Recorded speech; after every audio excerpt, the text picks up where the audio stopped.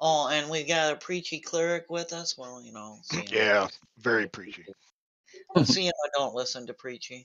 Well, jihad for you.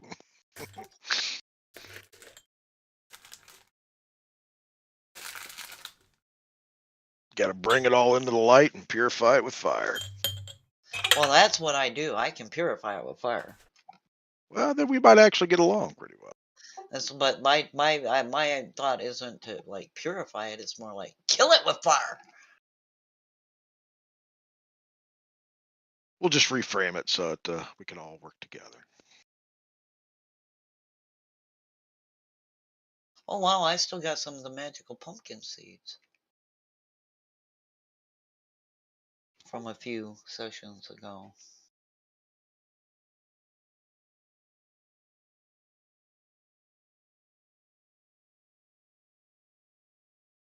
So, we return once again to the world of Savage Path. Right. So, welcome one and all to another Savage Tale. And obviously, I've spent all my time sorting out all my settings, and now, of course, they're not working. Okay, let's try that. Right. My microphone's working. Can someone say something, please? Hola. Saying something. Thank you. Right. I've come to the conclusion that OBS hates me sometimes because it just forgets all my sound settings, and then basically my Stream Deck decides to load the wrong theme on the buttons, so I have no idea. My Windows computer just hates me, and I've tried, yes, before you say it, Jiminy, Linux would be even worse because I couldn't play Microsoft Flight Simulator on it. In VR anyway. So, welcome one and all for another Tales from a Savage World, and this time we're going to do some Savage Pathfinders, which is completely different characters to our Tuesday session, but there we go. As you may have guessed from the wallpaper I've set for your characters, you're in the Assyrian deserts when the tale begins. I have to say, whenever I first looked at Ito, I was like, why has he got etc. written on the tape? Yes. I know what you mean. Okay. Add PCs. Okay, I think Dragon's the only ally we need to worry about today. Yeah. So let's get this show on the road. Open up my builder module and we'll get going.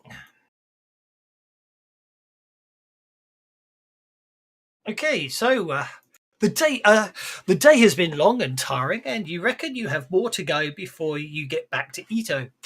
Supplies are getting low, and the lack of treasure in your pocket for yet another failed lead to the temple has left you wondering if you will, like all others, you will also fail to find the long hidden temple. I can't remember. The characters are meant to be looking for a temple, but I've managed to forget what it was called, so it doesn't matter for the story, but that's what it is. Basically, you've been out on a long expedition, trailing through the desert for days, and it's all been for nothing. Ahead, rising through the sand dunes, you see rocky outcrops. These will provide shelter and leave you less exposed than last night. As you near, oh dear, my terrible typing there. As you near, you see many cacti growing. There seems to be multiple varieties in this one place. Academic, survival, or science roles, if you so wish, please.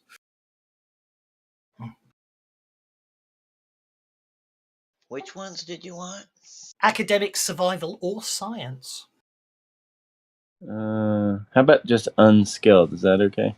You could certainly give it a shot. It's the only shot we have with the three you listed. That's okay. Husk with his knowledge of survival and Ezra with his knowledge of academics. You basically, as you approach the area, you identify that some of the cacti are not native to this part of Galarian. So, yeah, something's going on. Suddenly, before you could do much else, exactly, a voice cries out from the area. Stay away from my friends, you hear me? Where does the voice come from? Can we aren't in your yard just yet. We're just walking by. We're looking for someplace to get some shelter. Just shush you. I shall add the party to the map because I forgot there. I made a map. I actually made the map. 1, 2, 3, 4, 5, 6, 7. There we go. Zoom to fit and share the map.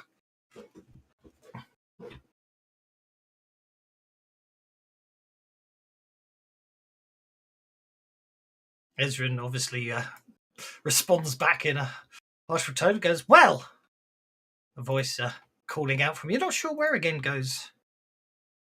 If you're not here, if you're just looking for shelter and everything, I can provide. But before I do so, I'd like to know who you are.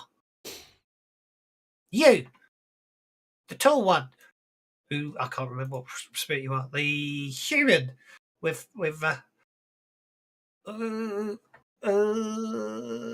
that small blue skink upon your shoulder. Who are you? In other words, going from left to right, let's introduce your characters, starting with Sione. I'm Sionia, the Varisian. And who be you? Ah, that's for telling. I'll let you know what I know. He shouts, "Oi, you! Muscly fellow with no hair. Who are you?" And that's obviously John. That's Sir John. Sajan or Sajan. I wish. Sajan. Oh, okay, the monk. Yeah, monk. I am a peaceful and spiritual type, Bing bong bong bong bong bong bong. we mean you no harm. Hi. I practice the martial art. Oh, martial arts, good. Don't you be practicing them among my friends? No, of course not. We're passing through. You, tall elf with the grey silver hair, lots of bits of equipment on you. You may call me Miracell, and I'm an acrobat. Ah, I see. It looks like we have a cleric of Serenade with us. Yes, I'm Kyra. I'm the bringer of light. Ah, good. And you, Mr. Dwarf, I saw you examining my friend in front of you, and I think I'd like to feel I saw an appreciative smile upon your face. Are you calling me short? Yeah, obviously I'm not your typical dwarf. Don't make accusations. I like running about in the forest, and then when hunting, and when I'm done with that, I like to go back to the pub and have a nice strong cup of tea. Well, don't have tea, but I have some good strong drink, that's for sure. As for you, you crotchety old human fellow, name yourself. Ezra, and you were the one that started off crotchety. You started telling us to stay away whenever we hadn't even gotten there yet. You're right there. I'll give you that. And last, but definitely not least, judging by the size of your muscles, miss, who be you? They call me Amiri, the giant slayer. I slay giants. Not many giants around here. At which point, I'm not sure. Basically, a head pop. You now can I have some notice checks actually? Let's see if anyone can see anything intriguing. Why not? Let's get the dice rolling. Get those critical failures out of the way. You know you want to. When it doesn't really matter. What are we rolling? Notice. Notice.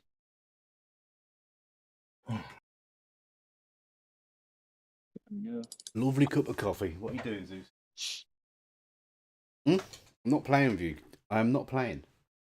You had your chance. Missed it. There now it's we go. Yep, everyone apart from Kira, who's obviously still slightly squinting under the glare of the sun. You see a sort of old for a female halfling's head sort of sticking up out of the ground in the from a hole way over there. She, I say she's very much.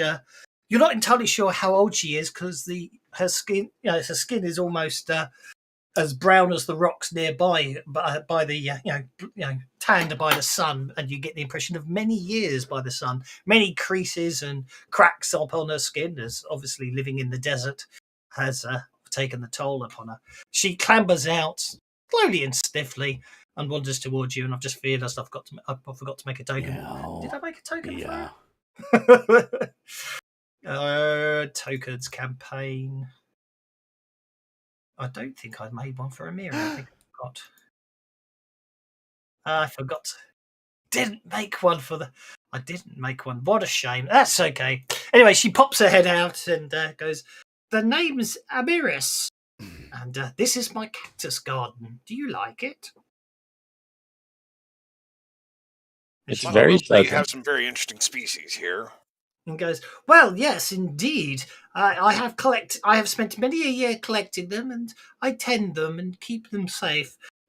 You could almost call this my grove, because it is. But anyway, where are my manners? Please come. You'll have to camp above ground. There's not much room in my little underground area, but there is that I could provide water. There's a spring deep under the ground, which is why I dug down here. You'll not be using my friends for refreshment. Also, if I do have a rather interesting, I do have a rather pleasant drink that will definitely put hairs upon your chest if you want. And she holds up an interesting looking gourd. I don't want hairs on my chest, thanks.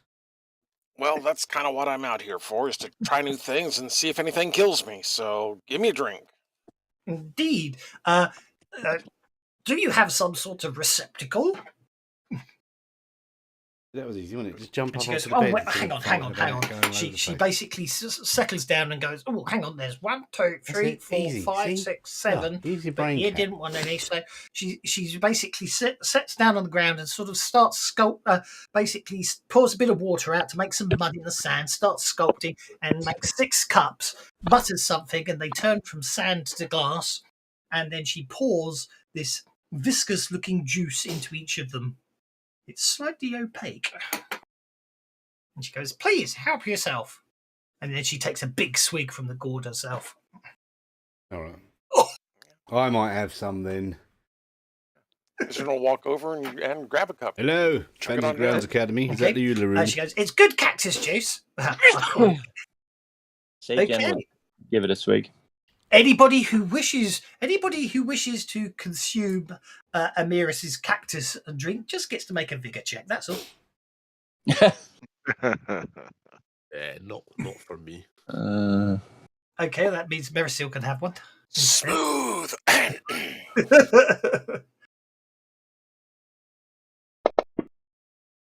Nobody, and it ain't Earl Grey tea, so no. Okay, so Ezra the elderly went first with the cactus juice, didn't he? I can't spell cactus today. I definitely can't spell anything in the effect. There we are. Cactus juice. Okay. Did anyone fail their vigor check? Well, I'm sorting stuff out. No, everyone's okay. So Sajan got a raise. Everybody else just passed. That's fine. Sajan, Amiri drank the cactus juice, and Merisil drank the cactus juice. So Akira and Sione and Husk are abstaining from the cactus juice, are they? That's correct. Vigor That's- +1 that's- counteracts my Vigor -1 for being slender. That's cool. Exactly. Yeah. It basically So basically, anyone who if you drink the cactus juice and fail the vigor check, you sort of trip out for the next couple of hours. But other than that, that's fine. But Jurassic Park's coming out soon. I might have to be doing that. But obviously no one's fatigued, and obviously for some reason it does give you make you do feel enhanced. And for the next 24 hours, you'll get a slight bonus. Anyway, she says, sorry, let's unlock tokens. Let's unlock tokens so you can move freely. Tokens should be unlocked. She goes, I do sell my cactus juice if anyone's interested. I've got. I do sell it. If you want any of my cactus juice, it's just 200 gold. It will cure all fatigue and fortify you for 24 hours. Well, that sounds very interesting. Sure, Looks why like- not? I'll take a couple. 2 gold or 200 gold? What did she say? 200 gold. 200. 200 I noticed gold. you've been using Bane's shop, isn't it? Well, I wish I had that kind of money, but I should go it alone. Oh, is that Sajan? Yeah. Yes, of course. Unfortunately, he's. Yeah, but obviously, if Ezra buys it, you'll be okay. So, please tell me. Who are we buying it from? I did. It's not a shop. I don't think I got that far. I'll buy 2 of them, and I'll. No, I'll hand them buy to like Steve. 2 as well. Yeah. Okay, let me just make a vial of cactus juice. And its cost is 200 gold pieces, which is a GP. And it heals, fatigue, grants +1 vigor, 24 hours when drinking. Yeah, obviously, what she gave you was the neat stuff. She goes, this stuff doesn't have the interesting side effects. So on the party sheet, vial of cactus juice should. Why didn't that go to inventory? Oh, it should be on the inventory tab, shouldn't it? Sorry. So that's 6, I think you said, doesn't it? 3 people buying 2 each. Yeah, and I'm taking 1 for me. And I'm going to hand 1 to Sajan because he seemed to handle it pretty well. Yeah. I forgot. We went through stuff and I forgot the shop was fixed, so I forgot to load it in for today. Cat. So not to worry. Say hello to my little friend. And as I say, that you have a very pleasant evening. You talk about all sorts of things. But Amira seems quite pleasant, just a bit sort of scattish sometimes. The fact that sometimes she just seems to sort of be on her own for a second. I've still got 2 left. As far as I can tell, Ezra's taken 2. Siodi's taken 1. Sir John took 1. I took 1, but I gave 1 to Sajan. Yeah, that's fine. That's okay. There's 2. She's got 2 left. If anyone else wants to buy any, be my guest. Yeah, go on. I'll buy the rest. Don't have the money for it. I'll share it out later, as is needed. Indeed, of Rooney. So, suddenly in the middle of all, she goes, "So, were you around when the earthquake hit?" What earthquake? Well, the ground's always kind of shaky to me, so I don't know. 3 of my cacti were damaged by it.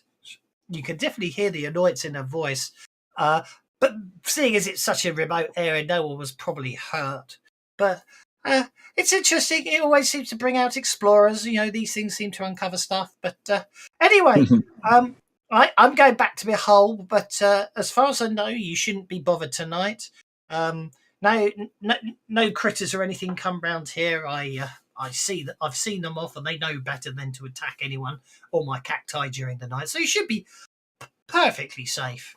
And indeed, once you settle down for the night, it passes uneventfully. When morning arrives, Ameris is nowhere to be found. Although she obviously woke up before the rest of you and did leave a small selection of quite pleasant, but you're not entirely sure what they were, food out to allow you to not rely on your dwindling rations for breakfast. Oh, that's nice. Thank you for the vial of cactus juice, whoever gave that to me. Whoever gave that to Sajan. That would have been in No, Sione. I took this. Okay, Thank so you. I'll give myself. Indeed, but as I say, 400 back. with a play, also you as well as some of you feeling quite fortified, you also all got the impression that you really did sleep rather well last night. So, but that's quite unusual in the desert. Anyway, so the following morning, you set off again as you're heading away from the little valley the cacti were in. You see a halfling figure away in the distance, sort of waving goodbye to you as you head on your way. Wave back with a vigorous thank you. Indeed. So, as I say, it's you've still got a few more days to get back to Ito, rather. But the wind picks up as the day goes on, and around it's about midday, and the heat's sort of getting up a bit. I know since people travel in the night, but you're adventurers, so we don't do that sort of thing. Can I have notice checks, please?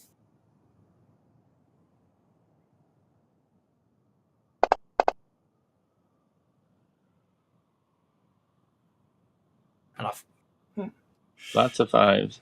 lots of 5s. Ahead, you see a single purple flower in the desert sands. Ooh, pretty. But Sajan will take a closer look at the flower. So It what is- type of flower?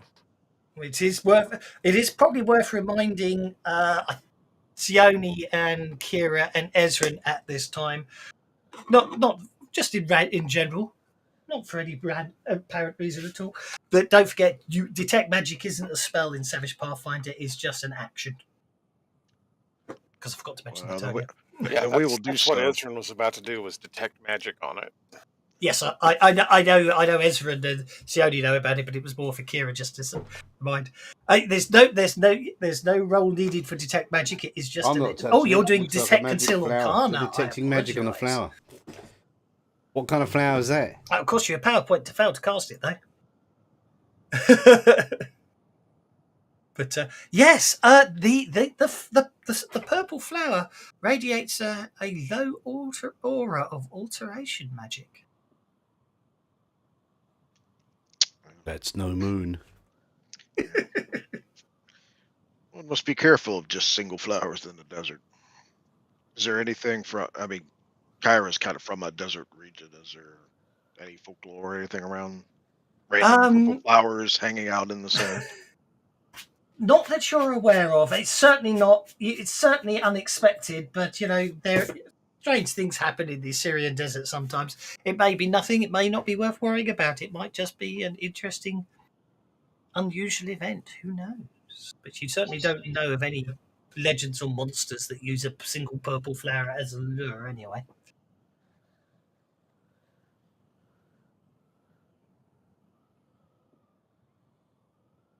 If you by all means, as I say, it is just sitting there on its own, and you can move on and leave it happily untouched. No, Siona's gonna go pick it. You're going to go. Okay, Sione walks over and picks the flower.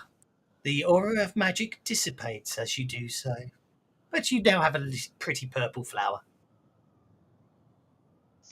Which I tuck into one of my pouches. Okie dokie. Hello, Drake. How are you? I should just add that there. So, nothing happens for most after Sione picks the flower, and you head on your happy way. And you continue taking the route suggested by Amaris as the sun begins to set in the sky. You see the oasis she told you about. Aren't you lucky people? I clicked the wrong button there. As we've been walking, has there been any indication that there has been an earthquake in the area since she mentioned it? No, I mean, it is mostly just sweeping sand dunes, as it were, so that's away really from that interesting. trap That's why. door. That's Hey up, Toby.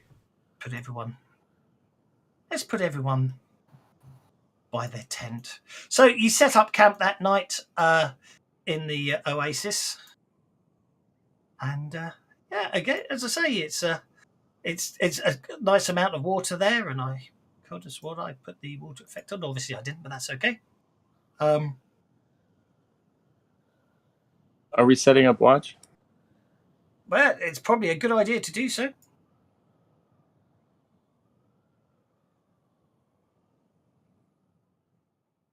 As the nighttime comes, the winds die down. It is quiet and peaceful. I've been on So, this oasis before. I'm sure I played on this oasis before. Have we played this before? Played it before or visited it? Maybe one oasis looks like another. Yeah, it could I be. just put you by your tents you'd set up for camp. Sajan will do the first watch Not unless seeing somebody any else wants to. tents. I'll do Are you the doing third tent? watch. Oh, sorry. So you set up camp. Oh, you show off. Sorry. Can you turn the light on, please? Start the fire. Did you put the fire right on top of my little thing? Oh, there I'd he say is. Kyra would take the first watch to watch the setting sun to the west. Okay. Sajan will go second. Are we just one on watch at a time or two? We have enough people. We could do 2 watches, 2 per watch. 2 watches. No, 1 per Yeah, watch. 2. You don't need 2 people on a watch. Yeah. I think I was Kara last time I played this one. Last time you played this one, you haven't played it before. Savage Pathfinder, I mean. I know. Easy. Ah, it's a light, it's a torch. It's amazing. That looks nice. There you go. Sione. Let's Hello? see if we can get the. Sione, being an early riser, would take the last watch.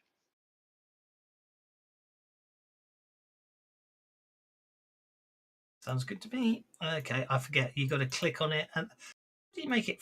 I never. There you are. There you are. There you are. There's a bit of flicker on your fire. Right.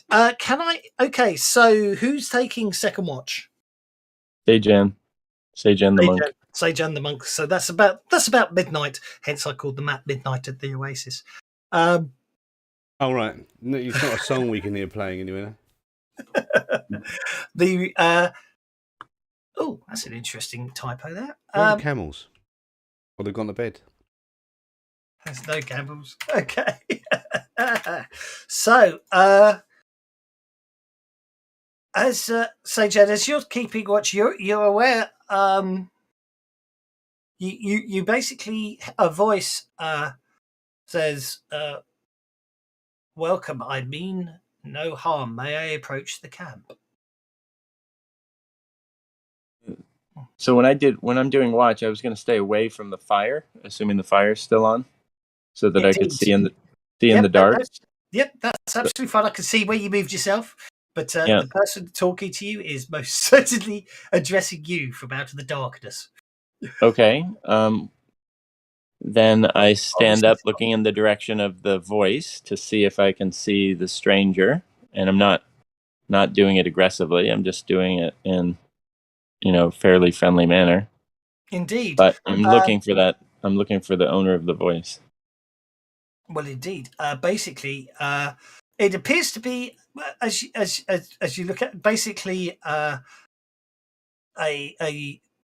you hear a quiet murmur, and a second later there appears to be a woman standing there holding up a single finger with a candle flame burning off the end of it. So she's illuminated herself.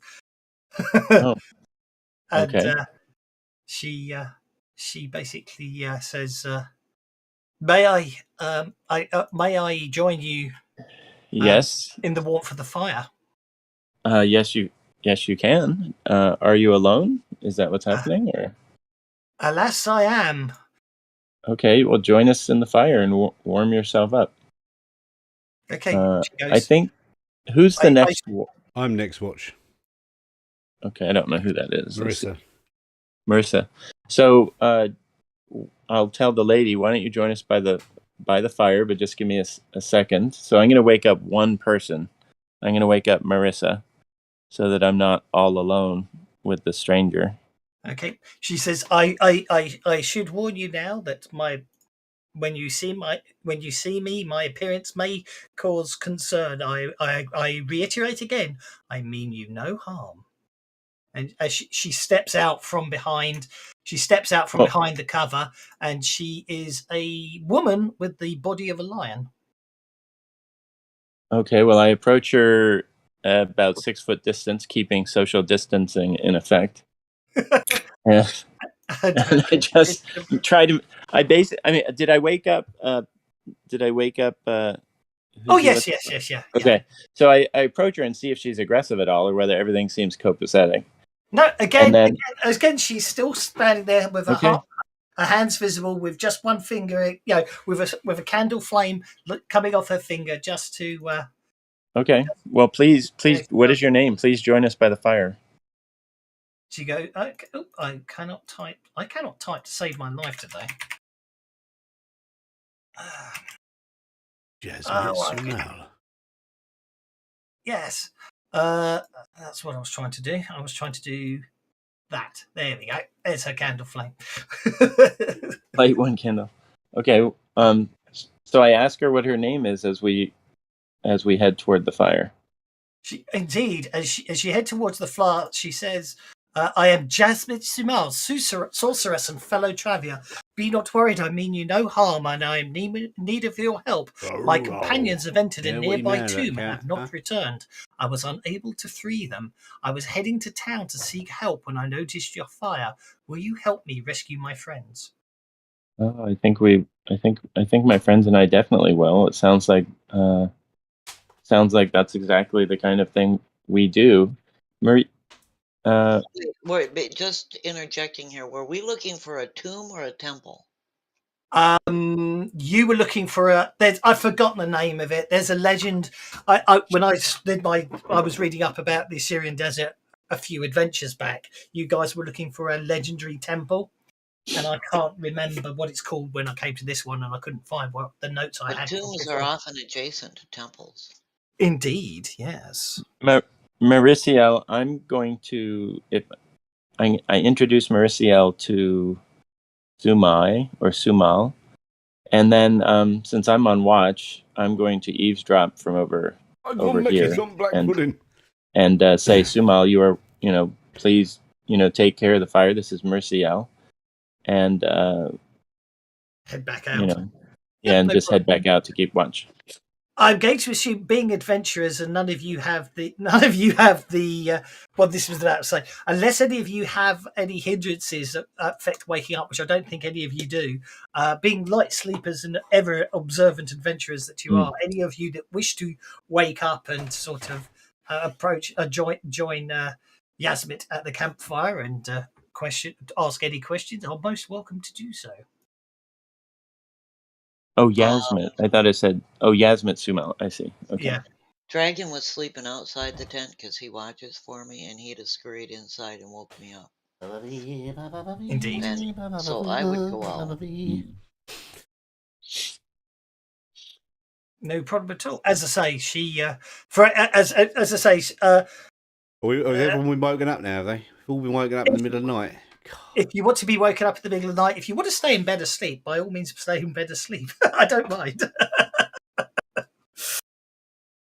So basically, she repeats her thing that her friend, she's in need of help. Her companions, herself and her companions, entered a nearby tomb, and her companions entered a nearby tomb and not returned. She explains that her group were walking across the desert before sunset when they spotted an enormous scorpion, at least 60 feet tall and 200 feet long, carved from yellow sandstone. She goes on to explain that it was a surprise to see, for she's travelled this area before and they'd never seen it before. But this this whole scorpion structure was in a depression, and she surmises the recent earthquake must have dislodged the stands and revealing something that has possibly been under the desert for a very long time. Her friends wanted to explore, but herself and Jari, a cleric of Serenade, thought it was a bad idea. But they entered anyway. They had no sooner approached the steps when they were attacked by scorpions. She was stunned, and her friend Jari pulled her to safety. Jari's healing magic slowed the poison, but could not nullify it completely. She lost consciousness and can vaguely recall saying that she was going to help the others. She awoke this morning alone, fearing the worst. She's tried using her magic to contact her friends, but it seems the tomb blocks magic entering the place. She ultimately determined that she would need the help of others to help recover her friends or their bodies. This tomb seems to block people who have magic.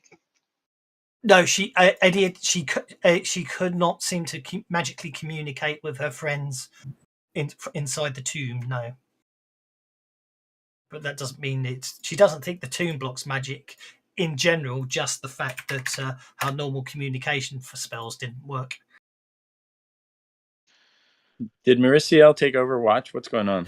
No, they won't ever learn to do that.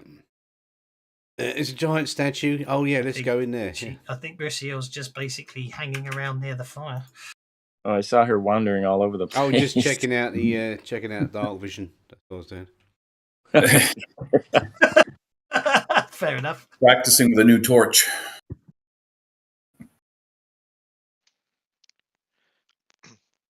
Would Kyra have a sense of what this person is, given the Make it a description? cult roll. And yeah, she. Well, this is the thing. She notices. Sorry, Jasmine notices Kyra studying her, as it were, and goes, "Yes, I know. I am afraid. My ancestry would cast me that of an evil monster, but I assure you, I am not. But I am a Lamia." Cool. She just stands up and says, "Aha! I knew it." Just because. Oh, so If how I long remember until in- we're going to set out for this place then? We might as well. Everyone's awake, or is everyone still asleep? Keep it quiet out there, you crazy kids. I'm trying to get some sleep. Are you talking in your sleep, are you? Hey, wake your lazy old man butt up. We got company. Yeah, there's a woman out here. You'd like her. Oh, I'm well beyond that need. She's got 4 legs. Yeah, so basically, lower body of a lion combined with the form of a humanoid woman from the waist up. These creatures are normally renowned for being evil and often charm their victims to do their bidding. And their priestesses normally worship the goddess Lamashtu. But so far, she hasn't done any, as far as any of you can tell, she hasn't done anything along those lines. And obviously, she's made no hostile acts, and she's basically been very careful to make sure that she warned Sajan beforehand.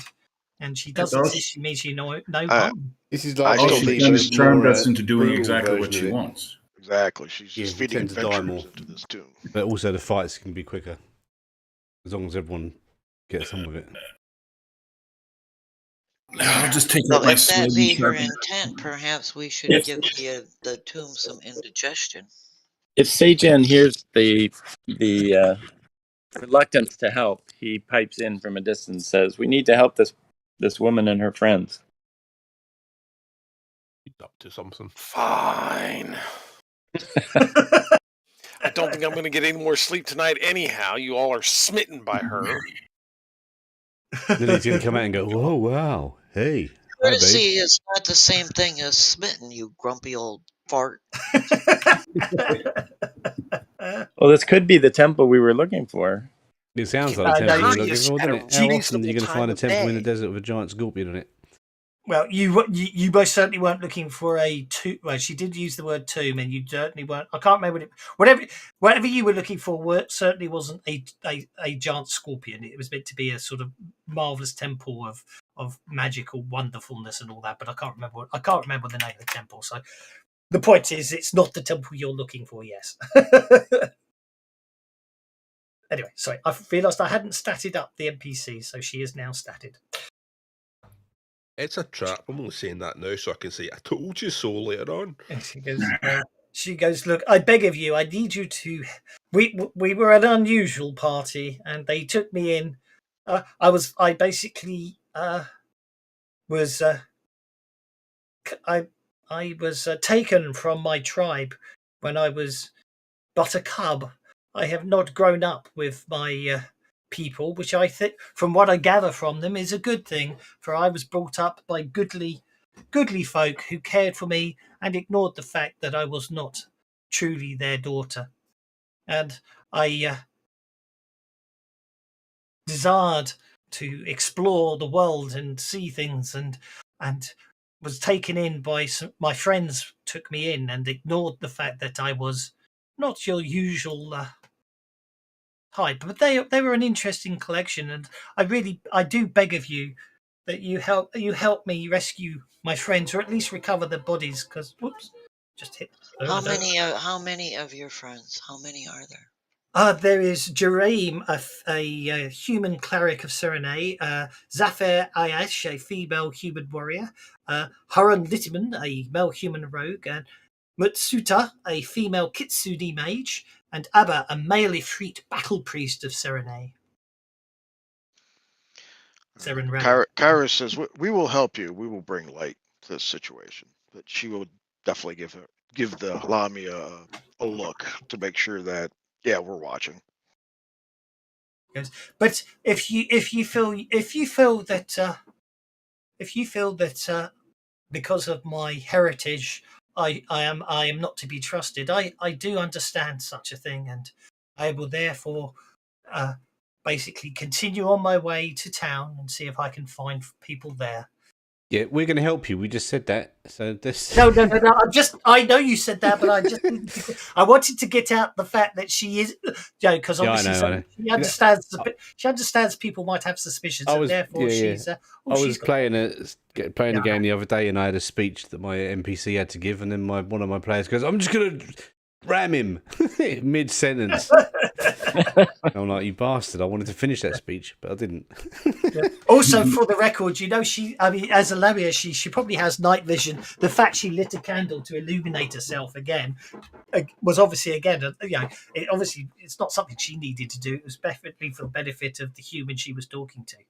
When you, as you agree to help her, she smiles and thanks you and says, "It is only a few miles." Well, we're waiting for the old guy to wake up, and then we can go, can't we? Okay. Well, Ezra, wake up. You got some cactus juice in you? Let's go. Okay. It just takes a few hours of traipsing through the sand, which of course we can have some nice light winds for. And after a few hours, the deep sands give way to an awesome sight. An enormous scorpion, at least 60 feet tall and 200 feet long, invite to the carved Discord from yellow server. sandstone. The tilt of the structure makes it seem as if the scorpion is crawling up from beneath the sand. I can't even help it. It's just Even after years underground, the painted colours of the monument remain vivid, and the meticulous carvings are unspoiled. But several of the gems that once adorned the scorpion are missing, leaving only indentations where they had once been set. A large green aventurine gemstone, carved to resemble a scorpion stinger, juts from the sand at the back of the monument. Near the scorpion's mouth, a wide set of sandstone stairs lead down into darkness. Does anyone? I'm sure it'll be fine. Everything will be fine. Don't worry. Yes. Does anyone wish to make a survival tracking roll? I mean. I certainly wish I could make a survival checking roll.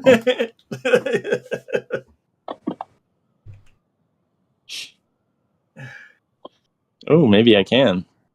Did I just learn survival? What happened there? Surviving. Oh yeah, you did actually. Husk's definitely good at it. Husk, obviously, Sajan, you were paying attention to what Husk's been telling you, and the two of you working together, obviously because the dice rolls exactly match, come to the same conclusion as Amiri does, although not as well. So Amiri, you basically notice that there are dozens of tracks circling the statue. Send you a whisper on less Twitch. those seem to lead down into the stairway, down towards the stairway. Sajan and Husk, you also Twitter, notice none appear to come up from the stairs. I asked our guest. I asked Jasmine, did you remove the gems, or were the gems removed when you found this statue? No, she looks down, goes, that's strange. We did notice some of the gems were missing, and I do know that Harum was planning to retrieve the other gems when he left. But there was a couple. There was two more than there are here now. But, they decided they'd pick those up on the way out. Why carry them around with them? She points over to an area just by the steps off to the side of the entrance to the tomb and the steps. And basically, when Husk and Amiri, you look at the ground here, you can definitely see there was the sign of a struggle here, where it looks like the scorpions did attack. But after that, you can see the tracks that headed down. The other tracks that seem to be going around the temple around the scorpion. You reckon are newer than obviously shelter. You have to only stay on the shelter side of the scorpion. Are newer than Jasmit's tracks, but then she did wake in the morning and head out. So some other you get the impression that other people may have been here since. Huh. Are there any other tracks leading away They from don't. this area? As say for a party that may have left the area. There's basically the depression that the depression that the stone scorpion is in seems to be keeping the wind that's blustering overhead away from here. But as you get further away, you can't see it. You can see what looked like some tracks heading up and away, and you can also see Yasmit's paw prints from where she was obviously dragged by her friend, and then obviously woke up later on. But yeah, as I say, it looks like somebody may have left the area, but as all you can see are footprints leading into the tomb. No footprints. Yeah, I'm going to see if I can notice any traps or other such things. And Sione's going to whisper to Dragon, and Dragon's going to head into the tomb ahead of her. Does anybody want to join Sajan doing a circuit around the scorpion just to check things out? I don't have a map. Cairo, go with you. Yeah. Okay. Just do a quick circuit to make sure there's nothing we notice. So, do you want us to roll anything? You might certainly make notice checks. Yeah. You're sending Dragon in on their own. Yeah, and I failed my notice check, so hopefully Dragon will be better. Okay. I'm just looking to see if there's any tracks around that scorpion. Bloodline. I'm trying to. I don't notice anything outside because I'm focused on seeing through Dragon. Well, that's the thing. The second Dragon enters down the steps, you're cut off from seeing what Dragon sees. Oh, that's alarming. I trust him to come back if he's... You are unable to communicate with Dragon after he went down the steps. Did I lose sound here? I trust him to come back if he sees anything that alarms him. Technical issues. Technical issues? Yeah, you've been with cut the off dragon. from your dragon, yeah. The dragon. Oh, yes, sorry. Dragon's Sorry, head's broken. We've got so used to Discord bucking about. So, Dragon, he's a skink. I just call him Dragon because he looks like a little mini dragon. Okay. He's a skink. He's a foot-long blue lizard. But he'd be less alarming to anything in there because he's a lizard and they live in deserts. So. Indeed. Well, indeed. He probably looks non-threatening, just like food. Mm-hmm. Like, yeah, just like a cheese sandwich. And I'll let the others know that once he entered, I can't reach him anymore. So that might be similar to what's her name having lost the party. Yasmeet. Yeah. So, those that walked around the edge, you don't notice anything other than obviously as you get to the other end, that rather large gemstone that's basically shaped like a scorpion's stinger.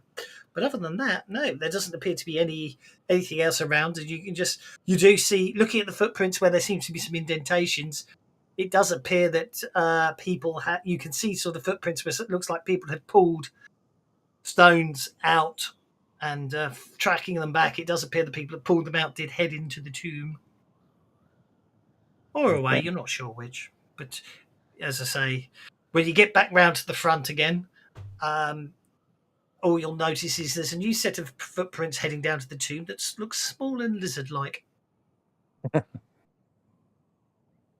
Sione wouldn't have wandered around the tomb. She'd have stayed near the entrance to keep an eye out for Dragon. Yeah. Right, but there were others who were circling the whatever it is. Yes. So her friends went in by this entrance, did they? They did. Once they all come back around, Sione will inform the others that she sent Dragon in, and Now she can't communicate with him, so something's clearly obstructing. Well, to say Yasmin was obviously unconscious at the time, but was basically in a bad way at the time, having been stunned by the scorpions. All right. Which it should be worth pointing out. Although you can see signs of a fight going on, there aren't any corpses around. Right. So she goes, and she remembers Jeray telling her that she was going to try and bring the others back, and that was the last she saw of any of them. Well, Sajan says we should get our weapons ready and see if we can find the rest of her party and find what's causing all this ruckus. Okie dokie. Are you heading down the steps, are you? Sajan is. Yes, I'm going to go as well, yeah. So I'll back him up as close to the front as I can. We might as well. Okay.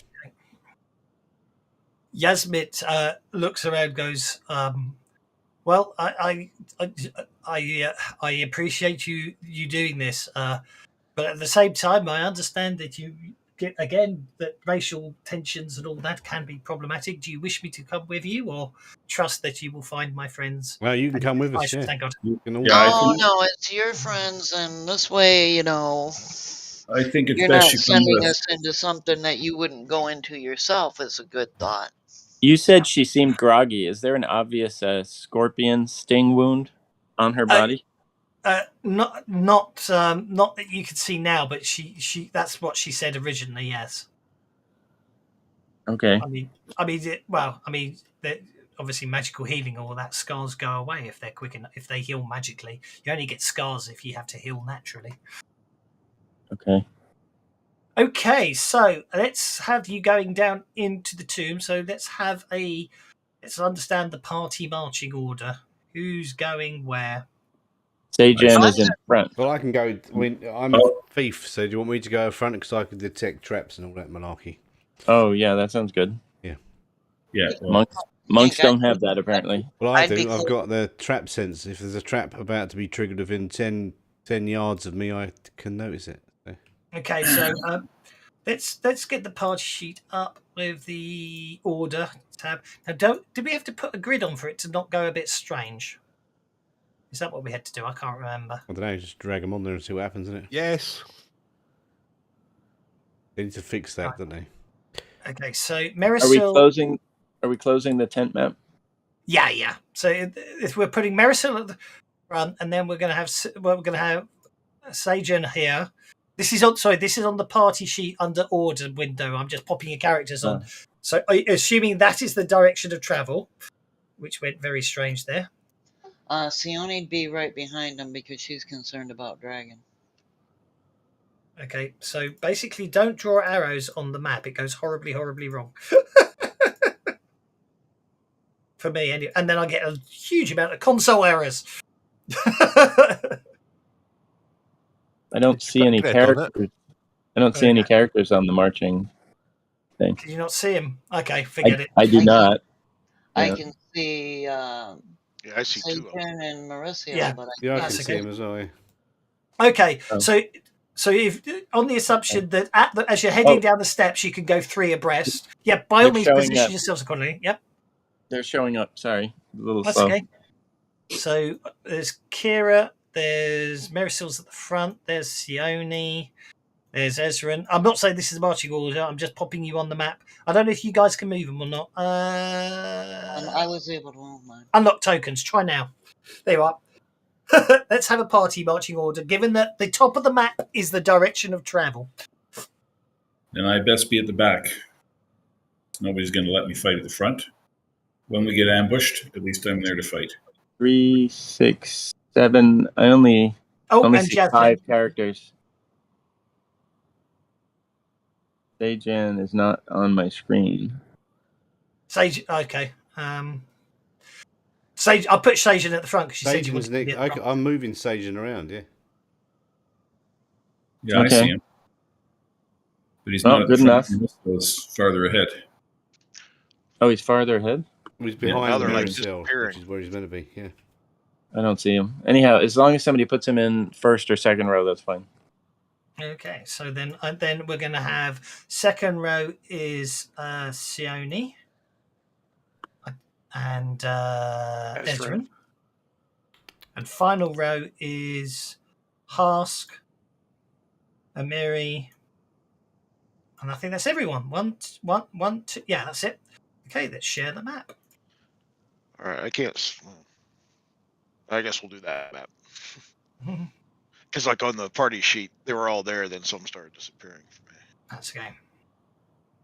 So, okay, the steep stairs are cracked with age, sharp curved pieces of stone resembling scorpion tails jacked from the cracks, making traversing the stairs difficult. Mosaics detail. Sorry, let's stop the sound effects because you're underground. Mosaic details grisly scenes of pain and torture. Humans bow before a tall man dressed in bright robes wearing a scorpion crown. Scorpions bite and sting the screaming supplicants. Okay, the stairs count as difficult terrain, so anyone who's not affected by difficult terrain can move their normal pace. Anyone else has to move at half pace down the stairs. Oh, I'm looking for Dragon. Can I communicate with him yet? Have I been able to pick him up again, or? Okay, once you basically, as soon as you step down the stairwell and get to there, you can see Dragon. He's just ahead of you. He's absolutely terrified of this place. Then I'll call him to me so he can come and hide on my shoulder. No problem with that. He does such a thing. So I'm sorry. We're seeing torture going on, or we're seeing pictures on the wall? I didn't quite. A mural of Mosaic, yeah. Pictures of. Oh, mosaics. Yeah. Okay, thank you. Administration fist, strike. Trying to catch up on what this guy can do. Mobility, quick and nimble. No problem. Doesn't look like he can avoid the difficult terrain, as far as I can tell. I think Husk is possibly the only one. Sajan's going to proceed inside as far as he can, albeit carefully. So,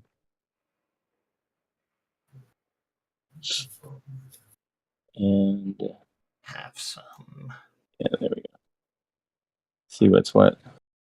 Now, is this this is a big sculpture scorpion? Is what it looks like. The mosaic on the floor, isn't it? The mosaic on the floor. Can I mosaic have... on the floor? Okay. Yeah, that's fine. Mosaic on the floor. Yeah. Okay. What are those dark spots? Yeah, they're shadowy things. It seems to just be dark spots upon the floor. Excellent. Okay.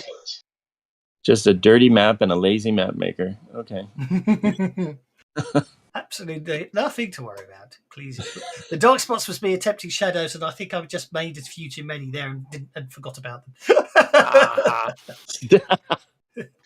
Would an occult or detect arcana roll tell us anything more than we're?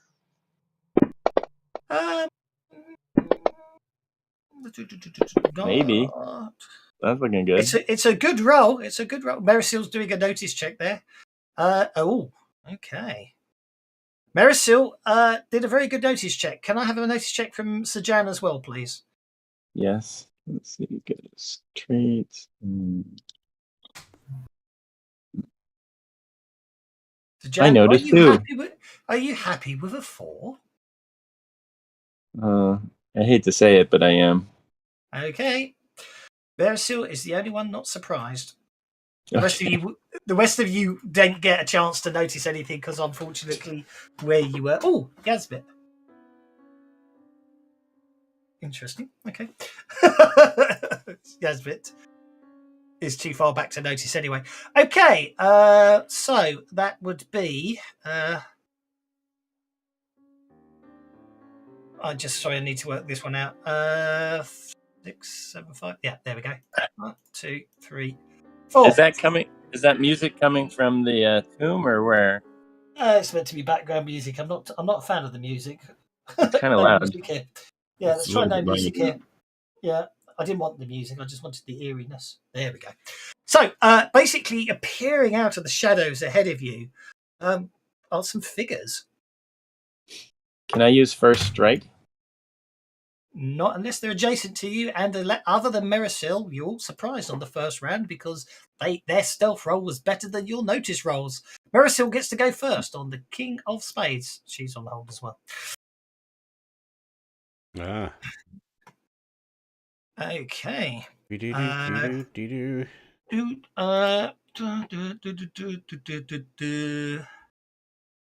I get to go first, do I? Yeah. Okay. Okay. Make a notice check. Merisil, please. Again? I'll detect trap notice check, is it now? Okay, all right. That looks good. Why did I suddenly move forward 3 inches? Well, you. Oh, I didn't realise you had. Sorry, I thought that was your movement rather than ranging. Sorry. That floor section there's a trap. They're standing behind a trap. Okay. Trapped floor section. Well, I'm going to say to everyone that I'm going to point it and say, don't go near it, don't cross that line.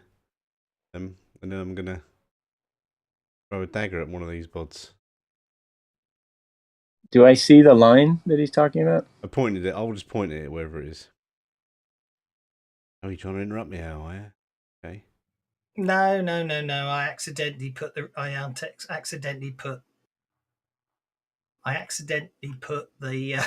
the bad guys on hold, so I had to take them off hold. Okay, you throw a knife. Ah, son of a bitch. And I'll throw another one. But it misses. I'm not even going to bother bending that. Okay. Then Why are you encumbered, Marcel? Miracel, sorry. I don't know. Why am I encumbered? Probably because you're probably carrying your fully adventurer's kit.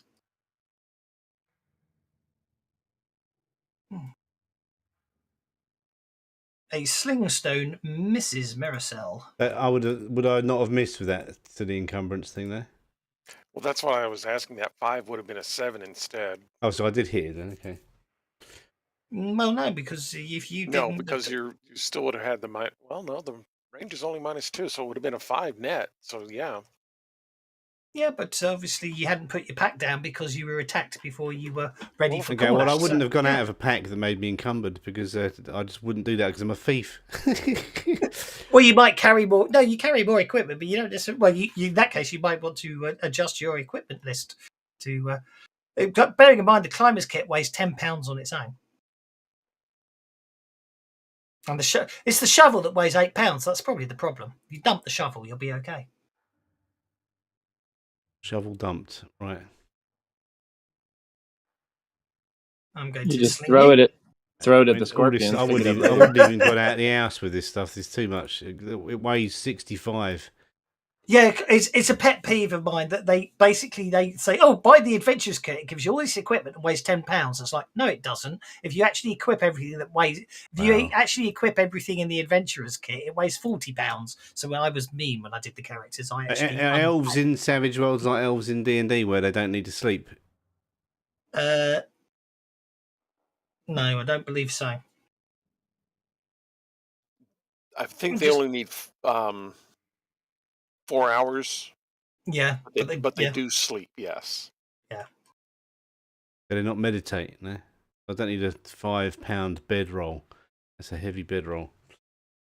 Okay. And last, I'm going to throw another sling. Okay, so Merisil's hit by a sling stone, and Sajan's hit by a sling stone. Doing. Oh, can I? Fucking Can Sajan deflect? Don't need a bar of soap. Or I don't know. Not sure. Not if you're surprised. I don't think. Okay. No, it's not. You can't seize the pearl of death like you can in Deadlands, alas. Catching bullets out the air. But I know what you mean. You can use powers on your own turn, of course. Okay, well, the Sajan is shaken as well. So the it's not as bad as it could have been. So let's take everyone off hold because you are no longer surprised. Marisil's spotting really spoilt the ambush there. They had to act fast. Okay, next round. Let's see what happens, peoples. Oh, this is Okay, ridiculous. so it looks like everyone got 2 bennies there because Sione got you a benny each and Yasmit got you a benny each. So Sione, you're up.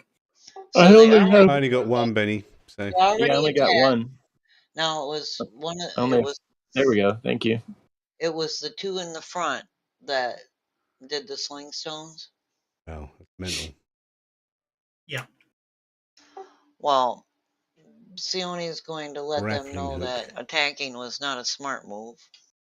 I don't need a grappling hook. Going. I don't know. Seems like it was pretty effective to me. Don't need a bullseye. Their Don't need a attacking mirror. wasn't a smart move. Don't need a lamp. Okay, Don't you need a hit. rope. Need a torch. Mm. 2 wounds upon the cultist. I might spend a benny to try and soak that. Don't need leggings. Nope, one cultist. One cultist And she'll call out expires. to the others, lest you wish to suffer as your friend. You shan't interfere with us. We're seeking another party here. Don't need a candle. Don't need flint and steel. Okay, Yasmit's obviously going to have to get in on the act here. What's she going to do? She is Water skin going to weighs 4 step pounds. forwards to there. Water skin.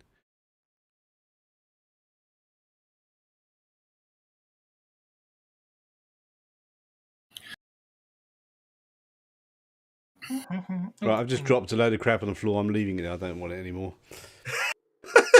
Yeah, it's ridiculous. You go into a dungeon, you can't move. Yeah, all right. Sorry, I should have got you guys to check beforehand. Right, there we go. So, right, Yasmit is standing here. 1, 2, 3, 4, 5, 6, 7, 8. That means that's 11 power points. She got the bloody raise.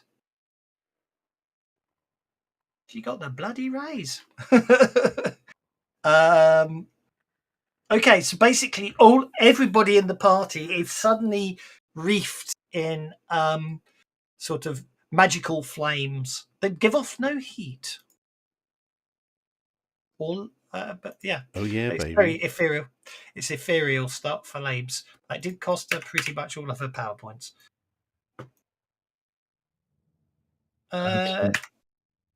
Scorpion's cultist number 5. Scorpion cultist number 5 runs forwards, jumps, and lands full on the trap area,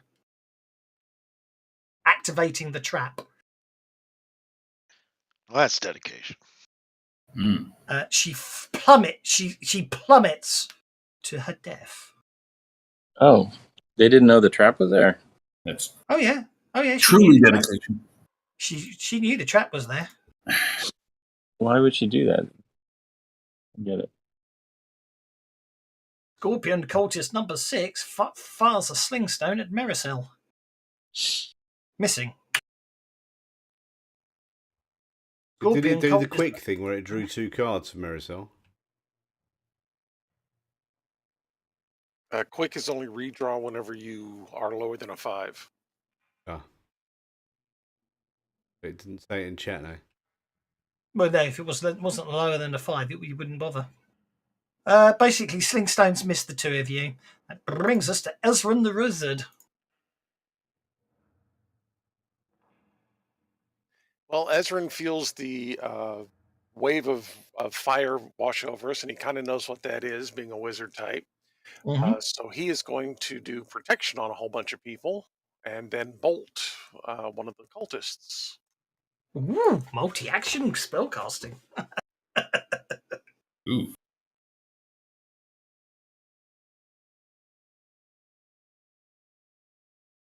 How did you do that trap floor disappearing? I spent a long time having to digitally modify the map because the map comes with the trap activated. Ah. So I made another PNG that I carefully inserted over the top by using my photoshoppiness to make it right. And in answer to your actual questions, now the trap's been activated. The dark smudges were to hide the graphical glitches caused by the fact that I was having to modify the artwork. But obviously I didn't want to say that at the time. I had to modify Sajan to hide the trap. Sajan was right. Lazy map maker. Lazy map maker. Look at that. Look at the level of effort I went to. Well done. One Benny to the GM. No. Okay, protections apply to Ezra starts basically waving his arms around. And what's the visual aspect of your protection? Is there one? There is. It is a blue glow, actually, that seems to solidify around the target. There we go. So you're wreathed in flames and glowing blue. Over to you, Ezra. Okay, and like I said, I will then bolt. Who is that? Number 6.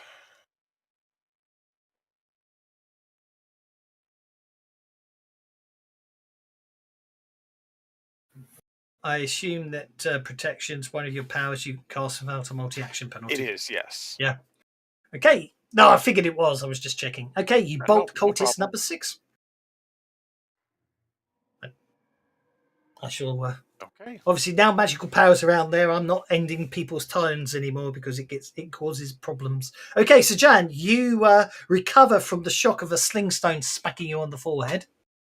Okay, so I'm no longer shaken or anything? You are no longer shaken. And how does first strike work? Does that give me an extra attack if I close with somebody, or they have to close with you? Oh, they close with me. Yeah, basically, it's you interrupt. Oh, someone. Perfect. That makes sense. You interrupt someone as they come up to you and punch them. Okay, I'm going to. Well, before I do that, can I actually jump across the chasm, or is that a risky maneuver? You can certainly attempt to. The other thing to bear in mind is you do have. It does appear you have mystic powers. So I should power up first. Well, I was going to say I was just checking. So basically, if you look at as a limited free action, you can invoke one of the following key powers. So you can basically, as a free action, before you do anything else, obviously you have to spend the power points on it. But you can activate. You can boost your agility, your athletics, your fighting, or stealth. You can deflection. I wouldn't worry about. You've already got smite, which basically magically enhances your fist, or speed, which lets you move faster. And as I say, it's a free action to do that. You've got 10 power points to do it, and if you can only do them on yourself, and you can see the PowerPoint costs on your powers tab. So yeah, I will execute a limited free action of smite. Okay, now it will be. I do believe you can pay extra. Let me look at that. Okay, he automatically activates the power with success for regular cost or with a raise for additional 2 power points. So if you want to spend 4 power points instead of 2 power points, you would do +4 damage on your smite rather than +2 damage on your smite. I will do the full smite for 4 power points. For 4 power points, you charge yourself up. You basically you summon up the key power into your fists.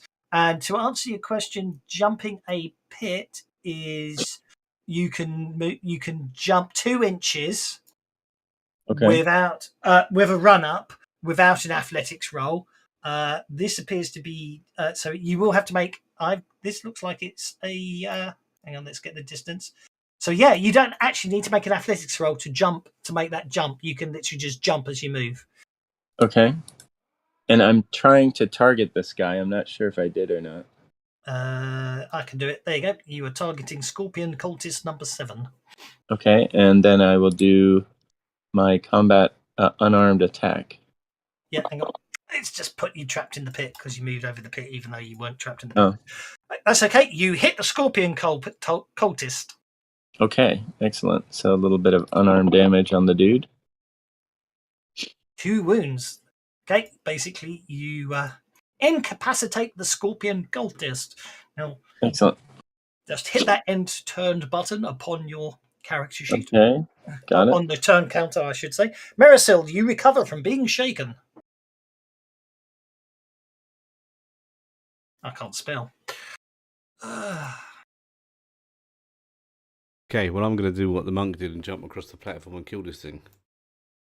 Make sure you have room to land. Oh, I guess you do. No, I'm an acrobat anyway. I can do it easy. Yep, you get to that.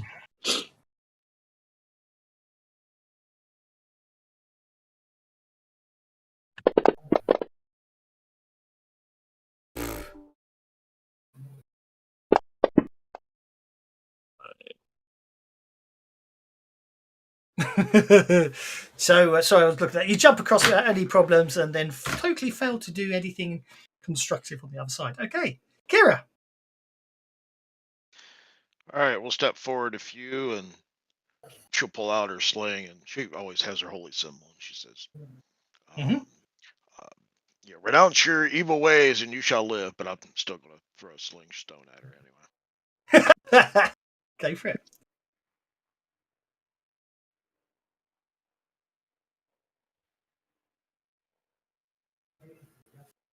It's not letting me target her.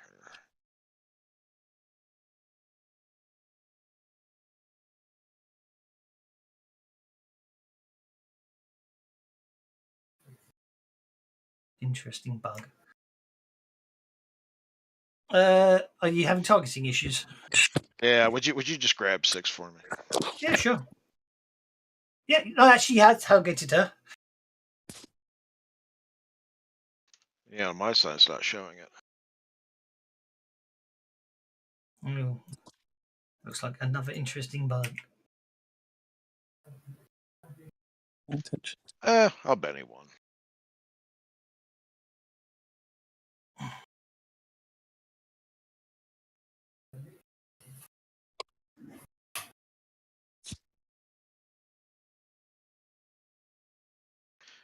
I'll stick with that. It was more about telling her to repent than to do anything else. Yeah. I'm not sure why it wasn't tying the targeting there, but anyway, we'll worry about that later. 5 inches is... What's the range of a sling? Oh, actually, well, I would step 1 more forward just to make it 4. Okay, and then 6 points of damage will be enough to wound her. That I will try soaking. And fail miserably. It's funny if I click Kira and then try targeting that thing, it won't let me, but it lets me target my allies. Kira, nothing to do with that NPC and Kira. Some bug. Okay, stepping out of the shadows, interrupting.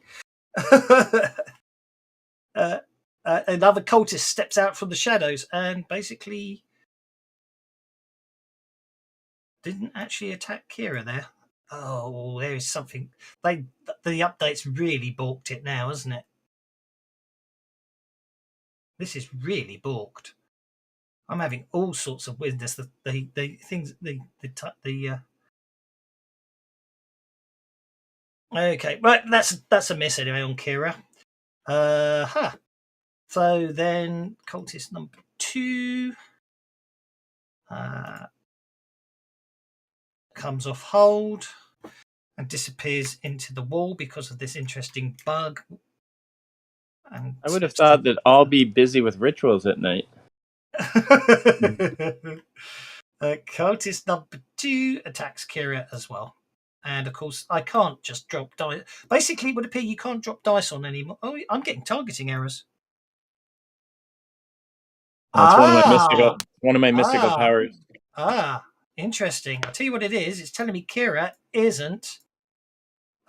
not from the.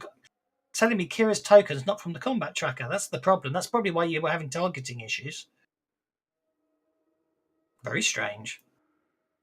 Okay. Kira is stabbed with a scimitar.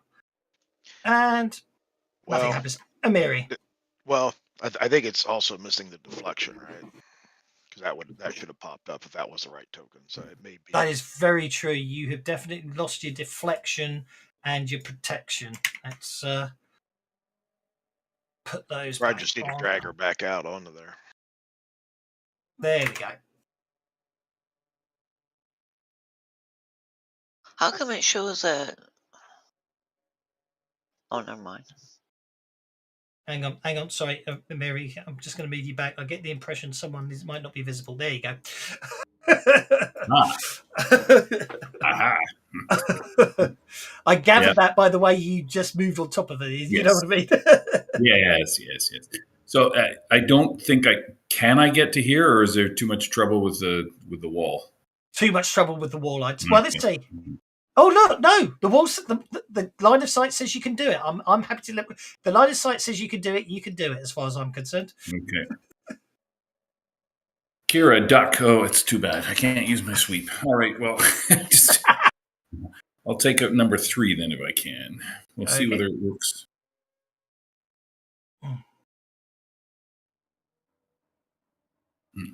Seems to work.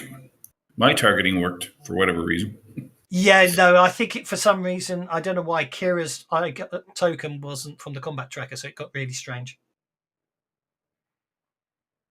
2 wounds. Nicely done. There. Down that one goes.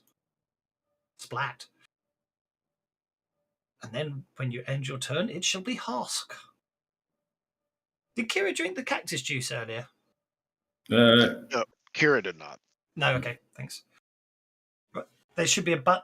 I never know where the button is. There we go. Where's the button on the combat tracker to end your turn? Anyone who's been a player, I can't remember where it is.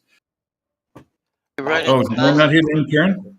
Did I forget to? Sorry, there we go. That's okay. It's just once you start putting powers on, if I move people on and then they move people, everyone starts getting their powers artificially reduced, and it's not fair. Okay, Husk, you step. I'm just going to bugger up your movement there. You step to there. And shoot.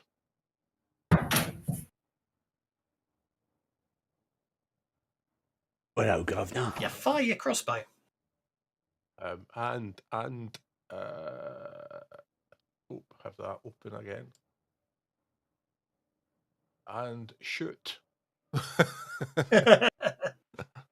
You fire your crossbow and hit a cultist. Did the NPCs that you guys were fighting north of the thingy? Oh no, someone killed them both, didn't they? Yes, they died. Yeah. You shake a cultist. Wonderful stuff. Shake, rattle, and roll. Oh. Okay. The third round of combat begins. Deal cards. Deal cards.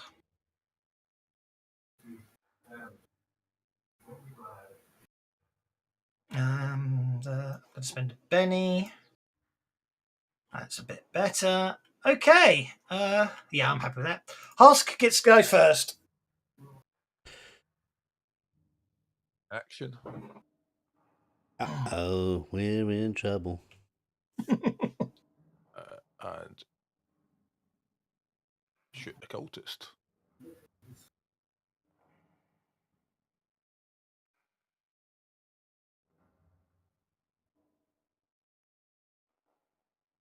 That's a wound upon the cultist. So basically, Husk's crossbow fires and another cultist. Yeah, drops. the second action, the only action is reload.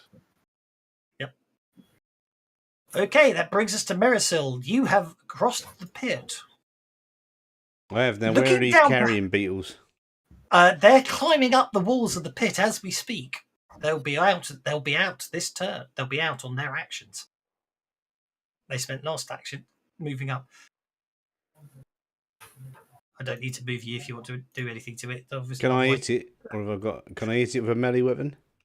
No, you'll have to. If you want to hit it with a melee weapon, you'll have to go on hold and then attempt to interrupt it when it gets to its action in a minute and comes out to eat you. Or you can hit it with a ranged weapon. Oh, I'm gonna lob a dagger at it.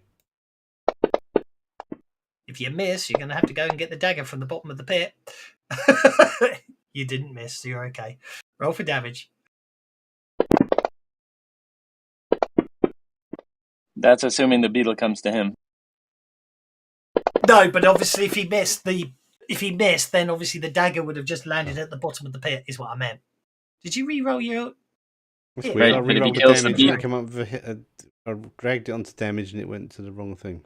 Just roll the damage. Roll the damage manually, sir. If he kills the beetle, the dagger goes with the beetle to the bottom of the pit too, though. That is true. That is a good point. Okay, so do you want an 8 or a 5? Well, I have the 8, but it doesn't make any difference, does it? So It doesn't make any difference now. the dagger's stuck in him now, so I can pull it out when he comes the up. dagger's stuck in. Yep. So the beetle is going this way. Unfortunately, from your perspective, but it appears That's good. to be. As long as he gets killed over there, I can get me dagger back in a minute. Yeah. Okay, pace 5. Don't let that beetle get away. Okay. Oh, hang on. Okay, the beetle tramples. So it's free. Yeah. Okay, this thing's big. He's got trample. Carrier beetle. Oh, I forgot to put the description on it.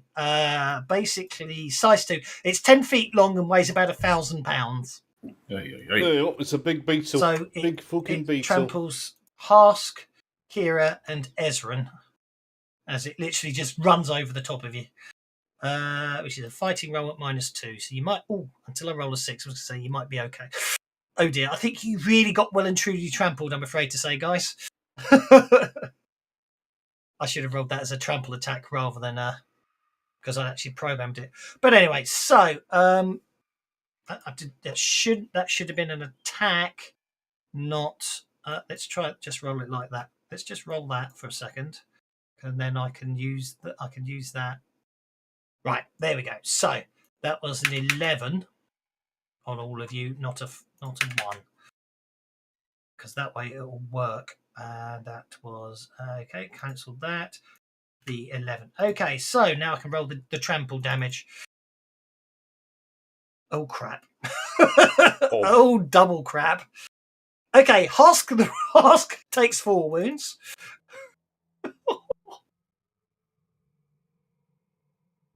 Oh geez. Ezra takes 3 wounds.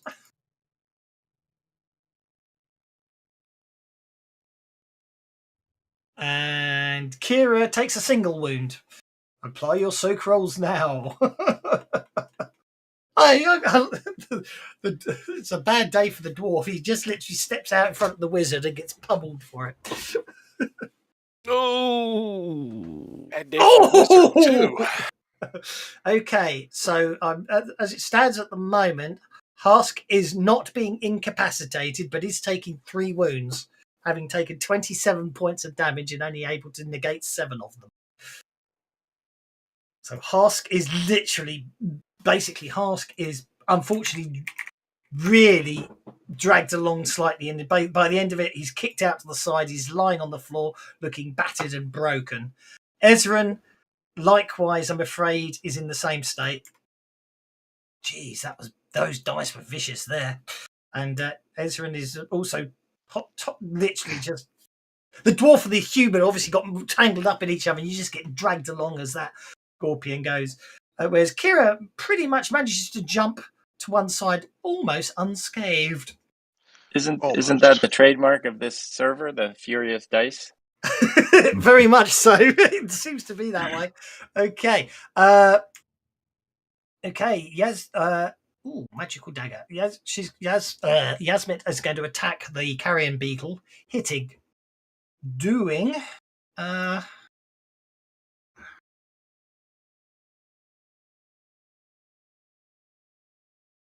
2 wounds upon the beetle. Yeah, basically, Yasmit leaps through the air, bringing the dagger down. It glows with energy, magical energy, as she skewers the beetle and drops it instantly. Alas, unfortunately, she wasn't quick enough to land the blow before it tramples the 3 of you. Ezra, well, it looks like you're actually looks like you sort of pull yourself up. With all of my owies, I will then go ahead and drink one of my potions of healing. Okay. Major or just a standard? Oh, it's just a standard, which takes you down to 2 wounds. And then I will go ahead and use the multi-action and try to shoot the carrion beetle number 2 with my bolt. The carrion beetle number 2 hasn't emerged from the pit yet. You would technically... Of course it hasn't. That would mean I could kill it before it could trample me. Yeah, but there's a cultist over there. Can you see? Oh, you can't. Really? No, you can. You can see one of them from there. You Yeah, can I see a the cultist north over there. one, Yeah. Yeah. They're sneaking forwards. Yeah, let's go ahead and just do a basic bolt at him then. Go for it.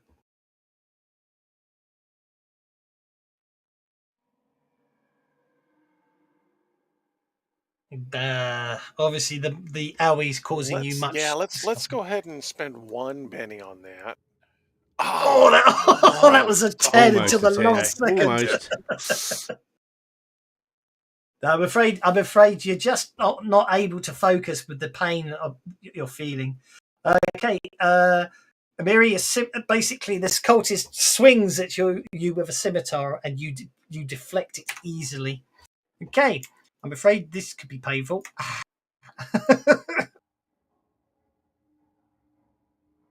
It can't get out the hole, but yeah, basically the two of you get trampled, I'm afraid to say, as it clambers out the pit.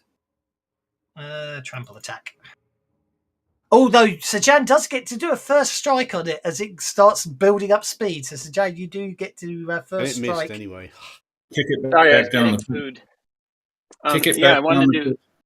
I wanted to do first strike on this thing and mount on its back, boosting my athletics before I do it. Well, you can't boost your athletics at this point because first strike's like an interruption rather than an action. Oh, That makes okay. sense. Well, But I'll you save that for later then. Exactly. But by all means, give it a smack. Don't forget, everyone. Okay. I did give you all 1 point of conviction. And what does You gave me a point of conviction. Every character should have 1 point of conviction. If you don't have What a is point that? of conviction, let me know. What does that do? Are you once? Oh, right. Husk doesn't have one. Sorry, Husk, have a point of I conviction. don't have one either. So I'll just give Jan myself should have- 5.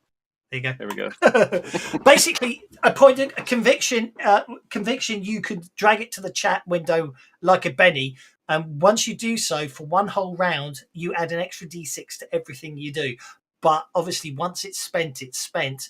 But you can maintain it by spending more bennies. You sort of save it for big fights, or like people like when they get trampled and incapacitated, and I basically forgot they should have had a point of conviction that they might have wanted to soak the amount of damage they just took. Sajan is going to spend his conviction before his first. Did I just? I don't think it dragged. Huh. Yeah. Oh, there it goes. So I'm going to spend the conviction. I'm going to attack. How do you double click the thing to target it, or right click it, or? I've already targeted it for you. I've already done the target. Well, how do you do it? I'd like to know how to target. Control click. Control click when your token's active, or you can use my the token's target. Not active. You can use the targeting reticle on the combat tracker, or you can drop your attack dice on a target. Yeah, and you make your target active by clicking on it. Okay. You click on your token, and then you control click on what you want to target. I don't know if I did it right or not. Well, you know when you control clicks it. You know when you click on your target because a circle appears around it, and then when you control click on a target, an arrow appears between you and it, saying you targeted it. Yep, you targeted it. Yep. Okay, there we go. So then I'm gonna just start attacking it. I guess I get 1 strike with first strike is what's happening. Exactly. So it's one free attack. One free attack. Yeah. Okay.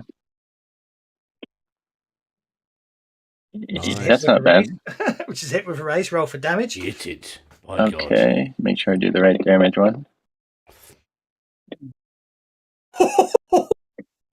Okay, I think we can retcon what actually happens here. Yeah, we can retcon what actually happens here. The beetle clambers out of the pit, and as it begins to prepare to trample over the two of you, Sajan just cracks its shell open with one single punch and sends it tumbling back down to the bottom of the pit, lifeless. Excellent. Yeehaw! Thank you. Okay, Kira, unfortunately, is remaining shaken at this point. She can see 2 cultists advancing towards her and the rest of the party. If you wish to act, you can spend a penny, or you can still move if you want to. I am going to spend a penny. Okay, you spend a penny to unshake, no problem at all. Just drop it in that chat window. You used to be able to drop it actually on the shaken. Yep, I'll turn it back on so you can. Sorry. I turned off your shaker. That's probably why you couldn't drop a penny on it. There you go. All right, I am going to call upon the healing, searing powers of Serenray and cast ranged healing both on. I'm going to heal my friends. Wizard and our ranger. And yourself, I'll heal them, potentially. man. Yeah, I guess I'll toss me in there too. Yep, go for it. All right, everyone. 2 wounds are removed, and you get the warm glow of Serenray around you. Okay, so Kira is completely healed. Ezra is completely healed. Husk is on 1 wound. As you're all bathed in the healing of Seren. I can't say it anymore. Serenunum. Serenray. There we go. A marina for Nuna. Okie dokie. Kira, please end your turn, and we'll see what Sione gets up to. Sione can't really see anything from where she is, but she saw Ezra fire a bolt over this way. So she's going to step over to this side to see what it is he sees. Okay. And now she can see them both. Well, that's Yep. not going to stand.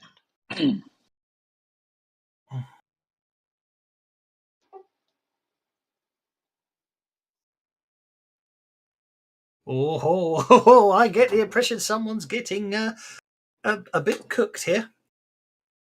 Yeah, if I get any decent damage.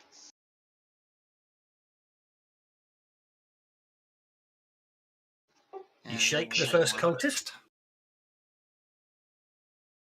And you fan the flames towards them. Ooh, look at that. One just catches fire, man. Oh yeah, the second one. Basically, obviously one dives basically back round into the alcove there, getting protection from the majority of the flames. However, the other one just gets hit full in the face and literally just becomes a human candle. And with that, I only took 2 of my moves, so I'm going to step back out of her line of sight. Okay. That brings us to Sajan. Oops, Dragon is just staying with me because, like you said, Dragon is just shivering away. I'm trying to tell him, don't worry, my magic works here. Okay, Sajan, actually your conviction is not about to expire because you've only just activated it. Okay, what do you wish to do, Sajan? I'm looking for targets. Do I hear anything from up above, from further down the hall through that open? Oh, that's not an open door, is it? I can see through the wall. You can see through the wall. Oh, that's an interesting effect bug there, isn't it? Okay. Wow, so gold. Yes, it's a lovely bug. Yeah. Okay. So I'm gonna do a little arrow earlier. I'm gonna run here, see if I see any enemies. There we go. Pay no attention. I'm just going to reset everyone's fog of war. There we go. Pay no attention to still see there's a hole in the wall there. There's still a crack. I am aware. I'm aware. Okay. Yeah, there we go. Sajan's looking for a target that he can wail on before his conviction runs out. Okay. Can he find one around the corner? Okay. Right, this is where it gets a bit interesting. Right now, if you want to jump this pit, you will have to make an athletics check to clear it. Otherwise, you have to back up an inch to jump the pit without an athletics roll. How about I go over here and at a run and then cross the pit here? Yep, that's acceptable. That's acceptable. No, that's absolutely fine. Yep. And then can I pass through my friendly party members to attack this other guy, or I can't get to this? Right, who can I attack? I need to attack. That's my goal. I need a target.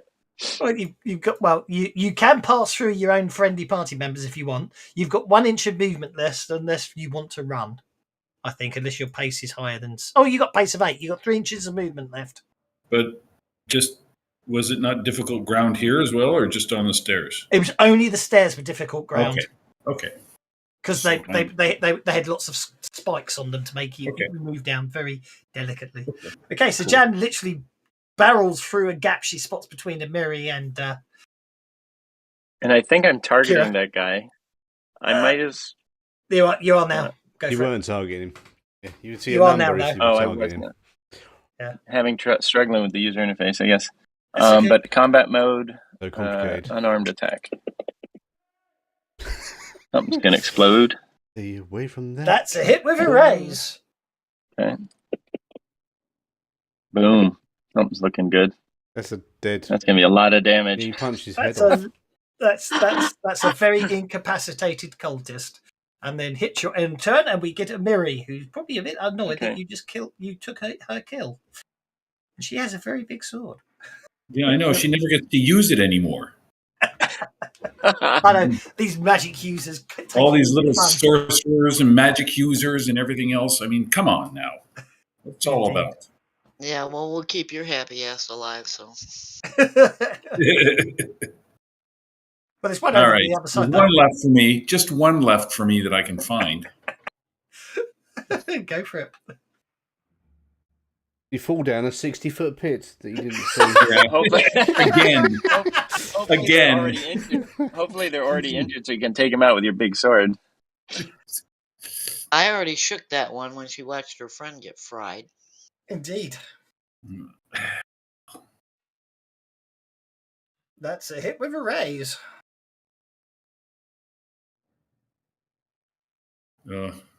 Just a little nick.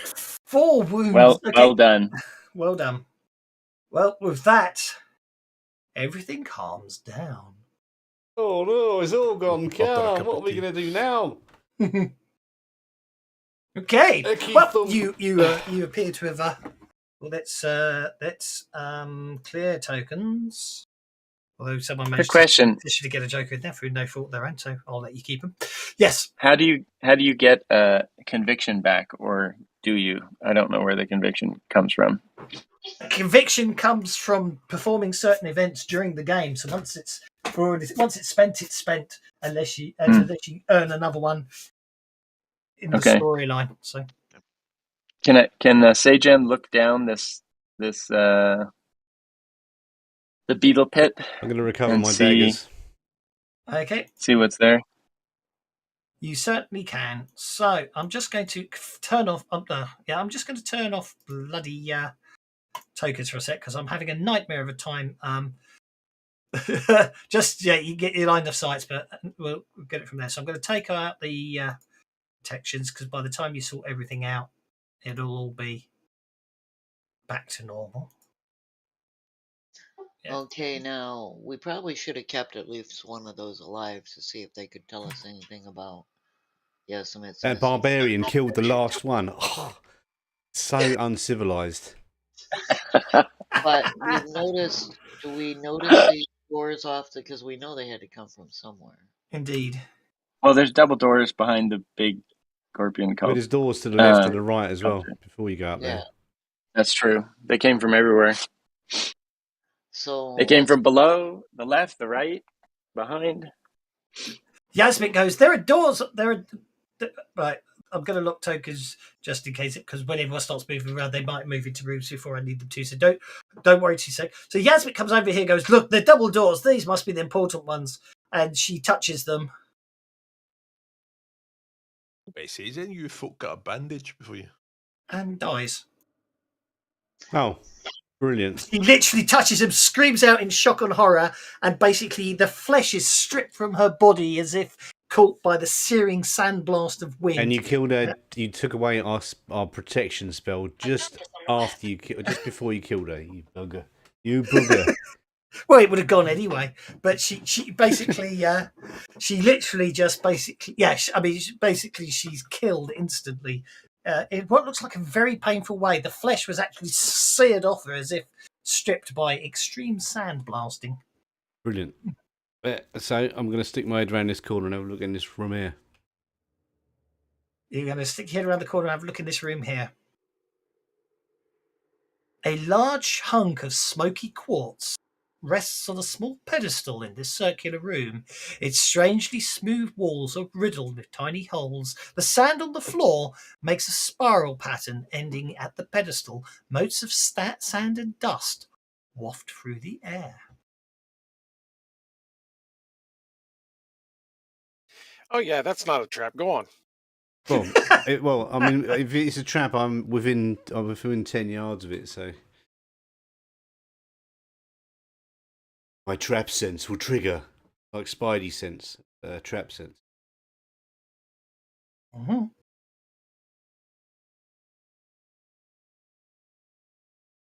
gonna pick up a little pebble and lob it into the middle of the room.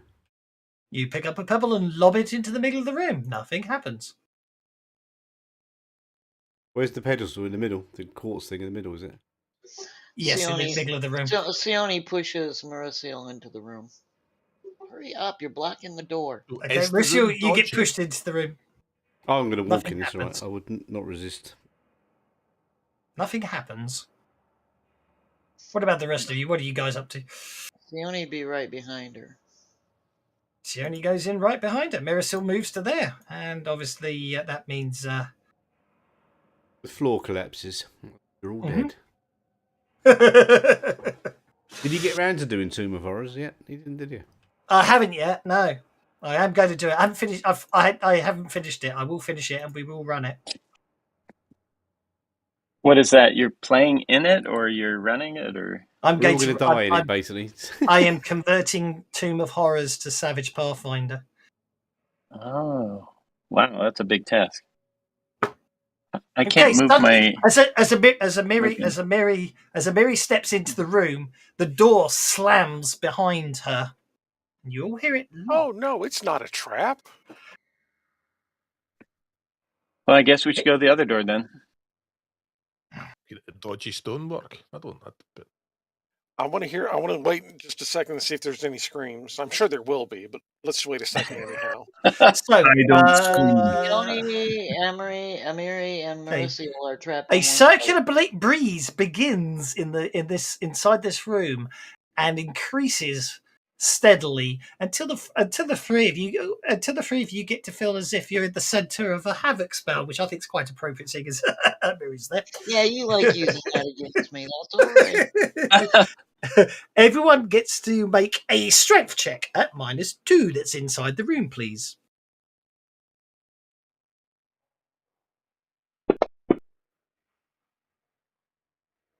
Oh, sorry, the doors don't lock on this one.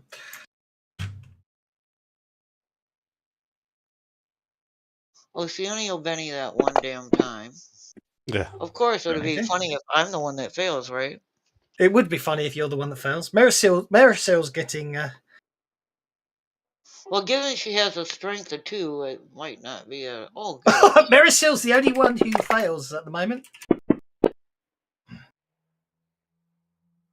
Okay, you all are able to... All of you are able to hold your ground. Actually, I know I said the door locked. Actually, I was wrong. The door slammed shut, but obviously... Oh, no, the doors do lock. I apologise.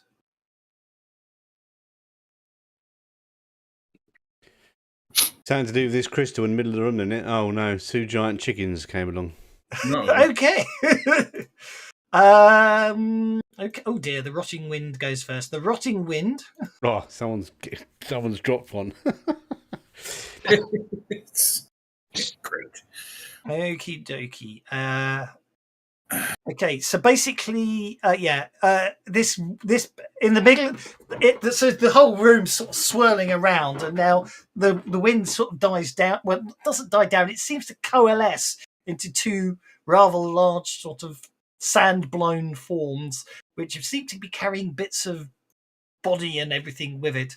And so basically, that's a Wind of Decay attack upon Miri and Sione. I just love the fact that you guys actually appeared at the 2 random spots I put them. But okay, Miri and Sione are both okay from there. They're not basically affected by the rotting wind. Marysil. Okay, how do you fight a rotting wind? I have no idea. But I don't think my sword's going to be much use here. I'm going to swing a Would sword have at it and said see a if it big does fan, anything. but Well, if you It can is a hold it flaming off till you... sword. My sword is actually a flaming Oh. rapier, so I'm going to try that. Is it? Yep. Elemental fire. Elemental fire. Yeah. Okay. I get For the record, that rotting wind hasn't attacked you yet, so you can just move away without being attacked. But you've hit it anyway, so I wouldn't worry. Yeah, I'm going to hit it. It's a dodgy, flaming, rotting thing. really.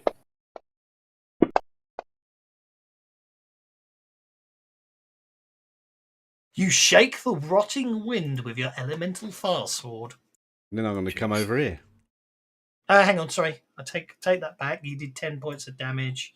It's magical damage, therefore it is not invulnerable. So you do actually inflict a wound upon it, which it soaks. But you get to go. You come over there. Okay, the rotting wind blows itself round the room and envelops you with the wind of decay. By the way, from outside, you probably can hear screams now. Screams? Who's screaming? Marisol, you are shaken. Can you please make a vigor roll, please?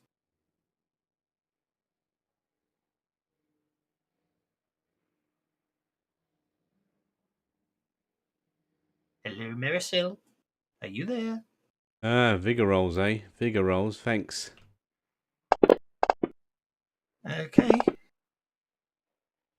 Okay. Nasty lesions and bits of rotting flesh do not appear wherever the thing hits you. Amiri. Good. Well, I have no idea how to fight this thing, so I'll just hit the damn thing. Okie dokie. Go for it. Cut it in 17. Nice hit. You hit with your giant's bastard sword. It's not as in it's a bastard sword you got off a giant, so it is rather Yes, large as it well. is. Yes. Okay, you hit it. It doesn't seem to do much to it.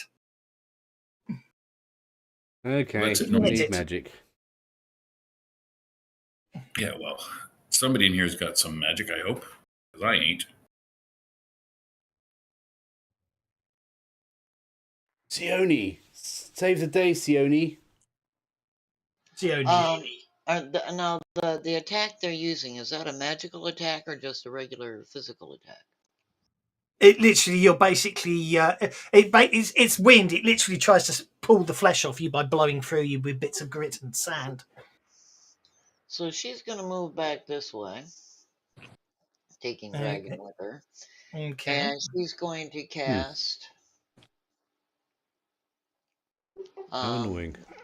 deflection on the three of us. Okie dokie. It does shake. It does shake you as you pull away, though. Does it? Yeah. But I can still move, but I can't cast. Well, you can cast if you want to, but obviously you have to spend a Benny to unshake to cast. And then I need to spend a Benny to re-roll that. Yep. Also, you need to make a vigor check as well.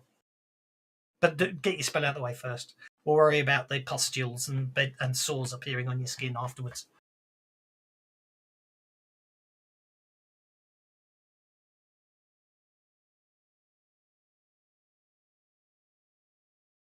Okay, you successfully cast deflection.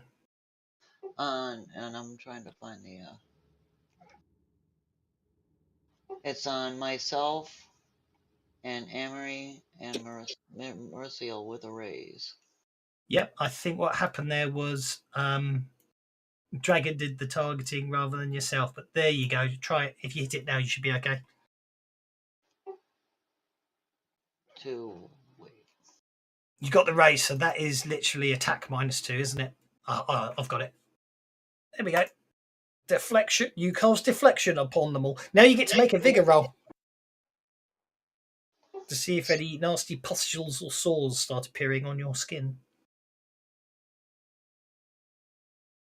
No, you're absolutely fine. I wouldn't worry at all. Nothing to worry about. Definitely nothing wrong at all.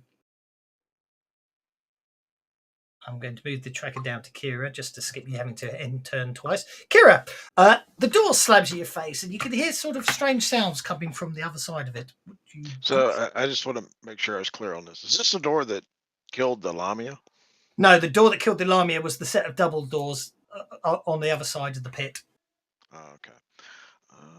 This is the door that Marisol opened and walked into the room, and then Sione walked into the room, and then Amiri walked into the room, and then the door slammed, and you heard sort of a distinctive sound of sort of a clunk of some time. It sounded mechanical in nature. Well, I have nothing mechanical, so I'll just slam a shoulder into it and see what happens. Okay, make a strength check at -4.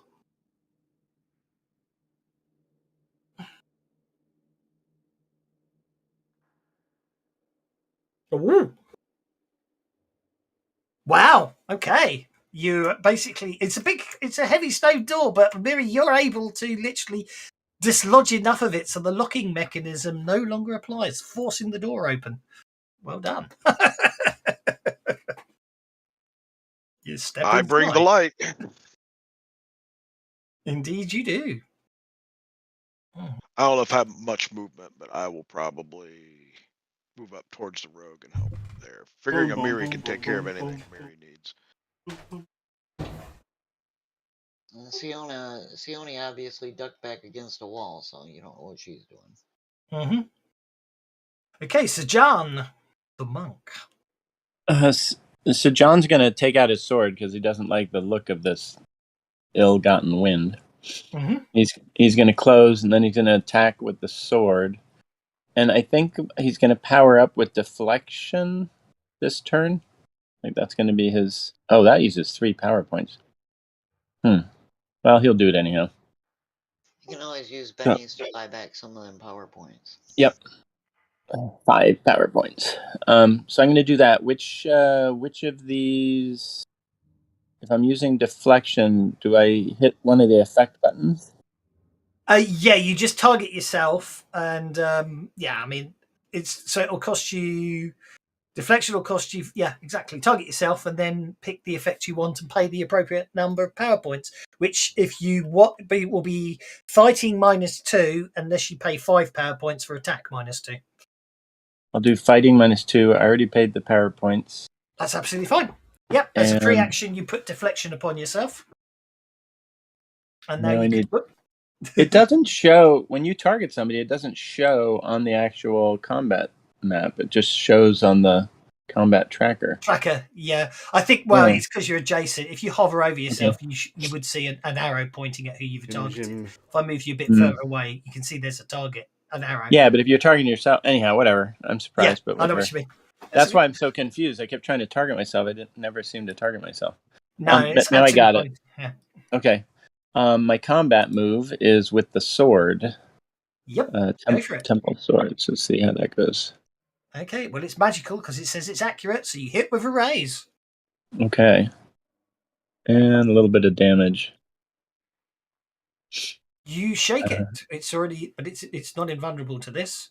So you basically your temple sword sizzles through, and in the center of the ball of dust and wind that's coming through, you find something solid that the sword cuts into, and the sand and the bones dissipate as it collapses to the ground. Sajan is on a roll. This is awesome. Okay. I think that's it for my turn. Yep. That brings your turn, and that brings us to Husk. Husk will step into the room. Okay. Shoot a crossbow bolt into the ceiling. Debris falls down, and a cloud of dust surrounds the creature. Hopefully, it's made of dust. I know what you mean. Dust. Yes, but which dust? Oh, it is made of dust. Yeah, it is made of dust. The whole room's still got dust flowing in it, so I'm afraid it's a good idea. And then you come and do all that, and then realise how dusty the room is anyway. Ezra. On the map, when you're targeting yourself, you get a white ring around your token. Ah, there we go. I did not know that. I learn something new every day. I see. Oh, if you're hovering over it. No. Ezra will If you step got up your just a token little bit. selected, yeah. Try again. You haven't got to be hovering over it. You just got to have it selected. Selected. And gonna swing a bolt at this, whatever this is. Okay. Yeah, that's not very. That white circle's not very visible. No, I do recall seeing people complain about the size of the white circle. Oh.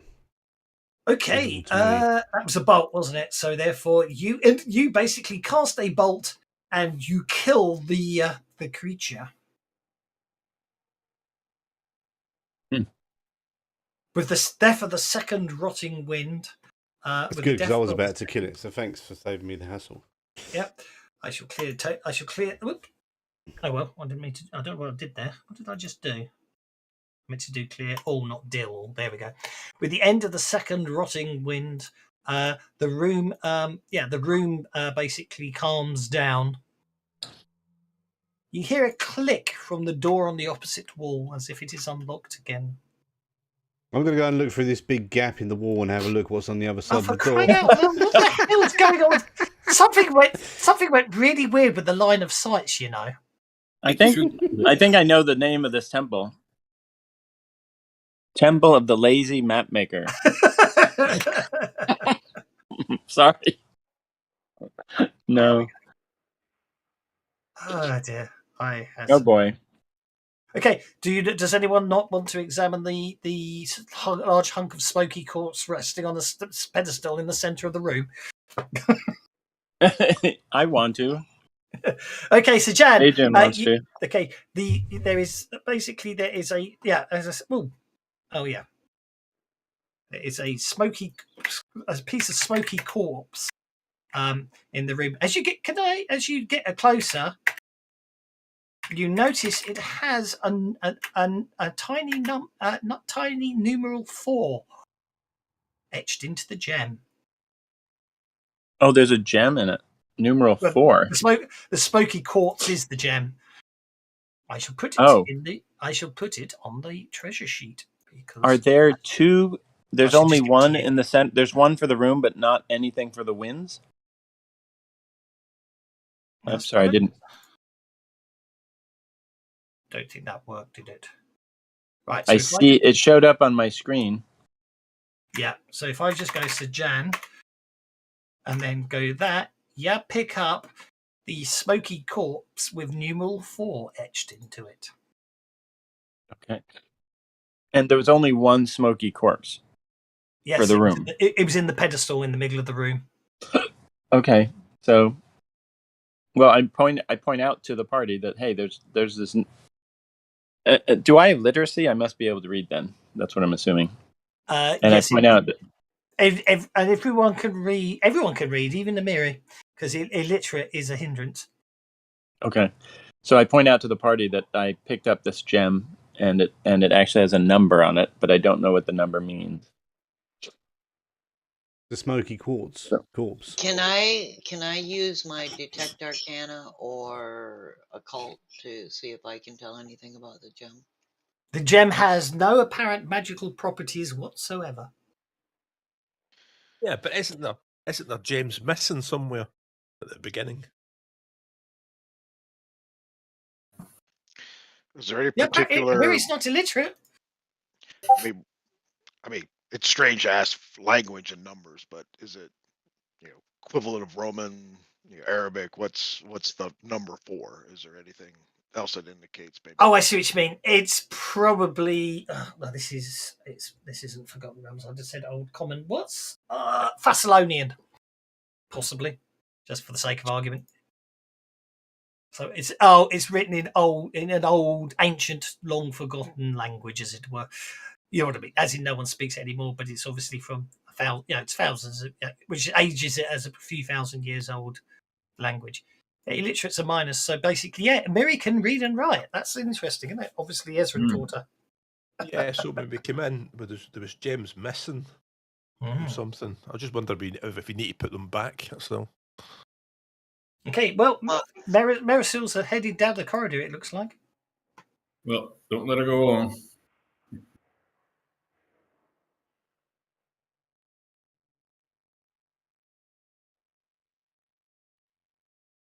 Tokens are unlocked, so you can roam freely. There were other doors, of course. Yeah, I'm not going to vote for that shit. Right.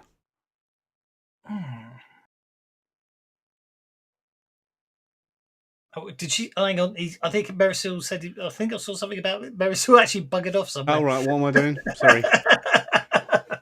Well, you sort of stepped into the corridor and everyone's sort of waiting behind you patiently. All right. I was just making sure there's no traps, see? So. Well, you got trap sense, don't you? So I get to make you get. I suspect I make a note. Have a look. Let's read it again. They can make a time sign. Come a second. They okay. And don't forget. This only applies to mechanical. Oh, it does apply to magical traps. That's interesting.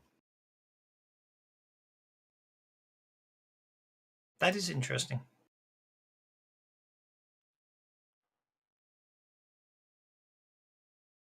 Okay, well the corridor keeps winding left and right. Is everyone following? Ezra, are you coming? Sione's following, and Dragon's on her That's shoulder. Paul. So. Yeah. I shall assume, unless you need Dragon, I'm going to remove Dragon from the map for ease. Do you know what I mean? Okie dokie. Get everyone up near the end there, like so. So, and let's look at the tokens. Not for any of them. Sajan is huffing and puffing. Is it a vase that's fallen over? Okay, the walls of this long chamber are carved in an undulating pattern. They are streaked with grooves from where the western end of the chamber is clogged with assortment of bones, carapaces, and stones and sand. In the eastern end, a large stone urn rests on its side, pointing west. The urn is carved to resemble a grimacing face, its mouth wide and open. Oh, there's no significance to that. None at all. No. We, in all this sand and stuff that we've tracked through, seen any sign of the missing party? No. Are there meant to be walls there, or is that line of sight written right on the edges? It looks like the line of sight's too far out. No, it is literally there. The walls are just, there is no pretty walls there. There are no pretty walls. It is literally just groove stuff, basically. It looks to me like we're going to get sandblasted. Well, Sione's. Has this thing got a crack in it, has it? Okay. The urn. This urn is doing the sandblasting, isn't it? So. Okay, right. I am looking tokens because it's obviously Marisol obviously is examining the urn at this point. As is Sajan. Okay. Yes. Okay. Suddenly, basically, Sajan and Marisol are examining the urn. Basically, a geyser of filthy water spews forth out of the urn, basically affecting everybody, including Sione, because she's jumped. Yes, I'll just point out. Oh, by the way, there's bones at the end of.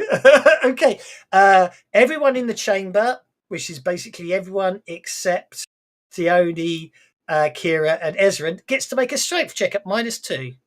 I just want to say that Sajan was purposely trying getting to behind get behind. I was doing it as well. Thing. Getting behind it. Yeah. I know, but as soon as I was checking something. I didn't notice that you would. As soon as you moved to where you were, it triggers. That's you don't because get I to go used behind stealth. Sione was had enough cover before. You're just enough cover, yes. No, I appreciate that, but unfortunately, that's because I was too nice and unlocked tokens and didn't look at them again quick enough to trigger the trap before you sensibly moved beyond it. Because you are sensible, but I'm evil. And actually, I'm afraid to say none of this stuff actually is interesting in the fact it counts as traps from a trap sense point of view, I'm afraid to say. Or even if it does, it's not triggering. Anyway, so Amiri makes her strength check and is fine. Husk makes strength check and is fine. Sajan makes strength check and is fine. Marisol critically fails and just gets carried with the water straight across the room. Any chance I can grab her on the way past? You can most certainly give it a shot with an athletics check, yes. Is the water potable? Why is it a strength check, not an athletics check for me to dodge a pile of water? because it's like a havoc spell. You're trying to stand your ground in a. It's a water cannon. You riz. It's a water cannon hits you. Okay, Emiri does grab you. Where are you going?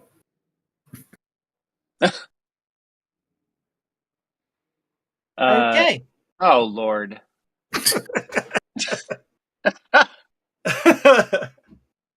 Oh, I don't like Savage Pathfinder. This is a 5th edition adventure, for the record. I just converted. Husk. Husk. Oh, and the Joker. It turned from a slime or from a cask into a. No, it slime. crawls. The slime pours out from the cask. Actually, delicious. before we do anything else, I do believe. Yes. Before we do anything else, so I need to change that. I'm just going to change the description.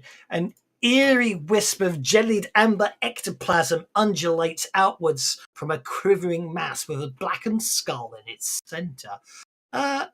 Everybody make a fear check, please. Oh my god.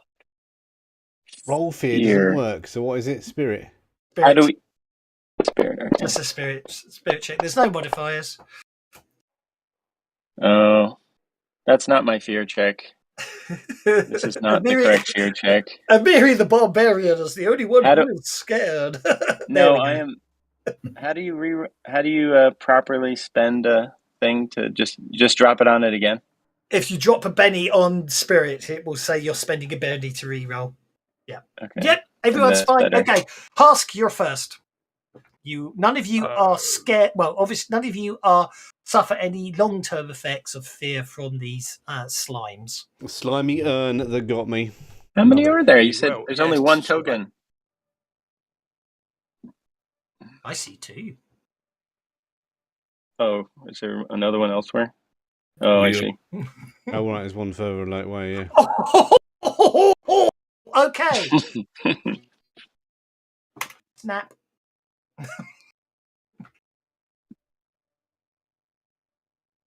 I'm going to be really evil. Roll for damage. Uh-oh. Excellent. Okay. Good damage. Well done, Husk. Okay. Unfortunately, basically, the crossbow bolt. Hang on. Which one were you aiming at? Sorry, the roll. I was going to aim at this one here. Yeah. Okay. I'm afraid that in that case, that's okay. There's no innocent bystander. So basically, all that happens is your crossbow breaks. The string snaps and the mechanism warps slightly, and basically, until it's repaired, your crossbow no longer functions. Emiri. Right. I'm getting angry. I'm good now. You get a rage. Yeah. Just, do I know anything about these type of slime before? Have I ever faced anything like this? Is this something that's going to be that's going to need magic to fight it? Or is my sword going to just chop it to pieces the way it should be? I'll be brutally honest. You don't know. Okay. All right. Then if you're raging, you won't care anyway. Yeah. Well, it's just because I didn't realize you got down. I have a thrown spear, but I didn't realize it was magical until afterwards. It's accurate and it returns. Yes. So it's magic. Yes. I didn't realize that before. Yeah. That's mentioned it. So but it's not on my character sheet as a melee weapon. But I'm assuming you can use a spear as a melee weapon as well. No, because of the very nature of it, it's only magical if you throw it. Oh, okay, all right. Because it's a spear of returning, so you have to throw it for the magic to activate. But then it becomes accurate and returns to your hand. So it's a ranged only spear. I know that sounds crazy, but you know what I mean. So I'm going to step forward a couple of spaces, and I'm going to throw it. Okay. Make it work. There you go. I'll target for you. You throw the spear in your berserker rage. Barbarian rage, I should say. Okay, you hit. Right. Roll for damage. You shake it. So it does hit it. It does seem to affect it, and the spear returns to your hand a moment later. Even with the magic, all that is a shake. It's tough. It's It's tough. slime. It's not easy to rip slime apart. Okay.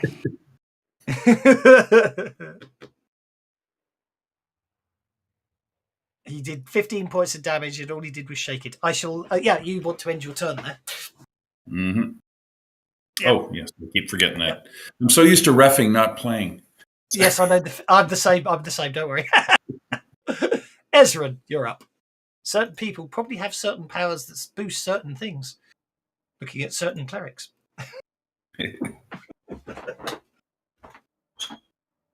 Go for it, Ezra.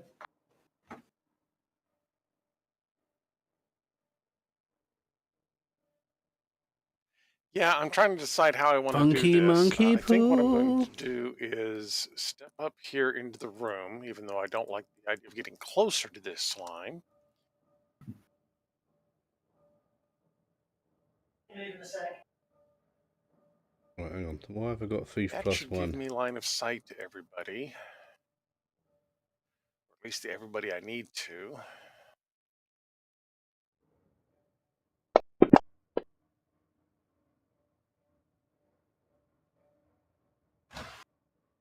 Sorry about that. I shall accept your move now.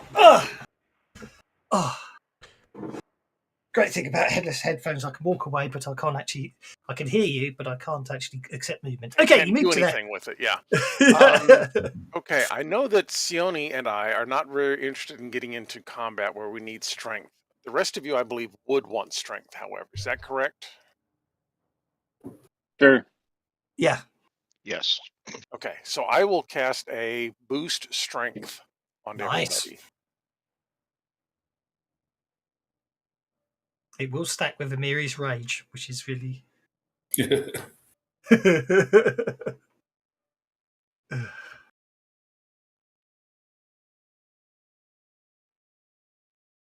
Okay, Ezra is boosting everyone's strength. Monkey Jiminy Monkey Poo. Yes, sir. Oh, he got the raise.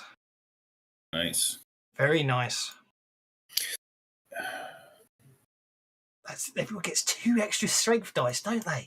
You lucky people. The only thing I have to do is change that from trait +2 to strength +2. And then all I have to do is go back down the list and do that. Okay, everyone feels suddenly very stronger, much stronger. Fantastico. Indeed. And that brings us to Sajan the Monk. Okay. Targets the sarcophagus slime. Now, I would like to use my sword, and I guess I don't need to use my sword. Can I reach the black skull, and can I specifically target the black skull? That would be a cold shot, -4 to hit, but yes, you can. Don't forget, if you want to make your fists magical, all you have to do is cast Smite upon yourself. Okay, I'm going to do that. So, my power upgrade for this turn, I think I may need more juice. Let's see. Nope, 2 power points. And do I want to up it with anything? 2 power points 2 power points to get +2 damage, 4 power points if you want to get +4 damage. That's what it. And it lasts 5 combat rounds. Okay. Well, I'm powering up everywhere now. So I'm going to do Smite. I'm going to do the effect. I did the extra power up. Greater Smite, I guess. So +4. I guess I could have done +6, but whatever. You can't do the greater Smite. You can only get the +4 damage. Okay, +4 is what I meant. I figured that was greater, but +4. Yeah. Okay. Yeah. Oh, I know what you meant. Yeah. No, the greater Smite's got a little asterisk next to it, which basically means that you need to have a special ability to be able to do the extra got Smite. it. Okay. Yeah. And now I'm going to target this guy. How do I denote the -4? There's 2 ways to do it. You can either there's a little modifier box down in the bottom left corner of the screen to the left of the dice that are on the desktop. And if you've got a mouse wheel, you can type that down to -4. You can just click in it and type 4 and then press minus to get a -4. conversely, you could just roll the dice, and I'll take 4 off at the end. I don't mind. I think I've got the adjustment. I think I've got the targeting. Okay, go for it. I've got combat. I've got unarmed. Here we go. You got the smite on the slime. That's okay. I'll yes, you have indeed. I'll sort that one out. Okay, looks like I hit. Yeah, the problem with powers like that is, if you have to ironically, you have to target yourself because you're targeting. Oh, I'm sorry. Yeah, I was targeting the. It's absolutely fine. Yeah, you hit the skull. Roll for damage. Okay. I got more damage coming than that. Heck. Do I get a plus strength for that? I thought I had a plus 2 dice or something. Yeah, he rolled a d12 for your strength. Oh, is that what it did? Oh, okay. Yeah. So is that good enough, or it didn't do anything? It didn't do anything. If you can spend a penny if you want to re-roll. You just had crap rolls, didn't you? You got a 5 and a 1. So there we go. Crap roll. I will make it happen. That's my okie dokie. There are other effects that may come into play with your called shot, but it doesn't give you extra damage. At the end of the day, all that happens is you smash your fist into the skull of this sarcophagus slime, and it shatters, causing something to drop to the ground that sparkles in the light. And what number does this gem have? I ask. It is a diamond. Okay. Where's your party sheet with inventory? If I drag it up to there. Hitler has only got one ball, the other is in the Albert hole. You've picked up a diamond with a tiny numeral 1 upon it. 1 and 4, 1 and 4. Keep moving. Okay. 14. 14. No, I'm going to move before. I'm going to move at the end of my turn. Certainly. I want to move. I need to get moving so I can use all my my buffs. That's absolutely fine. You got pace of 8, don't forget, because you're. Pace of 8. Well, I'll move another 2. There we go. Footed monk. There we go. Bam. Okay, Marisol, you're up.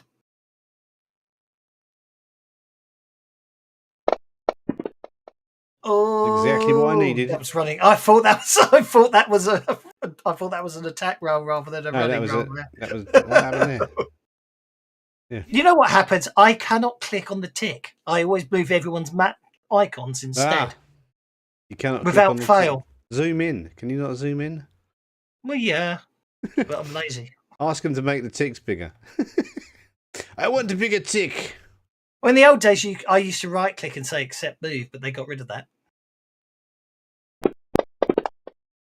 You hit the sarcophagus side with your elemental file rapier. But do no damage. I'm burning it, but it's not. Oh, it might work. Ooh, why is it doing that again? I rolled damage and it said hit with a raise. I think you have to do it manually these days. Anyway, I'll turn off the hit with a raise because you didn't get the hit with a raise. So roll the damage. I just want to say, Sajan is a one-hit killer. When he hits, yes. Yeah. Sajan's got to get. So the thing with Sajan is, unfortunately, with all the spellcasters and stuff, you've got to get there. But if you get there, yes. Sione's going to get around Amory, so she has nobody in her line of fire. Okay. And she. Monkey, squirrel poo.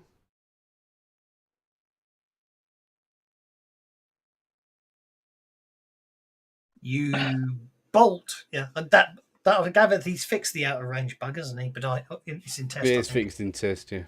Yeah. And roll is back in test, so you can do the roll fear and all that as well.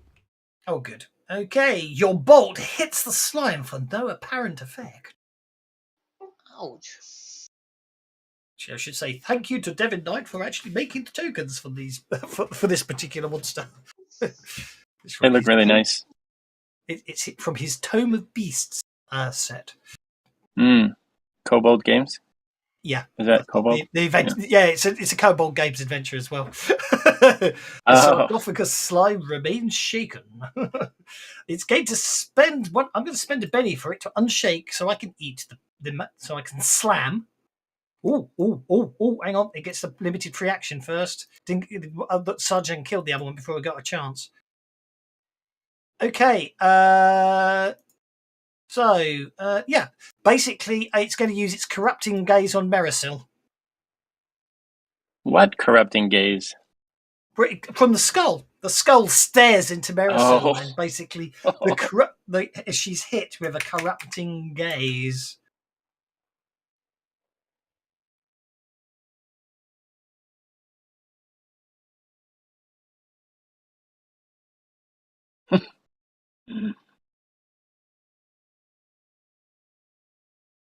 Is anything happening?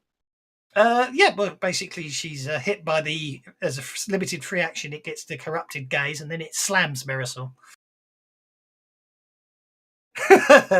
Fortunately, Merisil's deflection powers and her actual natural abilities help there, because it's really quite evil, that creature. It basically drains 2 dice from your vigor and then slams you, so when you soak, it's harder to soak the damage. Kira!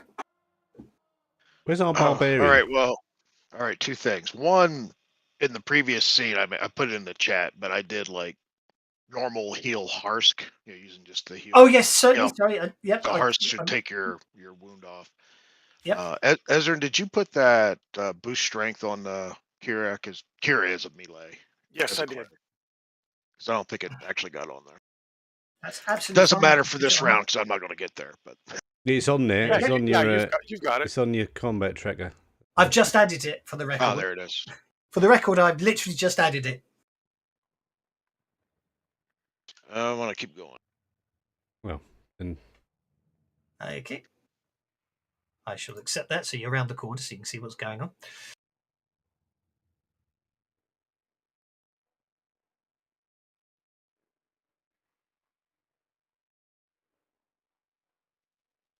All right, so I am going to call upon the cleansing, burning light of Sarenrae, and I will cast Smite onto a couple of our people. Ooh.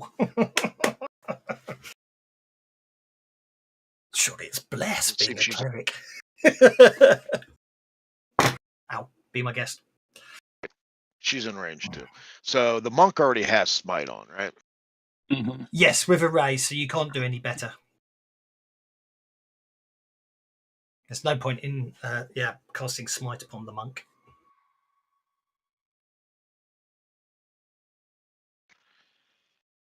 All right, so I got. Uh-oh. Sound effect. I'm just playing the tomb just woke up again.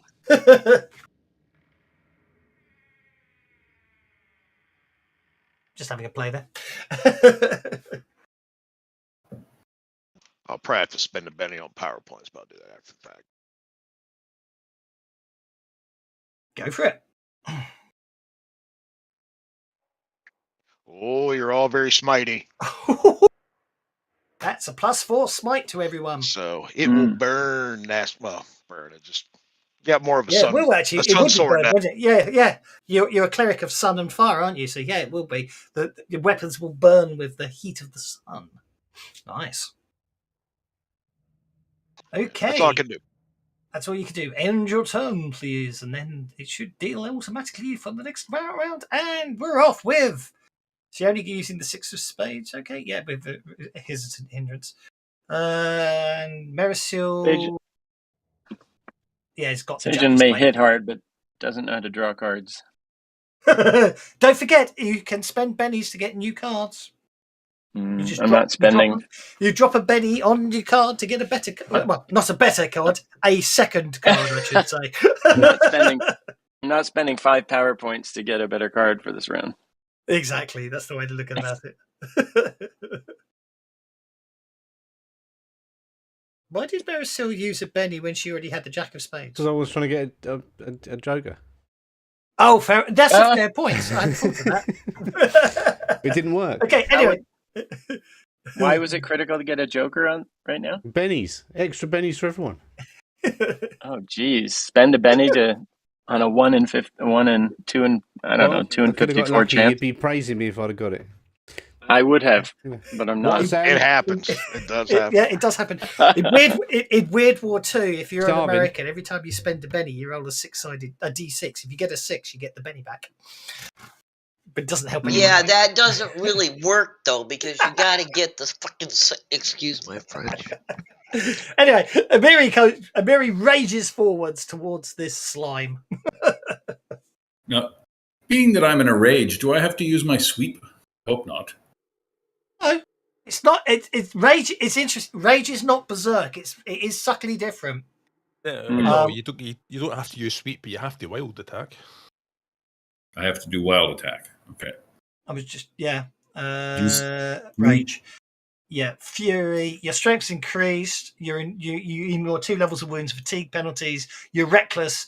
Yeah, you basically, if a barbarian rolls a critical failure, you hit a random target within range of your intended foe. Okay. You don't actually have. Yeah, you must wild attack. I can put that in for you. I forgot that last round. That would give you a +2 to hit, +2 damage. But it wouldn't have my throwing though. I don't. The wild attack does it? Oh, I guess it does. Anyway, doesn't matter now. It's done. No, every melee attack is wild attack. Of course, it wouldn't be throwing. Yep, go for it.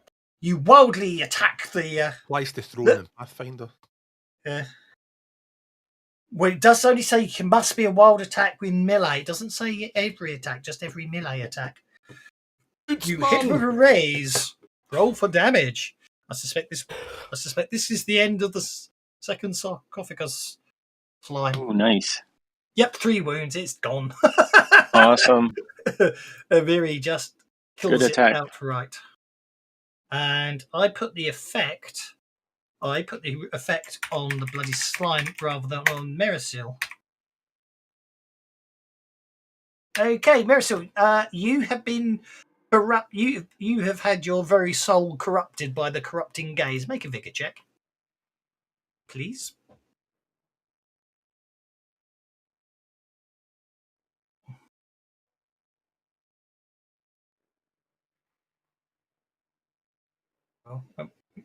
Merisil? We can't hear you. Stay away from that trap door. Can I have a vigor check to see how bad to see what happens with your corruption, please? Okay, that's fine. I'm afraid you do not resist it, and I'm afraid you have basically been cursed. No Benny on that one? He's out of Benny's. Oh, dude. Oh, out of Benny's. Oh, wow. I've been cursed by a skeleton.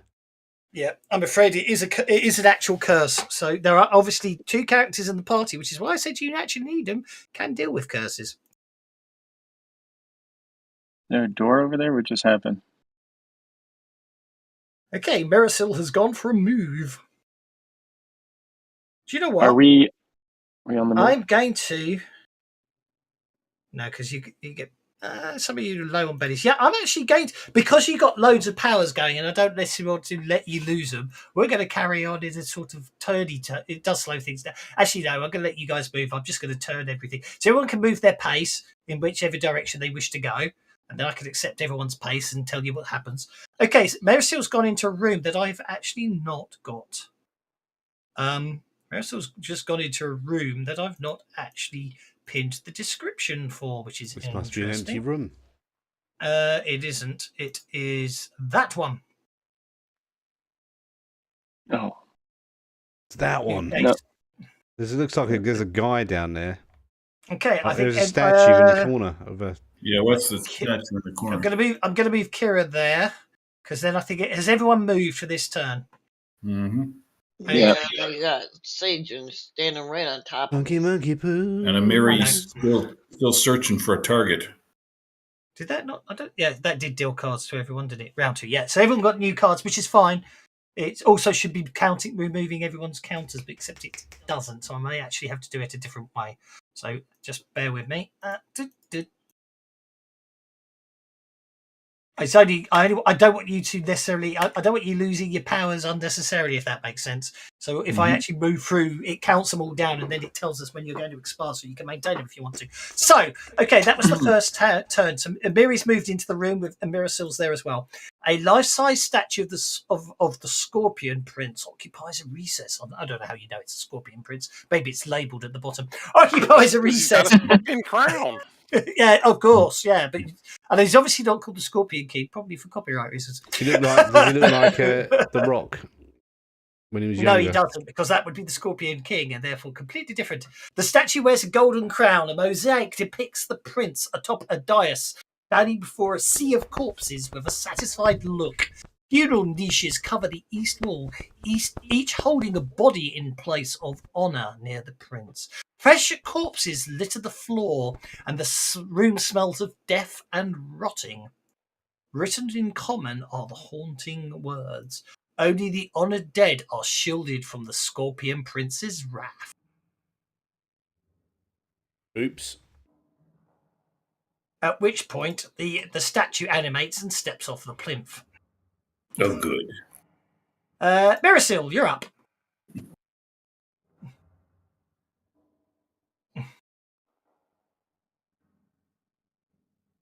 You muted yourself again. Oh no! It's my go, is it? So what's the statue doing? Anything? Well, it's literally just stepped down from the plinth. Hello. Hello. Hello, statue. Oh. you threw the statue. That's all you do. Well, can I? Okay, it's not anything to target, is there? So. Oh, sorry. Can you not see it? No. Sorry. Ah, right. There it is. That's better. Okay, so now I can see Shabti. Oh, it gets to go first. Sorry, I forgot to delete a card.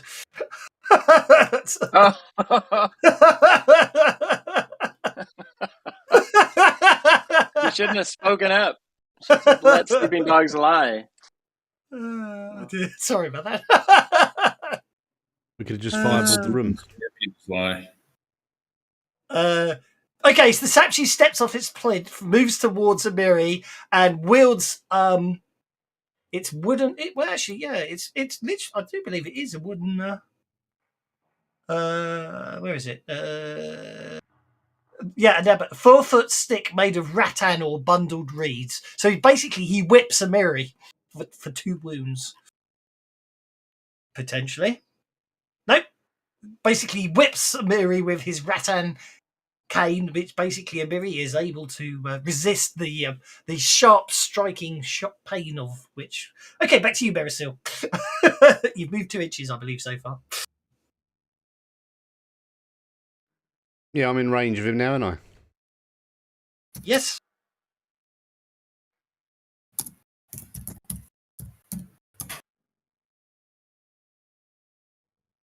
I'm going to slice and dice him.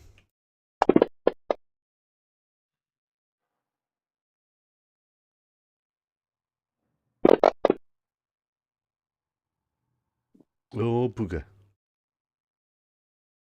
Oh.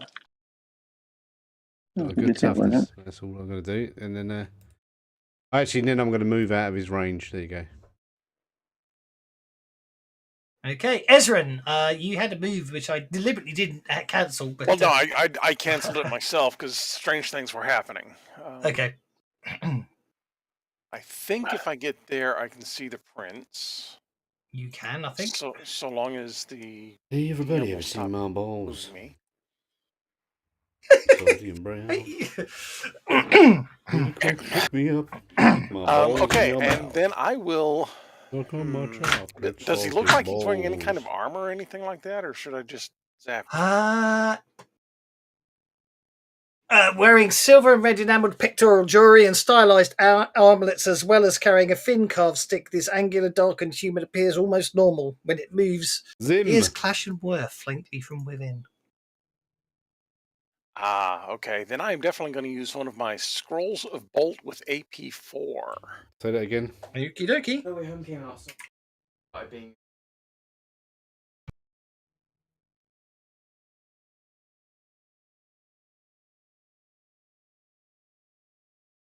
I will succeed in casting it. And I will re-roll the damage. And I will re-roll the damage. Fine. And that's AP4. That's AP4. Okay, yep. No apparent effect. He's a tough one, guys. So John. John will move right here. Actually, I'll move there, and then I'll. Oh. Yeah, I'll move there. Okay. Oh, what the That's heck? okay, don't worry. I'm sorting something out, don't worry. Yeah, you Okay. don't want to get anywhere where you think that Sione might be tossing stuff. Oh, and then I'm going to attack this guy, which I think means control click. Yep. And I can do, yeah, and I'll just do that. So, unarmed attack. Hopefully big. 7. Hit. And then damage. Yep, roll for damage. I think I'm gonna re-roll. I'm gonna re-roll that damage, and that's not quite good enough. I need to get lucky. There we go. That's better. Shibbity-bing-bing, shibbity-bing-bing. Okay.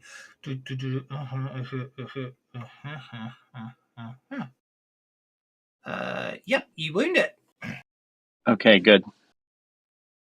And with that, Sione is up. And Sione, he stepped right into my line of sight. And I'm going to use the extra 2 power points for extra damage if I hit this thing. You Okay. could move. You could move so I'm not in your line of sight. I was trying to move so people could gang up on this guy. No, I meant the bad guys in my line of sight. The bolt hits him, it won't pass. Oh, good. Okay. Unless you roll a critical failure, which you'll never roll. Oh, I never roll crit fails. You'd never admit to rolling. Okay, and I paid the extra 2 points, so I get 3d6 damage. Mm-hmm. You hit.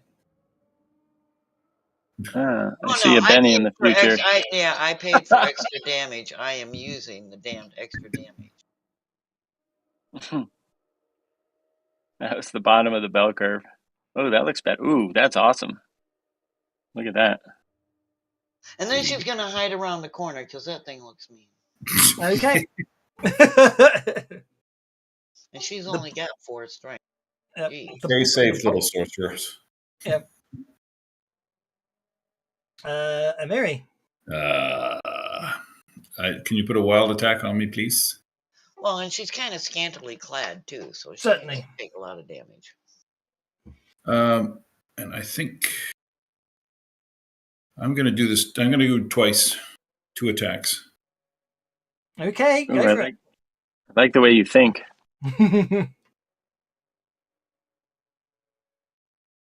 Oh, actually, it's a limited reaction, so we can do it at any time. So, damn it. That was me thinking I forgot to do something when it's a limited reaction, so it can do it at any time. So at this point right now... Oops. Do I do 2 attacks first, or the attack and damage and then attack and damage? Which way? It's up to you. It doesn't matter to me. You can make both your attacks first or whatever you want. Yeah, I'll do the first one first. And complete it. Complete the cycle first.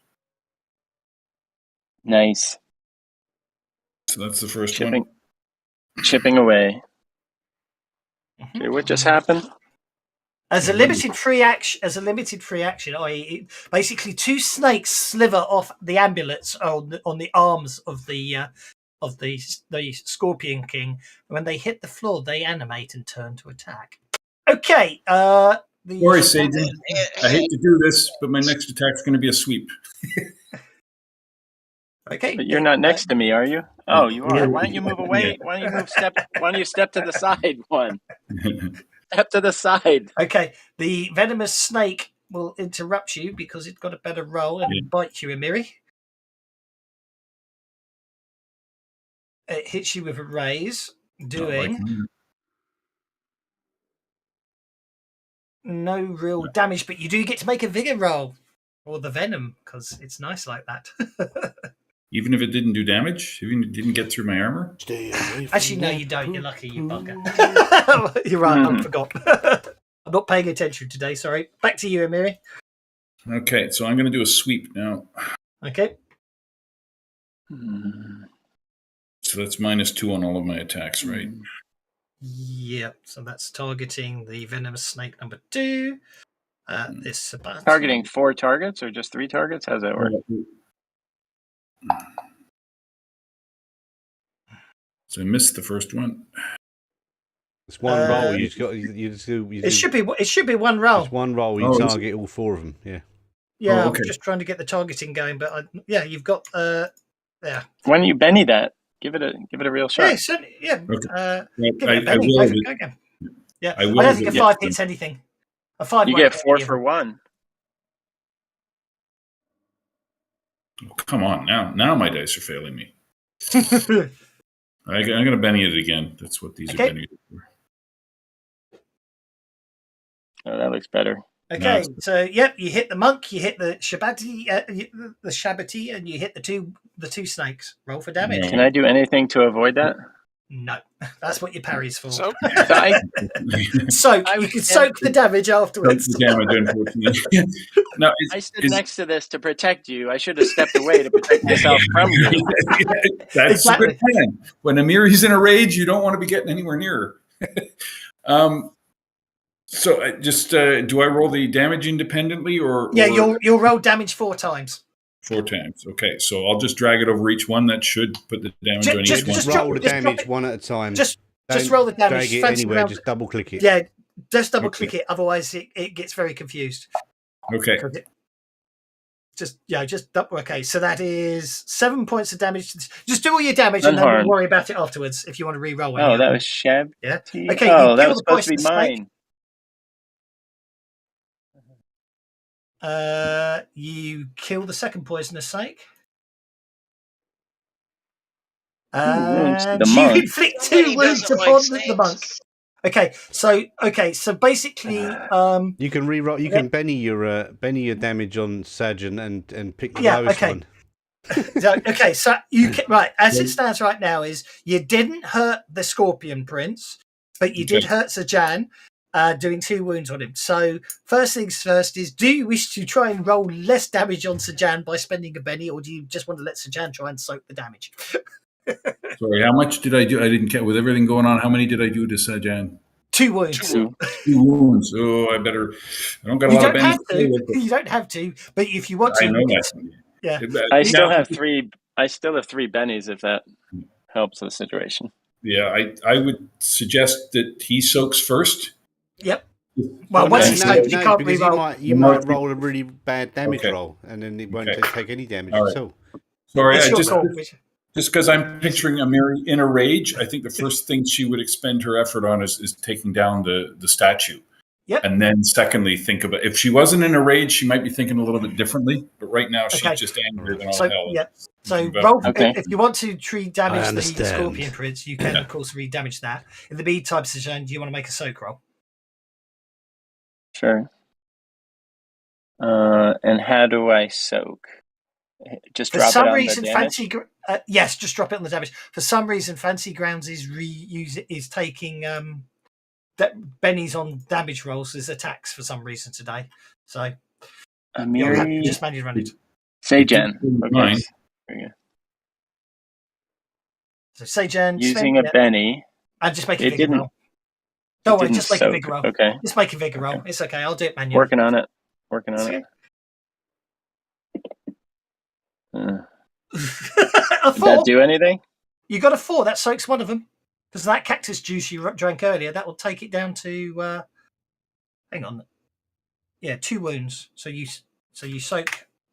You soak one of the. You take 1 wound. Amiri, just roll the damage manually because it basically, for some reason, it did give another damage roll right above Sajan's. I rolled a second damage roll and it was fine. Is there nothing wrong with that one? See it up there? 11. So I get 16. That was a fighting roll. Was 11. When you spent the not Benny, 11. when you spent the Benny, it went and treated it as a fighting roll. Unfortunately, you spent the Benny and then you did a fighting +1 trade rack weapon, bastard sword +1, getting 11 points fighting roll. That wasn't damage. Okay. Just Can I Benny my vigor roll? Yeah, of course you can. Who's this? Better. That's it? I rolled. Oh. So I still Ignore only the absorb wound. one wound? Ignore the wounds. You still only store one wound. So, Amiri, roll. Just drop damage in the chat window for your bastard sword. And I just, because I'm on a wild attack, I do +4. That's because of my powerful blow edge. It should be +4 damage, not just +2. Is that not in there? And your wild attacks turned off as well. I know you did put it. We did put it on. So then, damage +4 to from your powerful blow is the easiest way to do that. Is have it as a separate effect that we can turn off and on as required, like I do with pounce for thingy. Okay, reroll your damage. So the first one was 11 technically. So 19 points of damage. Not on Sajan. So that's Fancy Grounds being silly. Don't worry about that. So that's a wound upon the Scorpion Prince. Oh, I'll accept that one this time. Okay, that brings us to Kira. All right, I'm probably going to have to run to get into all this fun stuff. I forgot to do the sound effect for the Scorpion Prince. So my second roll did nothing to absorb the second wound? Yeah, because when I duck back around the absorb corner, 2 wounds? I told you what to go look for. No, basically, but basically you need an 8 to absorb 2 wounds. Yeah, but somehow the roll seemed really low. Like I guess that was correct. Okay. Yeah, you rolled a 4, yeah. Yeah. Well, the first one I rolled a 4. The second one, but it said it was a natural 1. The second one I rolled a die that was like a 5. I thought. No, the first one had a +1. Roll. It said your trait roll was a natural 1, but your wild die came up as a whatever it was, 4 or 5. And then, okay. And then your other one. Oh, okay. You didn't have a natural 1 on either of the dice. So I thought I had a lot more headroom. That's why I re-rolled. That's okay. Oh well. Okay. Kiri. All right. Well, I can't quite get there because I'm not a very fast runner, apparently. So I am going to, maybe I'll try this. I'm going to try to put a little burning light on this guy and try to lower that guy's vigor. So I'm going to do. Be my guest. Straight. Doesn't this guy have like 4 wounds now? No, he's only taken 2 so far. I just took at least 3 and maybe 4. Because we've each one of us has done 1, and then wasn't it 2 wounds on the last one? He's got 2 wounds. According to the thing, he's taken 2. He has taken 2 wounds. Lots of you have hit him, but he's only taken 2 wounds, and he's not even a wild card. Okay, you are casting base faith boost lower trade, but I'm afraid you didn't get anywhere. Yeah. Obviously, out the path. Apparently, I'm a chubby cleric. It kind of got around the corner. It was like lower trade. Didn't work. Cost you a power point, unfortunately, of course. But only 1 power point to fail to cast. Husk the Ranger. It gives a chance if my legs are only a little. You like playing dwarves, but don't you? Of all the characters to pick, you decided to pick the vertically challenged one yet again. He's fun though, a dwarf that likes cups of tea. I do like that. Right, come on, Amari, pull your finger out and kill him. He says unsupportively.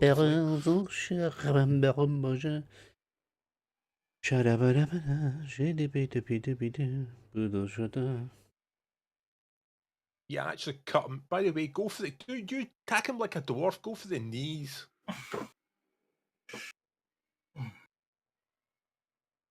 Support roll on Amiri. Was that?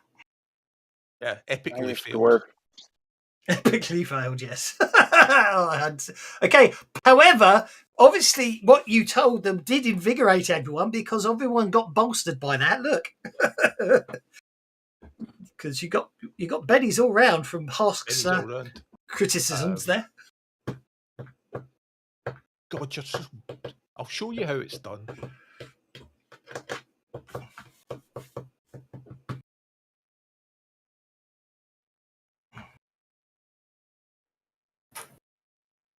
He's a humanoid, isn't he?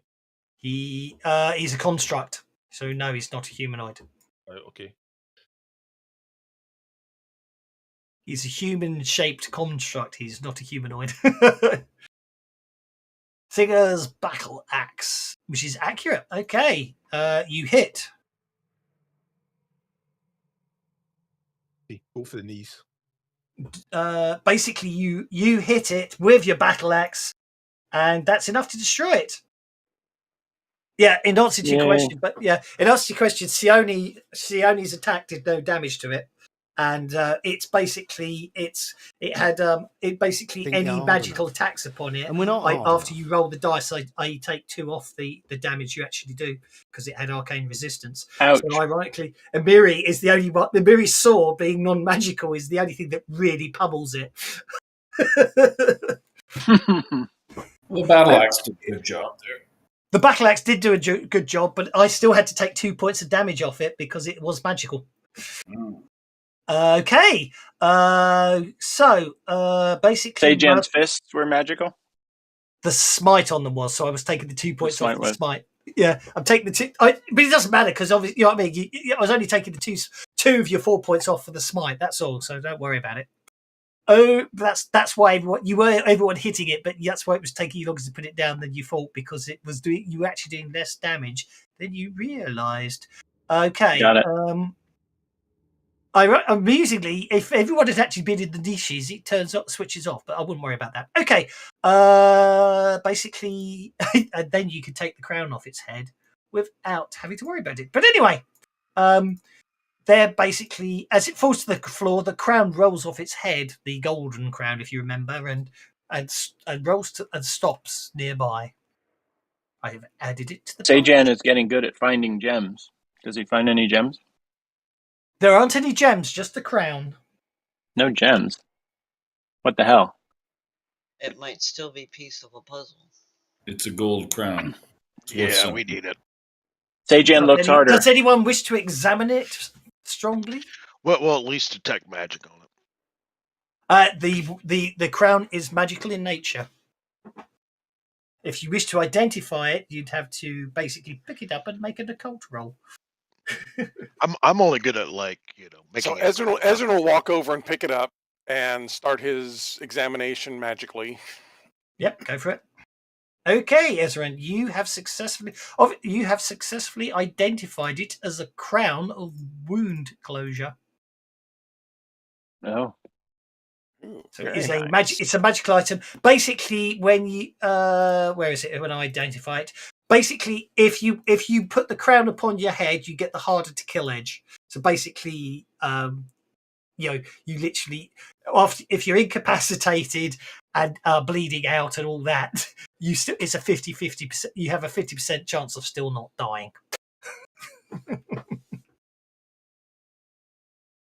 But unfortunately, it has to be at the point of no return that it actually sort of stops you bleeding out.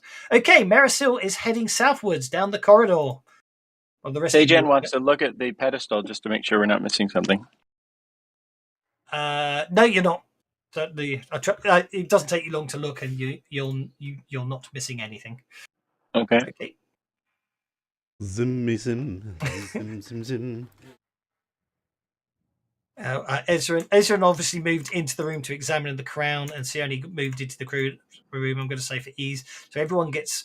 I'm not accepting anyone's additional moves until I redeal cards, because obviously you've got your initiative. I've got to deal with your stuff. So okay, here we go. 11. Let's hit the 11s. You're freaking log jam up there. Deflection power on the mirror. So I'm going to let them drop, and I'm going to let them drop because you're just moving along and you're not expecting them. Okay, so that should be a new round, so I can accept the movements again. Okay, Marisol is first again. 10-foot tall scorpions lurk in this room's shapely angled corner. There's a scorpion statue. Two large red rubies decorate the eye sockets of each statue. Ooh. The small triangular floor tiles resemble scorpions, and a smell of char permeates the air.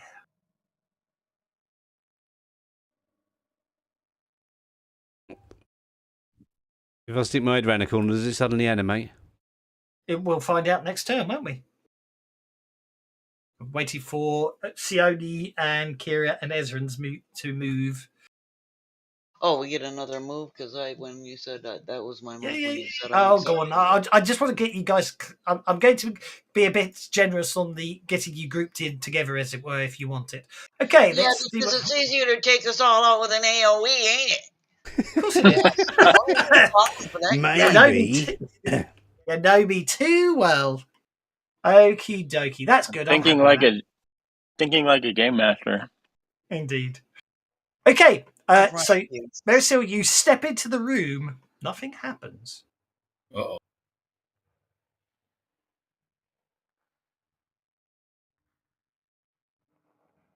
Okay, Marisol going to sneak up to this statue and try and take the rubies out because she's a thief. Okay, that's what you're up to. What are the rest of you going to do? Fear and assess. I'll start by doing that. Okay. Is that the only one we see? So,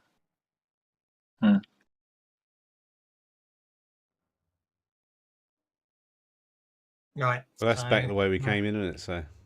Yep, I'm looking at everything. The easiest thing to do there is try to inch forward using stone cunning in case there's a trap. Indeed, there is no apparent traps anywhere that any of you can see. And I can't sense them because otherwise I would have. Well, there's no trap at the moment. Yeah. Okay. Right. Okay. Marisol. There's another one over here, Sajan yells. So we need to be careful. There might be another one around another corner. Okay. Marisol, make a notice check as you look at the gems.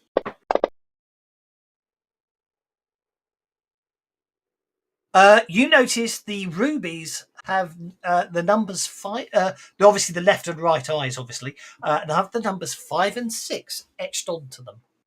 Good. I'm going to prize them out with my prizing out tool, also known as a dagger. Outprizer. It's an outprizer.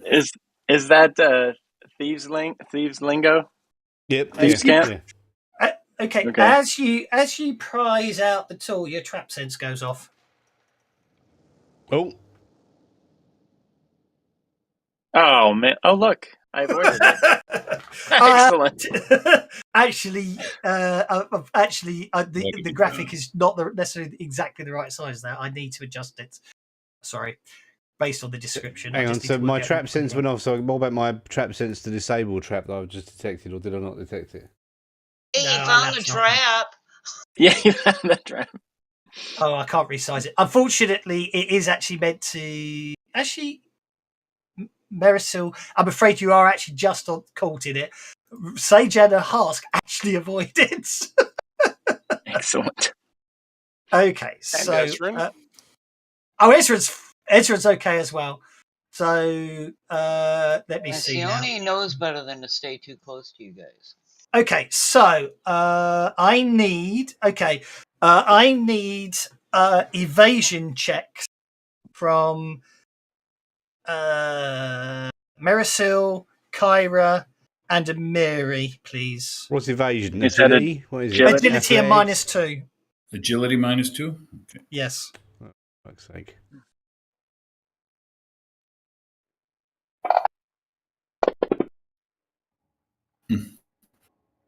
I'll bet anyone.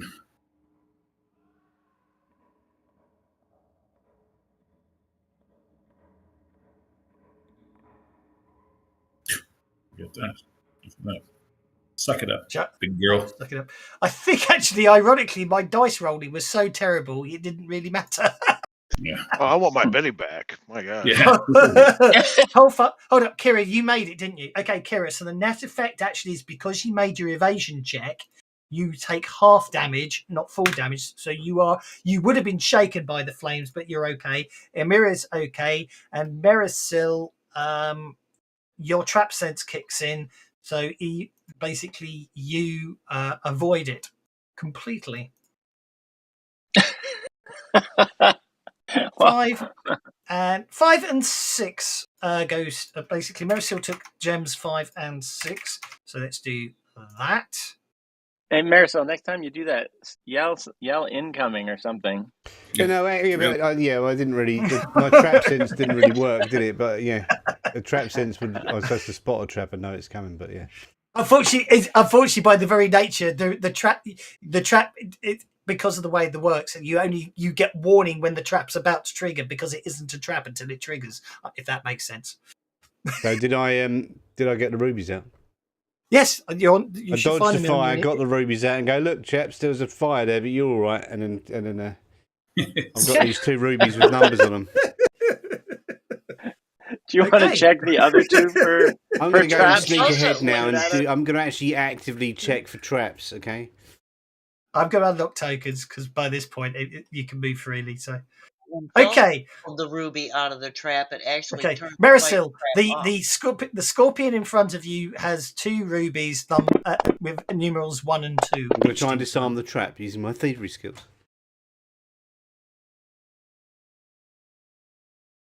You successfully disarm the trap. And then I'll nick the then I'll pluck out the 2 eyeballs. Has this one got rubies that are pluckable as well? It does. So you're plucking out 1 and 2, yeah? I thought we already had one. Number 1. 5 and 6. Oh yeah, you've already got a number 1. Yes, so that's a good point. It's a different gem. These are rubies, yeah. Then I'm going to go over and do the same disarming trap over here as well, I think. So now we have 2 number 1s? I made the mistake of putting all the traps on the same level, so I'm not sure I can actually delete one of the firewalls. So basically, what actually happens there is an option to move that layer around, but you got the square one next to the dice thing. Yeah, no, I did them as a painting layer rather than anything else. So that was my mistake. Notice how Kyra and Sajan have not moved. I noticed that. So, do you also like do you like the flame effects I put on the fire as well? Very pretty. Oh yeah, yeah, it's very okay. nice. Now, so Merisil, because you disabled the scorpion in front of you, it doesn't breathe fire, and you're actually out of the reach of it. However, Sione, Husk, and Amiri, I need you to make evasion rolls, please. No, she's not. Actually, it was Harsh. Harsh did move. Sione's up caught by that one going off. By which AFK for a minute. Does all 3 of them go off every time? All 3 go off every time. Yes. That agility -2. Agility at -2. Yeah. All 3 go off. Well, only 2 go off because Merisil disabled one, but she didn't disable the one by you. So I'm afraid you get fried as it fires. So you get to... Okay, so Amiri takes the full 13 points of damage. Yeah, I'm using stone sense. Totally seen that coming. You know, on my table, that landed on its angle. But I'm gonna yeah, I saw it land on an angle too, yeah. Yeah, I've noticed that too, the cocked dice. Husk makes his agility check, therefore he only takes 6 damage.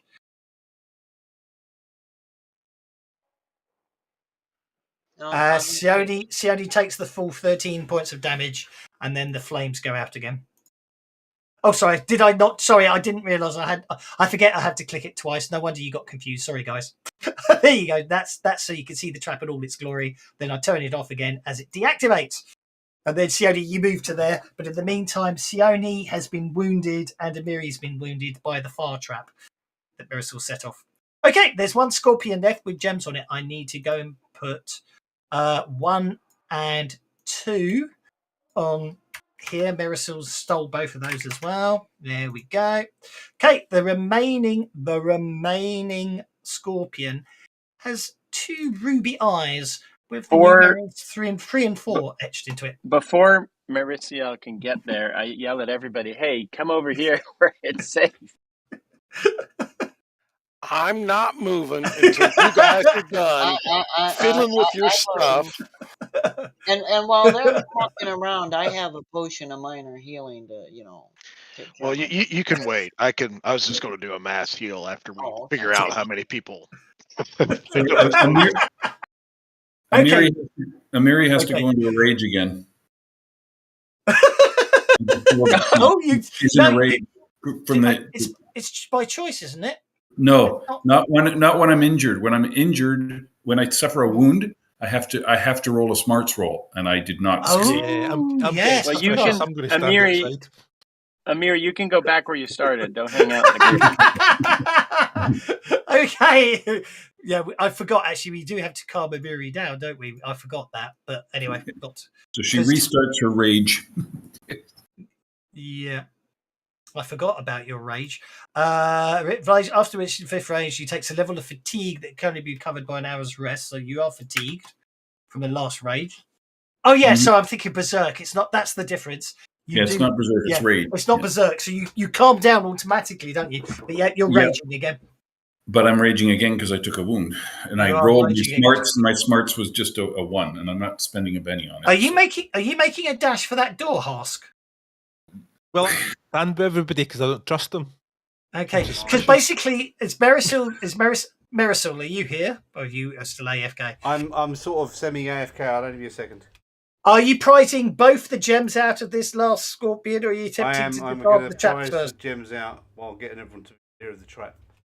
Okay, right. Obviously, because basically what happens is you prize number 3 out. Nothing happens. Do you still want to prize number 4 out?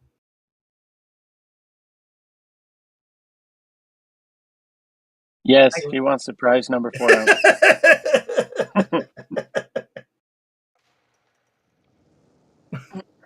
Oh boy. Can I have an athletics roll from Husk? I want to see if you actually got across before the trap went off. Because I'm evil like that.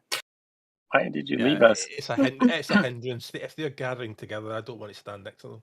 Okay. Are you running away from the trap, or are you running away from? Make an athletics roll to avoid it. Make an athletics roll to avoid the trap. Don't blame the party for Amiri. So it's only Husk. Don't worry, no one else has to. Okay, Husk, I'm afraid you're in the middle of it. Benny, we've got enough. Yeah, okay, yeah, you're fine. You got across before the trap's triggered is what I was trying to work out there, you see, because thought it'd be more fun to be evil. Okay, Marisol, it should be noted that gem number, everyone else as well, just because he's not necessarily here, when he removed gem ruby number 3, the trap didn't activate. It was only when he removed all the others. But anyway, there we go. Okay, now we know. The traps won't activate any further. Hey, what gems do we have? Do we have a count? Do we have 2 number 1s, or did we get like 1 through 8 or something? We have a diamond number 1 and a ruby number 1. You had rubies numbered 1 to 6. However, only ruby with number 3 didn't activate a trap. But there's in the main chamber has 2 doors to it, so maybe you only need half the gems to open 1 door. Because I take it the magic there's a magic because when she touched the door and she got blasted to death, presumably there's a magical portal you have to put the gems in. Well, there was a corridor. There was a corridor. There was a corridor at the far end that no one went. Look, that someone. Yeah, there's a door at the front and there's a door at the back. There's double doors at the front and a single door at the back. Go in the back. Double doors at the front. Well, the double doors at the front is what killed the Lamia. Single door at the back. She touched we can double back. Blasted. Yeah. So why don't we double back into the back door? Maybe the front doors are fake. Right. Just need something to kill. Okay. Basically, by the time you get back, well, this is the situation. I'm going to basically just get you all back up to the top. Let's just get everyone back up the top. Not moving until I'm fixed.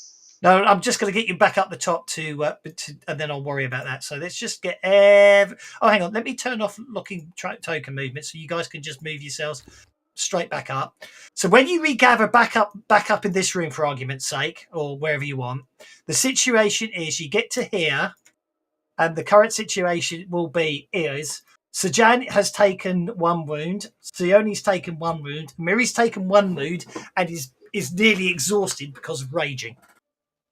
All right, so let me check one thing on healing, and I'll do a healing overall. Relief is the one that basically gets rid of Okay, exhaustion. so I'd have to cast that separate. So let me do the healing, and I'll do a group. Do we want to do Isn't there a sub thing of healing that? It might be a sub thing of healing. Sorry, I was thinking relief is the one that lets you numb. Sub healing. Okay. Oh, and don't forget, Merisil's still cursed. Yeah, we need to do the decursing as well. Yeah. I think that's the spell, isn't it? Okay, so that's a casting. A casting of healing will heal Sione and Miri and Sajan. You can cast relief. Thank you. You can cast relief with the numb ability, which will allow numb reduces the total of penalties from fatigue by 1 success or 2 with a raise. An exhausted hero with 3 wounds. Okay, so numb doesn't actually remove the fatigue; it just basically lets you ignore it. That's the only thing. I thought there was a way to get rid of. There was power to get rid of fatigue. I thought Soothe did that. Might be Soothe, yeah. That's relief. Yeah, it's relief as well. But it doesn't permanently get rid of it. So you can cast relief upon Emiri. Well, put it like this. You can cast relief upon Emiri to negate the effects of fatigue, but it won't actually get rid of the fatigue. And all right. So I guess we got a couple things. One, she gets her fatigue back in an hour, right? Because stop bumps and bruises. Yeah, I was going to say you can all just rest for 2. You rest for 2 hours. You'll remove both points of fatigue. We may want to do that. I think we should go back to one of these other rooms where we have more space. Well, that's why I put you in the bit. That's why I suggested you stopped in the room where the skeleton was, but everyone ignored me and moved on. Sione's going to rest. How long does she have to rest to get her power points back?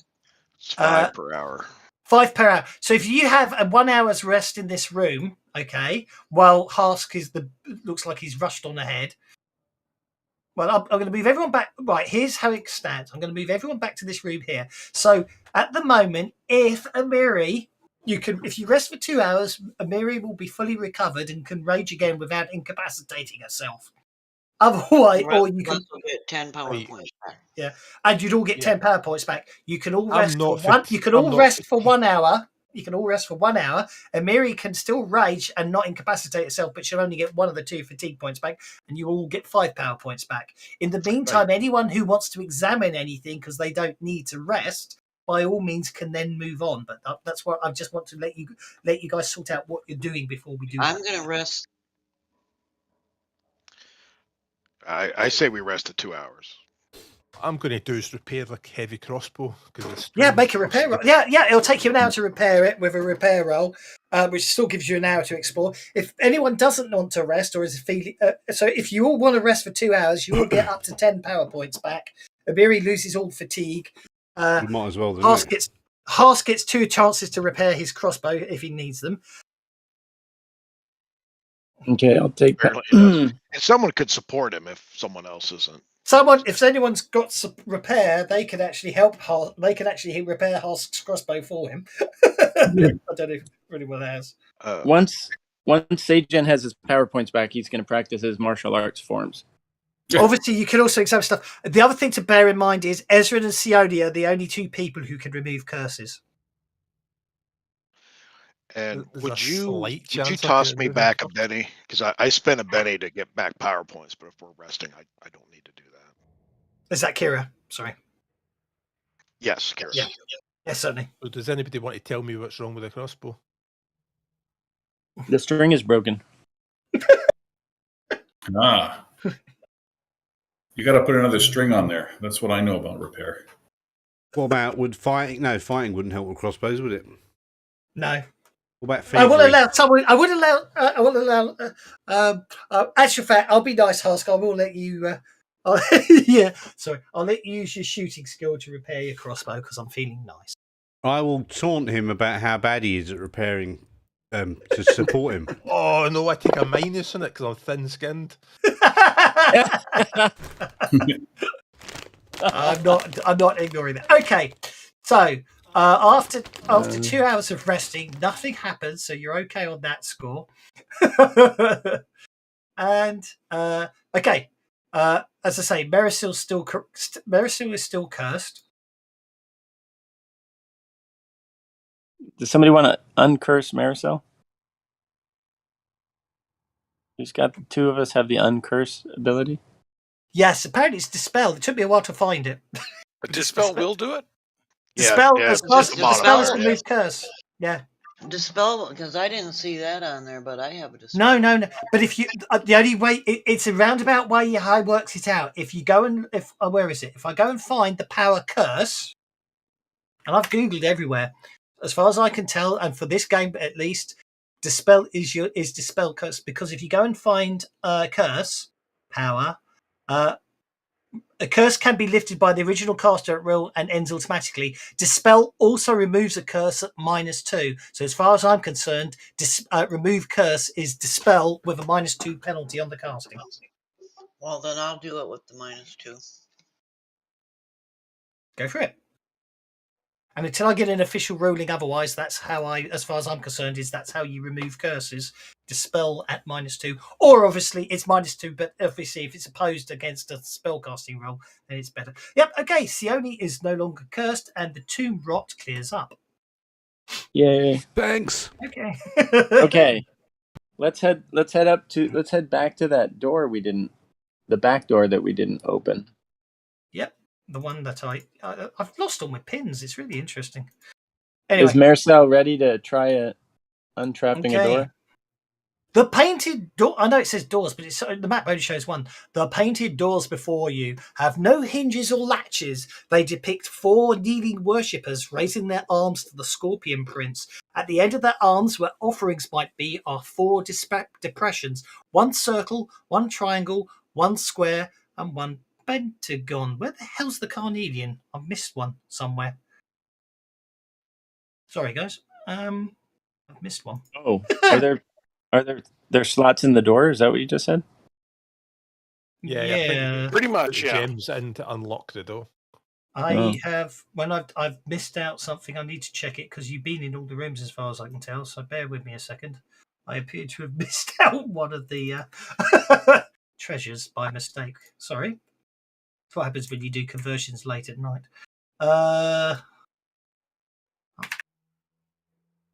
Yeah, so presumably if you don't get this right, something nasty happens because the first person that touched the door got blasted to pieces. That was the other door. Those were the other door. Yeah, but you never know. Just blame it on Frog God. Blasted is still blasted. Hang on, I'm just looking up something here because I've definitely.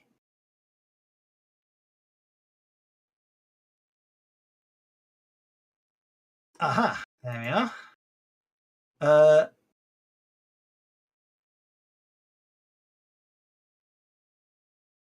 Oh, sorry. Actually, I need a Miri.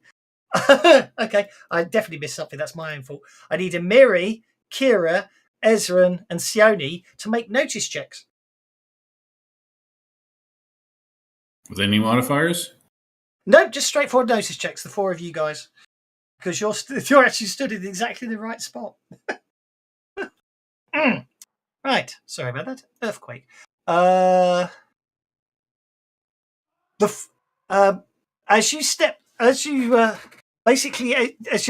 you're looking at them down the corridor, Ezra got the highest. So I'm going to say whoever rolls highest, but you all potentially notice it. Ezra, you notice there's a crack in the floor, and there's a carnelian, a large brown carnelian, wedged into the crack. It has a tiny number 5 etched upon it. Not to kick dust across it or actually point it out. Yeah, I'll point it out. Actually, that was meant to be down the long corridor, but I forgot about it. Likewise, but I can live with that. But yeah, I should put it in the party sheet so someone can take it. So anyway, I knew I was forgetting something. Somewhere along the line, half the pins disappeared off the map along with some of the walls. So I don't know what I managed to do to the rule set. But anyway, Okay. So there was an encounter that didn't happen. That's fine. So back to the final rest. Oh. So so basically at the end of their arms where the offerings might be are 4 depressions, 1 circle, 1 triangle, 1 square, and 1 pentagon. Do these match up with the gems we've got so far, do they? Well, Sajan's bringing out the gems he has. I think he has at least 2.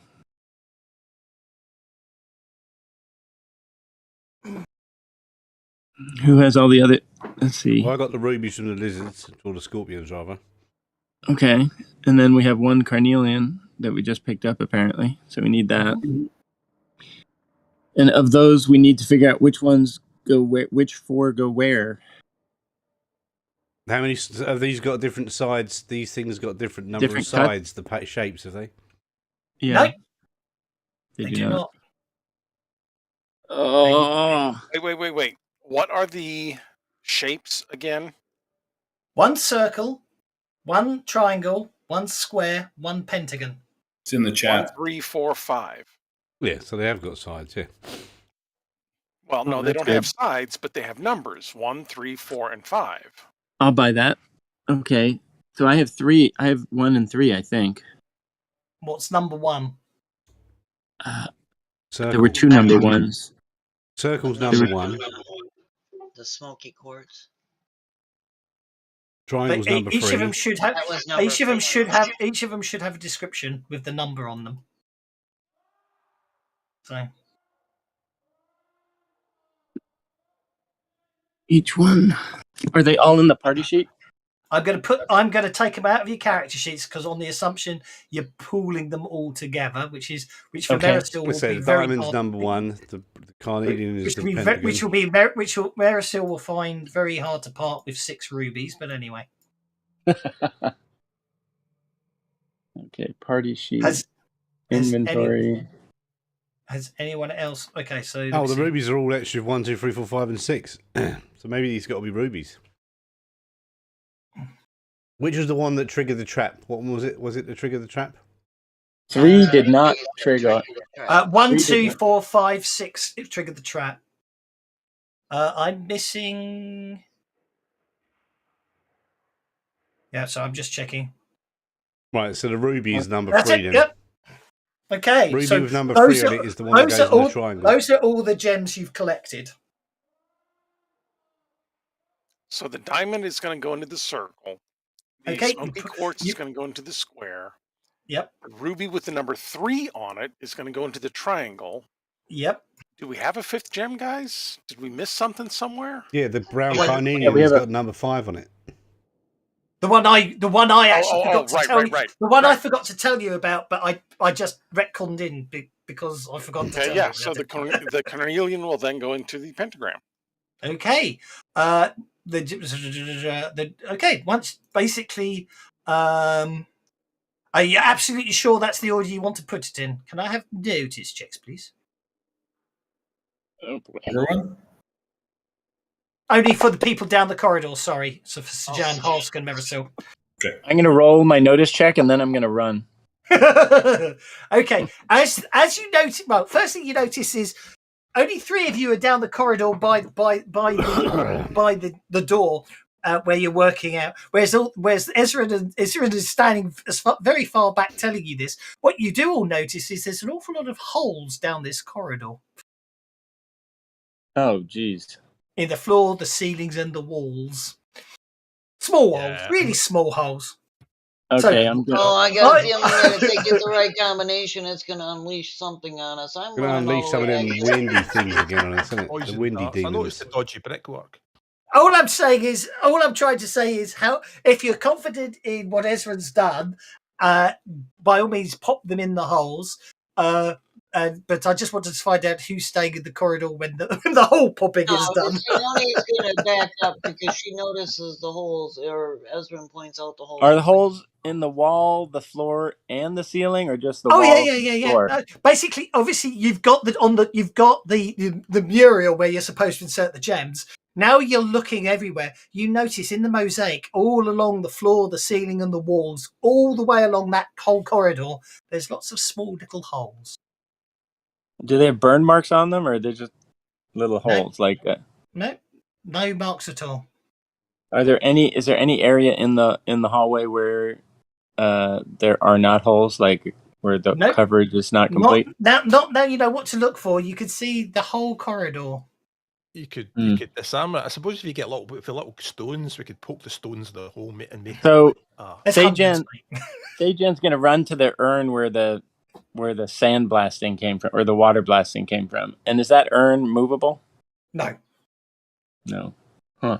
No, there was holes in the floor in that room with the two wind demon things that the wind that spun around in that circular room. There was holes in the floor there. That's where the wind comes from. All I'm trying to ascertain is when someone puts the gems in the order that Ezra told you to put them in, who's in the corridor. That's all I need to know.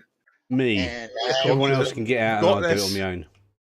It's totally going to work. As soon as Ezra pointed out all those weird little holes, I got the hell out of the way. Okay, so, Marisil and Husk, you're down there together then, the two of you side by side. What are you putting in the circle? Diamond. What are you putting in the triangle? The thing that's got number 2 written on it. Hey, can we put ropes around those two before they do this? You put the ruby with the number 2 into the ruby. The ruby with the only ruby going anywhere is the ruby with the number 3 on it. We already said what we're doing with these diamonds. Yeah, I told what Ezra told you. I'm asking what you're putting in. Well, I'm doing whatever Ezra diamond said, into number 1. Yeah, so what are you putting in? What are you putting into the triangle? Can we put a rope around these two guys so we can pull them out? If you want. The triangle is going to be the ruby etched with the number 3. Okay, what are you putting in the square? Are you guys willing to let me put a rope around you? Yep, and what are you putting in the pentagon? The brown carnelian. The brown carnelian. Okay. You guys. Can I put a rope around these guys? I wouldn't worry about it. The door opens. Oh, okay, good. And well done. Cut anything off? No, it's on delay. Once I hear him yell, I'm just going to lock take. No one gets past the people first in the room here. Stop it.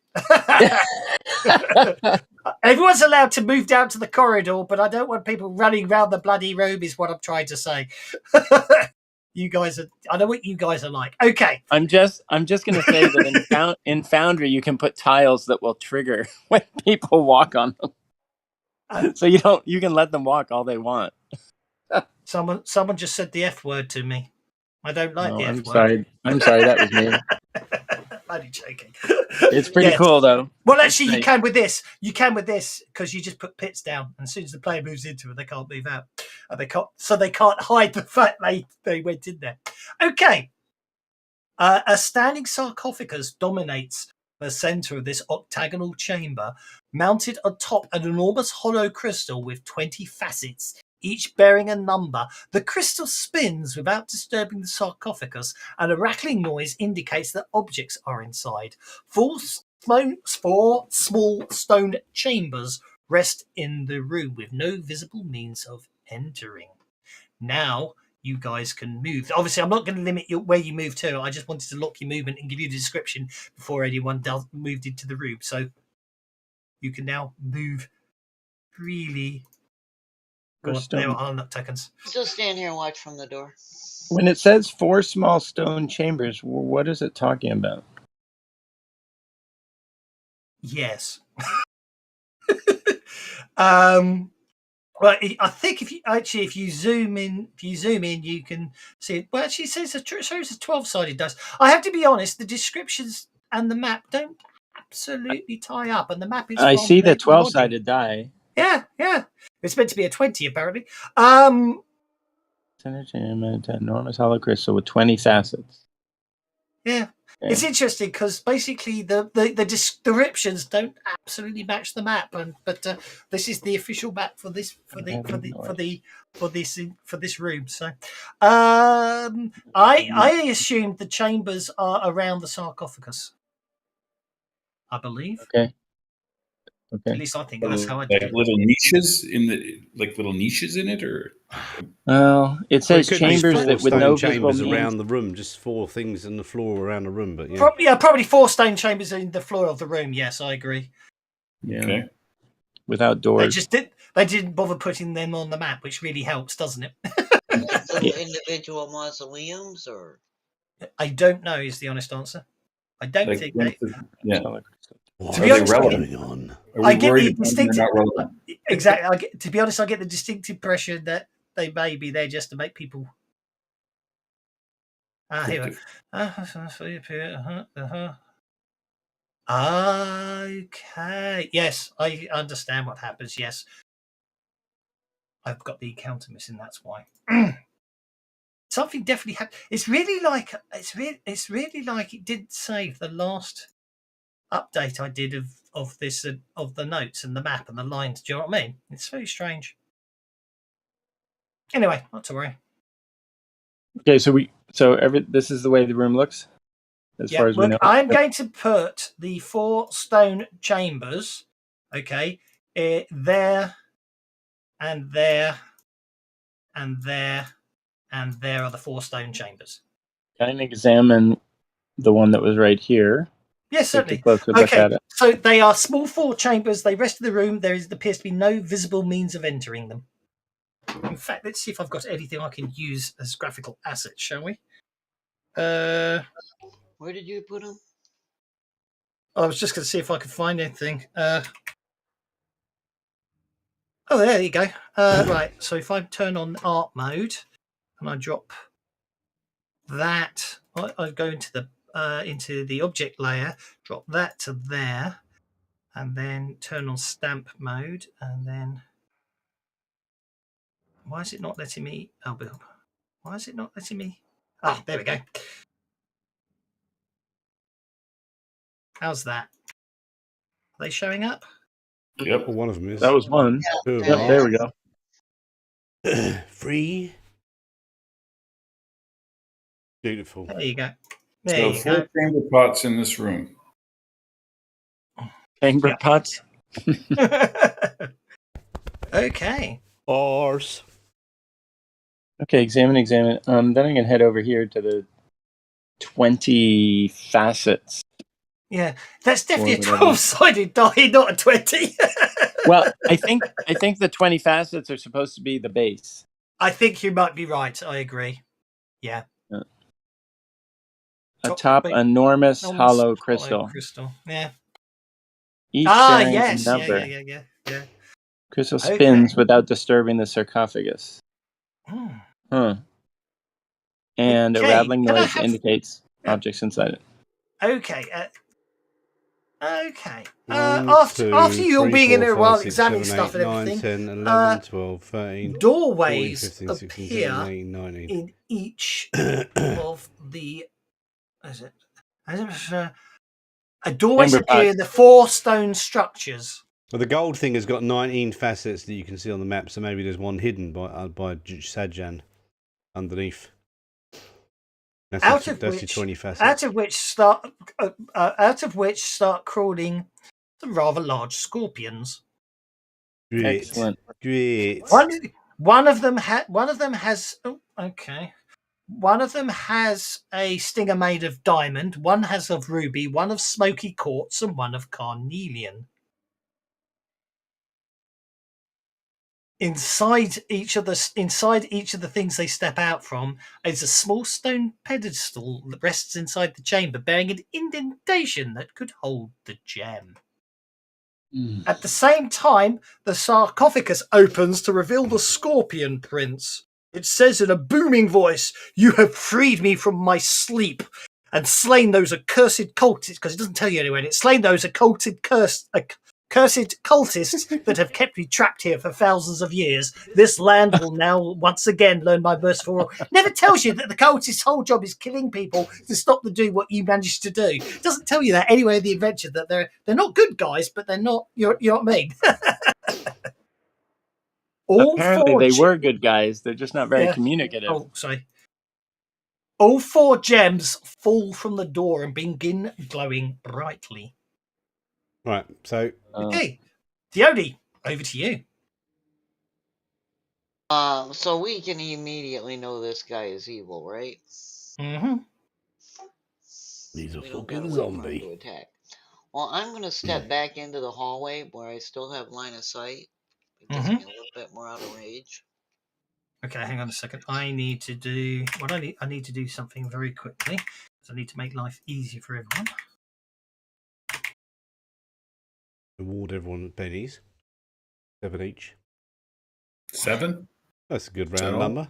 Okay, no. I just wanted to update the party sheet because as I just said 4 gems dropped to the floor and started to glow Well, brightly. Husk is going to grab them. Right. And then Sione's going to bolt the guy, and I'm going to spend the extra 2 for the extra damage. Okie dokie.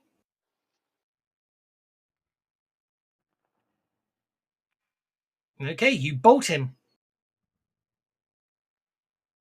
Hey, by gum. For extra, and it'll automatically add the raise damage, right? Because it says it's 3. It's the extra that I paid It for should, is 3. yes. 4 with a raise. Do I get 4 plus the raise, or? Yes. No, you get 4, meaning you get 3 dice that you're going to roll damage, and the 4th dice is your raise damage. Okay, now I've pissed him off. I had already backed into the hallway before I fired at him because I knew I was going to piss him off. Mm-hmm. Okay, a carnelian finger. And I still have left, so I'm going to back up a little more because pissing off evil things can be risky. Okay, and I can't spell smoky quartz. Come on, because I forgot to name them before I put them on the bloody combat tracker. Smoky quartz dinger. Okay, right. You hit it. You hit the Scorpion King with the magic. It dissipates upon hitting him. Marisil.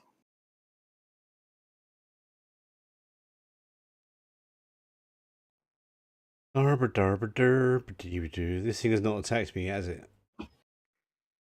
Not yet. Oh, you haven't locked tokens.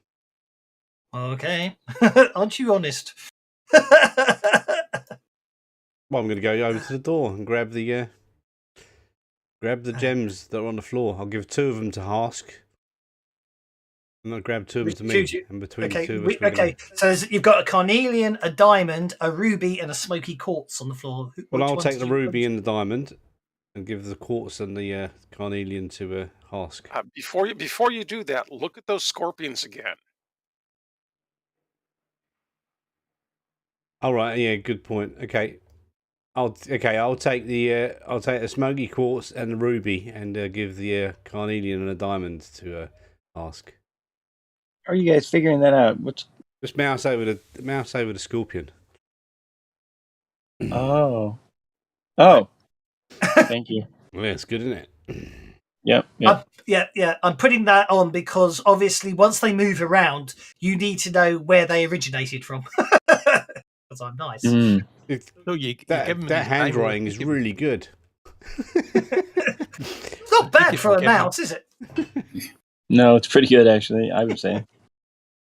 Okay. You're giving me the gemstones, so we're gonna have to pass the parcel to get them into the hole. Well, there's depressions in the bottom of these caskets, so you're gonna have to put the gems in there. Yeah. You do the 2 on your side, I'll do the 2 on my side. Okay, so which 2 are you taking, Marisil? Smoky and Ruby. And Ruby. Yep. And your Husk is taking the carnelian and the diamond. Yarp. There we go. Yarp.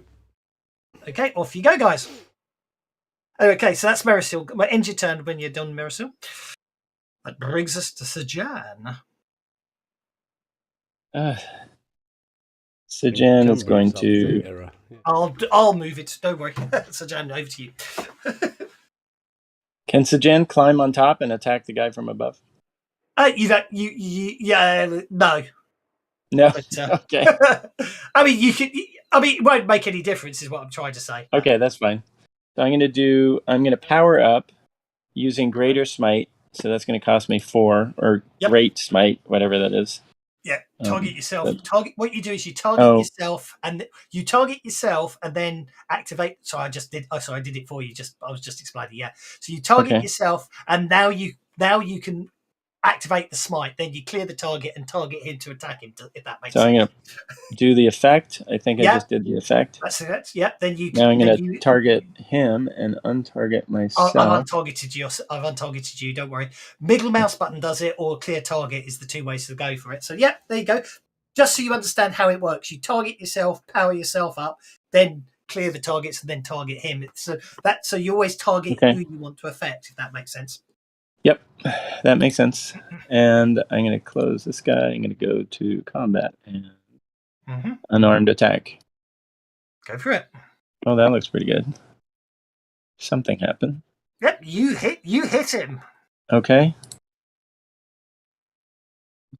Good. Oh, Okay. nice. Yes. Well, I say you hit him, but as you pummeling away, you suddenly realise your fists are stopping just before making contact with him, as if there is something protecting him, making him immune to your attack. I'm going to mention that to the party, and then I'm going to back away this direction. You so certainly that he can. might... You certainly can, because he hasn't attacked you yet. So you literally move and go smack, smack, smack, and he move and back away. So I mentioned to the party that this guy has some sort of shield on. I don't know what's going on. Okay, we need someone to distract him so that he doesn't attack the people trying to turn off his armor. Well, I'm trying to draw him away, but I don't know if it'll work. Okay, Night Scorpion with a diamond stinger claws at Kira. I have a horrible feeling they might have frenzy. I can't remember. Yes, they do. But a frenzied clawing attack on Kira results in nothing. Okay, they know better. Should be attacking. Goddess of the sun. I take it it's an action to put one of the gems into the pedestal. Yes, of course. The other problem is, right. If the scorpion's in there, you can't get really past the scorpion to get to the pedestal. Cool. Somebody needs to attack the guy to find out if it's magic defense only. But don't forget, Sione already hit him and wounded him. And how many wounds? A bit of metagaming. How many wounds is he showing on his counter right now? You did 2 wounds to him, and Sione did 1 wound, I think, to him, didn't you, Sione? Immune to everything. Yeah. Yep. And I had paid for extra. I know. I did. I was sitting there feeling really sorry for you there. Oh, don't feel bad. I've got plenty of power left. So it's an action to put the gem in, but I can't do it because the scorpion's there. The scorpion is the scorpion. Yeah. Well, no, actually, I'll be nice. Go on, go for it. We'll make it. What we'll say is if the scorpion's there, we'll treat it as an opposed athletics to get the gem in without the scorpion topping it. Let's multi-action for a laugh. Okay. Because the dice guys love you, right? Usually they don't. We'll drop a Tanglefoot bag on it. Oh, I like it. To glue it in place. But you missed. Really missed. Critical failure. You're going to end up tangling yourself in Kira. I know. Oh, no. Right, so it's going to deviate. It's going to deviate, but not that far. Okay. Because it's ranged, isn't it? So you're targeting there, so it's going to deviate 9 o'clock, so it's coming straight back at you two. Which means it's going to hit you two. Basically, you throw it, it hits the very top of the doorway opening, like off the wood, as my wife likes to say when she's watching the footy, and bounces straight back and lands at your feet. It cannot deviate back towards you more than half the distance to the target. Yeah, I was just waiting to see what the area of effect of a Tanglefoot was. Basically, it's going to get all 3 of them. The smaller victims hit by a small stack of sticky materials. Oh no, actually, it's not area of effect. So basically, it's just going to land between everyone and just go. Okay, so and then I'm going to get, and then I'm going to put the gem in. Okay, which will be opposed athletics, unfortunately. We can edit that action I was out gonna in the try final and cut. glue it in place first, but so this is not going to work. Oh, wait a minute. That was you and Miri, wasn't it, with the editing outline, wasn't it? That was me. That was Sajan. Sajan, I apologise. Sorry. No, I'm afraid. Basically, you cannot get near the scorpion. Is keeping you away from placing the gem in. Thanks gods, I hate you. Okay, Ruby Stinger Scorpion is going to come out and frenziedly claw at Ezra, the wizard, who really shouldn't be there, unfortunately.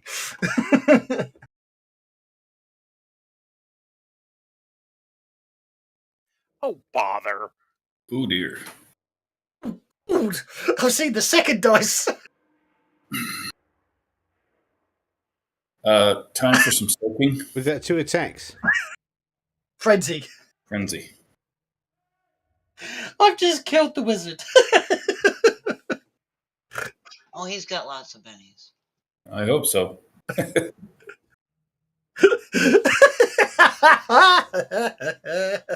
I like it.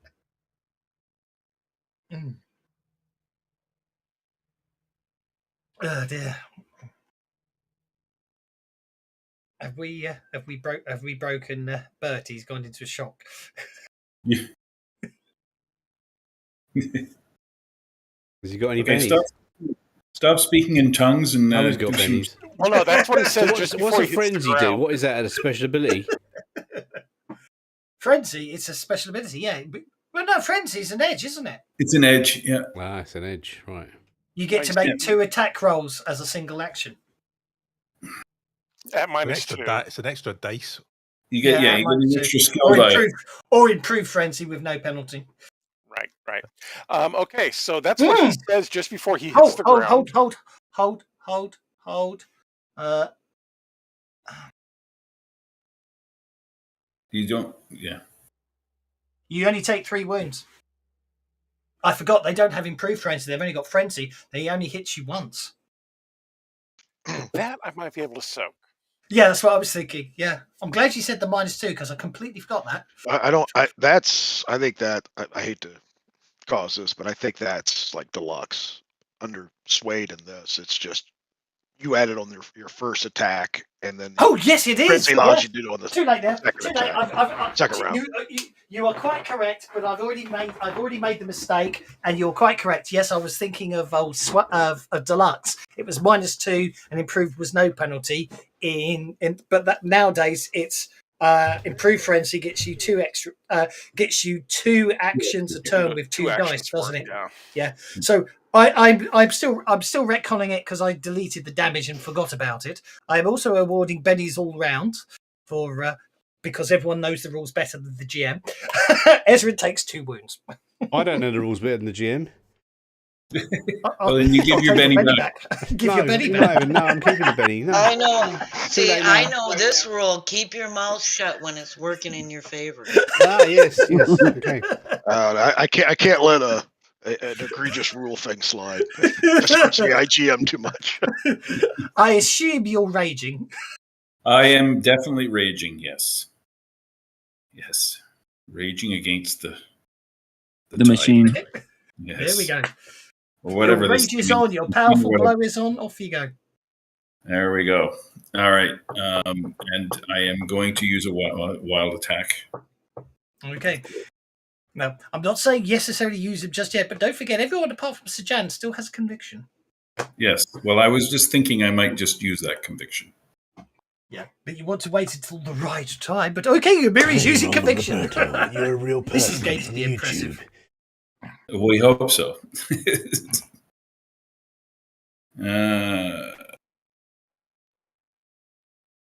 Maybe Sajan's nickname should be Beetlejuice. What happened there?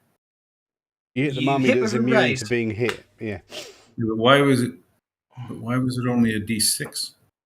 That was the best roll you got. The wild guy. It picked the No. highest of the two dice. Yeah, no. I just okay. Yeah, no. I just said all right. That's fine. But anyway, it was a hit, right? However, it should have added it should have still added a D6 on because it's your conviction, isn't it? Well, Maybe it does say conviction D6. Yeah, it does say conviction D6. Okay, so but hang on. Yeah, no, it's all in there. It's all in there. It's all in there. I just rolled poorly. Just didn't. Oh roll yes, right. it is. Yeah, because you rolled bad. That's all. Yeah, you rolled a 1. Yeah, you rolled a 6 and a 1, didn't you? Yeah, I see. But yeah, It's still hit with a raise. Now remember, because I have a powerful blow, I get +4 on my damage. I've turned it on. Powerful blow's turned on. If you look on you've got powerful blow damage It's +2. going to be immune because it's got a force field. But it's going to look impressive. Well, that's really pathetic rolling. Okay. Yeah, it has no. I was going to say before you Benny it. Don't Benny it. It It's has immune. no effect. Okay, don't Benny the it. attack has no effect. No effect. I don't like you. I'm going to tell you. Yeah. Kill the scorpions, Amiri. Over to Ezra. We'll go and protect what's his face. Ezra the little. Ezra Ezra recovers from being shaken. Ouch! Get over there, Wizzy. Ouch! Get over there, Wizzy. Well, first things first. I'm going to cast deflection on myself. Okay, is that one of your free action ones, or it's one of my ignore up to 2 points, and I'm going to be ignoring my damage. Nice. Oh yes, I forget it's only 2 points. Very nice. So key in a +2 modifier and make your casting roll, or I can do it manually. Look at that! Deflection with a raise upon yourself. Very nice. Do you want me to affect you, or? Oh, you're fine. Trying to make sure I find the right one. Yeah, attack -2, deflection inactivated. And then he ends his turn. Okay, the venomous mummy is going to bash Amiri because Amiri's there. That's a hit. Sorry, venomous mummy. It's the Scorpion Prince. Okay, no adventure combat. cards, have we? No. No, I'm afraid adventure cards aren't part of Pathfinder officially. Okay. Yet. Amiri takes a wound. You'll soak. No, work. Try that again. There we go. That's a bit better, but not much. That soaks the damage. And therefore you do not have to be worried. You are not affected by Selket's venom curse. Yeah. Kira. I will call upon the loving embrace of Serenray to heal Ezra's wounds. Oh, that's very nice of you. Go for it. Channel energy is such a nice ability for clerics. Yep, Ezra's wounds are healed. The ability not to have to touch someone to heal them in combat is amazingly useful. Yeah, it can also save lots of power points by doing multiple heals. It can, yeah, because you affect everyone, don't you, in your area of effect? For only 1 extra power point. Well, there's 2 ways. You can either spend a power point for extra, or there is a version where you could like drop a small burst down, or medium burst down. So. Yeah. Are you moving or are you staying put? Oh, actually, I am adjacent to this thing that could hurt me, right? Yeah, yeah, and I'm not walking away from that. No, I forgot. Sorry, I did attack you, so it would get an attack on you if you moved. So she has her her beautiful scimitar out, but she just got it turned and pointed the holy symbol that way to help out the wizard. Indeed, I'm going to. I never noticed that. Look, the painting layer is above the token layer. That's interesting. Look, put it there. You can see what I mean. Interesting. Anyway, I'm going to forensically claw Sajan, hitting once. What? Oh! I think he really did claw you. Oh dear. What? Can I do anything? Do I have a free action that I can boost my defense? Oh, sorry, you get your first strike. I apologise. Oh, I get first strike. Oh, that's right. You do get first strike, which I Yeah, You might apologise. kill it before it gets to you. No worries. I forgot about that. The free actions I can do at any time, or I have to wait for my turn. Hey, That's here's Remember- a thought. No, first Those power strike. are the- Yeah, first strike. he No, can no, just no, do no. But Mystic. as- No, it's a very good point. Mystic powers. That's Yeah, a can I very power good those up at point. any time? As Limited a free limited action? free action, yes, you can. So you can. Yes, it's a limited free action. But So didn't you use your action? Didn't you use that free action already to boost yourself? Yes, you did. Sorry, I you did. used it this turn already for smite. turn. So you can't. Yeah. Okay, I'll use my first strike. You get to though. move your first I can do strike that. though. Yep. Yep. Okay, If you kill I it, will you won't have punch to him spend then. ability to soak the damage then. Yeah, here we go. So, Yep. no big. You Hopefully just kill it. oh, in that one looks hit, good. please. You've only been doing that all That day. looks good. Okay, you hit with a raise. Okay, let's do more damage. More. That's it. I told you kill it in one hit, and you did very good. Okay. The one-hit wonder. Okay, Change my name. it moves up to you. You smack it as hard as you can, and you shake it, meaning it can't attack you and therefore can't do the damage to you. But it didn't die? No, you the hell? shook it. I shook it hard. You did. 3 wounds only shook it. Yes, but it is immune until we put the gems in their little slots. Ah, I see. Oh my god, you're ruining my one-hit wonder reputation. I'm going to I don't know. definitely You get just punched this scorpion in the head, and he's standing there going, "What the hell was that?"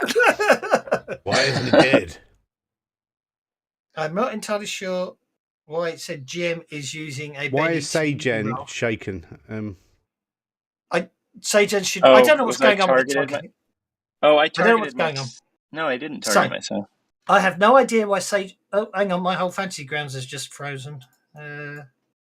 Something's going funky. Sajan. Frenzy. Right, we're Yeah. back. So Right. I'm not sure what happened there. So my yeah, okay. I do need to turn that off. Oh, have you cleared the?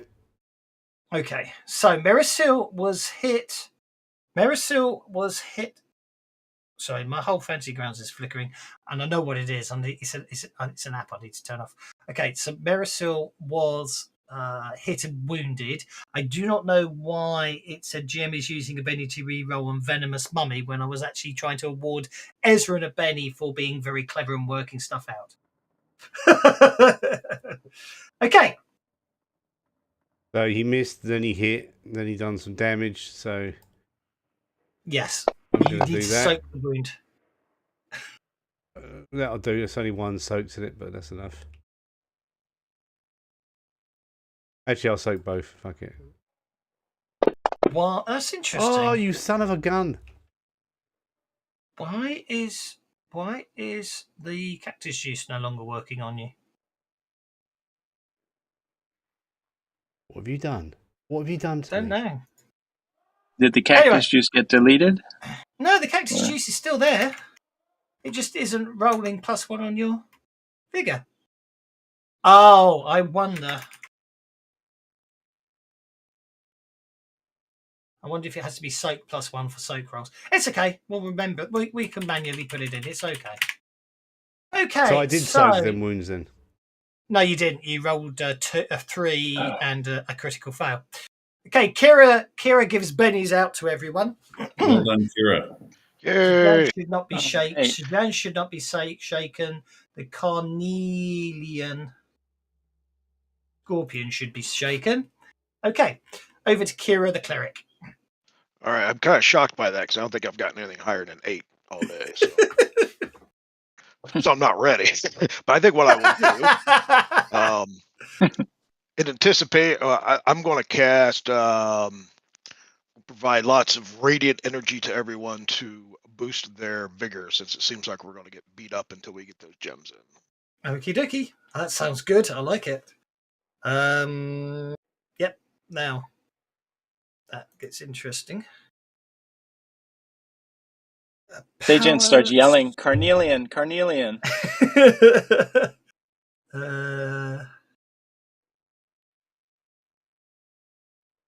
Additional recipients. Ooh, yeah. that looks good.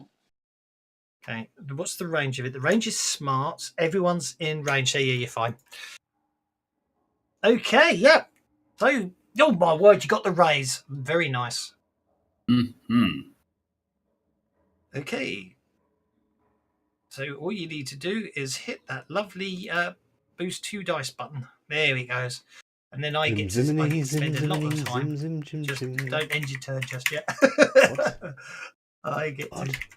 If I remember right, it's almost easier to target one. I think you as a GM can actually like drag that effect down once you do it once. Yeah, the only thing is if you do it that way, it doesn't keep track of who cast it. Because don't forget, it's on your. Every time it gets to you, the power counts down. So ironically, the thing about it I did toy with. Do I really sit there and put 10 more lines of? Do I have, instead of just 2 boost trait effects? Well, no, actually, then I worked it out. I'd have to do 2 boost trait effects for every edge and every attribute and every skill in the game. So it was. I mean, I don't know the coding behind it, but is there any way to do like an if then, like when it, like you cast it, you push it and it says, well, what do you want to put it on, or is that just beyond the code? Not yet. I mean, you can be. As it's written, it just boosts everything. But it's not that hard to go down the list and change them all. Right, that's done. You're staying put, I assume. So I'm going to move on to Ezra. Ezra, feeling much better. And he feels 20 years younger. Well, I don't know about that. With that boost figure. He just doesn't feel all the pain quite so much. Indeed. Ezra, he has a ruby stinger night scorpion in front of him. Okay, so I don't want to do that. I think what I am going to do is this is going to get interesting. I'm going to run, so go ahead and make your free attack. Okie dokie. Which is that scorpion there gets to a 3 attack on you. Missing because of that deflection power on you. Exactly. I am now going to run up here to Mirasil. Yeah. Grab the quartz crystal from her. Okay. And then dart over here and shove it into the slot. Okie dokie. The quartz stinger. Okay, so right, easy. So the easy. Okay. Kill that one first. There we go. You slap. Yeah. Okay. So you slam the quartz into the slot. I'm just curious if there's anything special happens. No, there's no special thing. Did you just sling a quartz to a? Did Husk just throw it to Ezra? Did he? No, Ezra just ran up there and took it from. What, isn't Marisol the one that had it? Yeah, Marisol's got the quartz. Oh, you just ran up to me and give it to me, did you? Okay, or got it off me, did you? Okay. Yeah, I just ran up to you, grabbed it, and ran over there and shoved it in. Yeah. All right. Someone shouted at me up the stairs, so I didn't hear. That's okay. Okay, that brings us to Sajan. Let's see. First of all, I think I'm going to do my power up. So I'm going to do deflection. Oh, no. What? So you'd be better off going on hold. Well, I'm sorry, say again? He's doing a bit on hold. Yeah, if you go on hold, because Husk's going next, Husk can slam the carnelian gem into the carnelian coffin, and then you can kill the scorpion in front of you. Oh, okay. Well, that sounds good. Bit of metagaming there. I was gonna grab the gem from Husk, but if I can go on hold, that's even better. Yeah. So if you just want to, I'll pop you on hold. Don't forget, okay. you can just go. Well, you could come off hold whenever you want. Just tell me you want to come off hold, and obviously it depends if anyone else wants to let you go next or not. Husk, over to you. Okay. Multi-action. He'll put you and your multi-actions. I know. I put the gem in Guardian in C first. Yeah, you can run down there and put that in, no problem at all. Deactivating the Night Scorpion next to the monk, and then take a step back, and then as a second action, I will spend a point of conviction and then wrestle the other gem past the Night Scorpion, so we'll roll off against athletics. Okay. Go for it. A 6. Yes, indeed, you got it in. The Diamond Night Scorpion can be killed. Oh, yeah, that'll disarm both scorpions. Basically, it means you can do more than shake them. They are no longer immune to damage. I'll go if Marisil is okay with that. I think we'll go after Marisil because Marisil's just fluffing up over here. Okay. Yeah, Marisil's fluffing up. Off you go, Sajan. Now, you wanted to do you want to power up a I deflection? I was gonna buff myself up with a deflection, which I think is negative to attack. I don't. Yes. Well, yes, this is. Yes, just fighting -2 is the standard. Attack -2, which is basically shooting and fighting and thrown, is the raised version. So yeah, all you need to do is for just 4 fighting -2. For 4, you can have attack -2, but you don't really need it because nothing's doing ranged attacks here.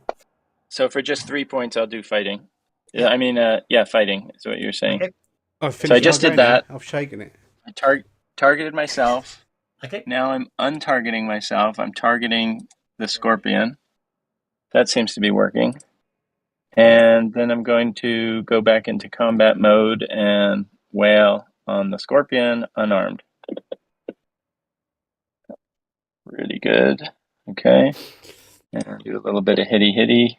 Oh, a lot of hitty. Oh, not too much of hitty, but 2 wounds is enough. Okay. Reputation restored. Indeed.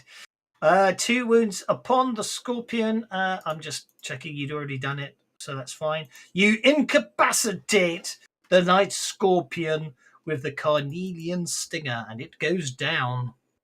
Excellent. My reputation is intact. The scorpion prince howls in rage, but your conviction is going to expire. Do you wish to spend a penny to keep it going? Yes, I will.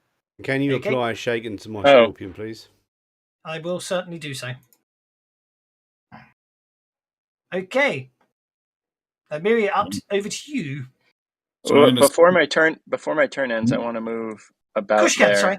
Yeah. One step away from the scorpion. Good. I see. Good plan. Good plan. Now I'm done. All right. So I'm going to kind of step around. So I'm not going to disengage because I'm afraid of somebody getting a free shot at me. I understand that. But then from here, I'm going to do a sweep. And cunning. Okay. But it has to be wild attack again too, because I'm still in a rage. So. Okie dokie. So, Amiri, you need to be wildly attacking, which you'll be fine. I've just done some weird short targeting by mistake there. I'll let you sort that out yourself. I'm going to untarget that. Okay, so there's Amiri. You are targeting Venomous Money. You also want to target the Night Scorpion. So there's your targeting sorted. Okay. I put in my -2 for the sweep. Did you? Yep. You didn't? No, I haven't done that. I can't do that. You have to do that. All right. So you sweep. Oh, look at that. There we go. Take Nice. that, creatures. Hit with races. Roll the damages. Okay. First of all, on the mummy prince, whatever the heck it is. No problem. The not Scorpion King. Yeah, the thing that probably won't take any damage anyway. Okie dokie. You shake it. Okay, that's good enough for me. And then on the scorpion itself, itty bitty scorpion. Well, that's not as good as I'd like. Pretty good. You shake it. That's all. Yep, he still hasn't had his thing disabled yet. Unfortunately, that's the best you can do on those two. You can only shake them, but what is it? A shake's still okay. Yeah, better than nothing. keep them occupied so the wizard can get out of the way. Exactly. The best you can do when something's immune is shake them. Yeah. Okay. We'll try and keep them pinned down. All right. That's my turn. Brings us to Sione. Yeah, she's been staying back, but she's been able to hear the whole conversation. For the record, if you think about there's some things to be pointed out. Well, I did say the Scorpion Prince is immune to damage. Yes. But I'm going to pass Sione the ruby if she's got any move left. Yeah. So nothing else, we could do tests on him, I think is what he's saying. He's not immune to magic, he's just immune to damage. With extra damage. I'll pay the extra for extra damage on this. Okay.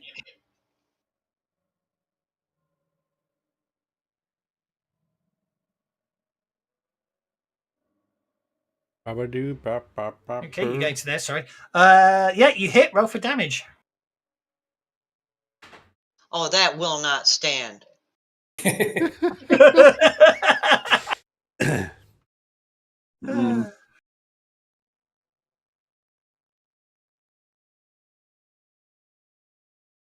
Nope, still unacceptable.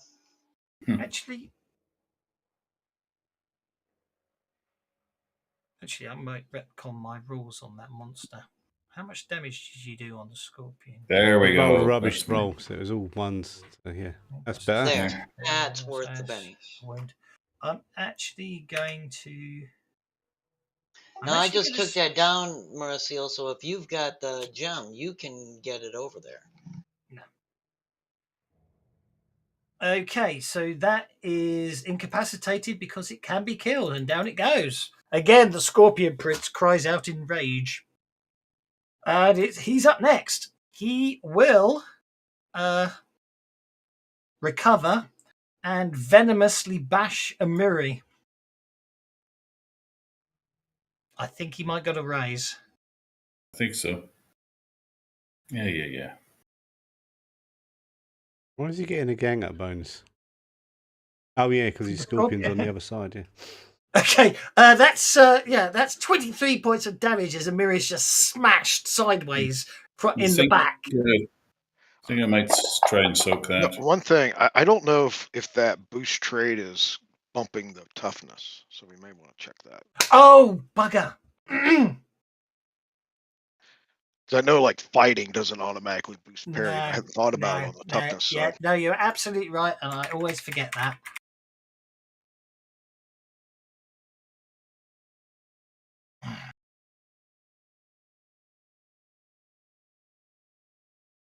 So I'll just avoid everyone bennies because I've been cheating again. So evil. You're so evil.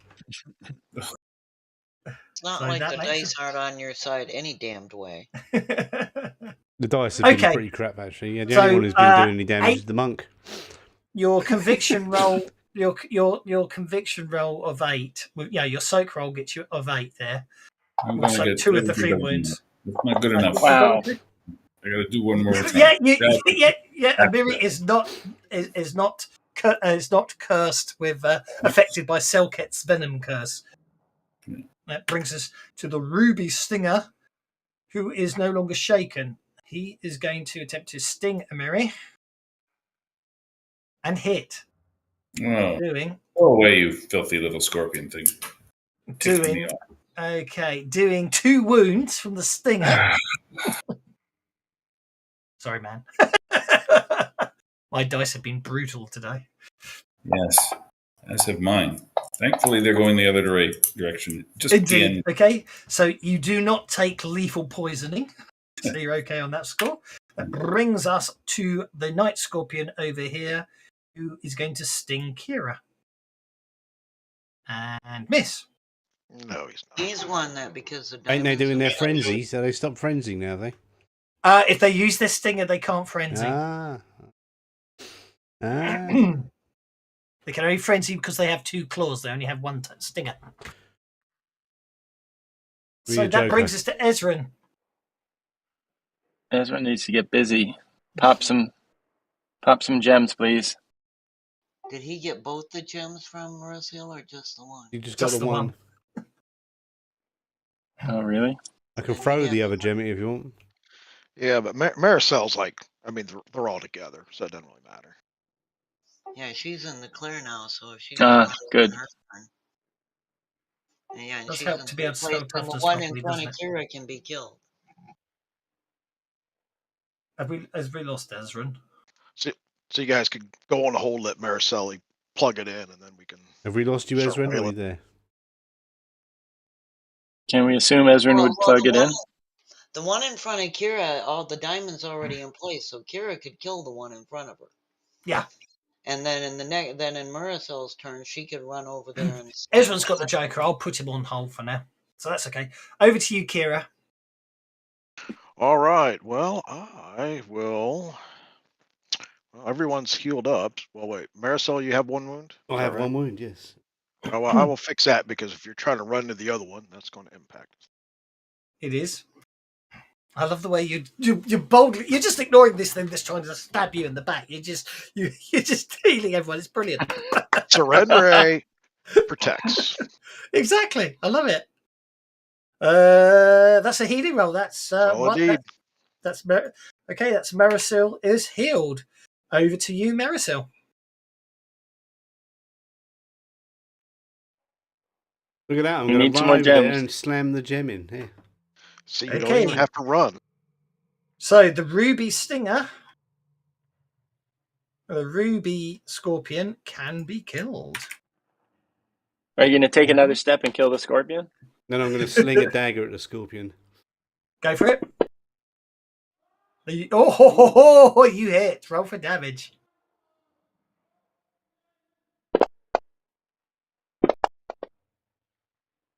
You shake it.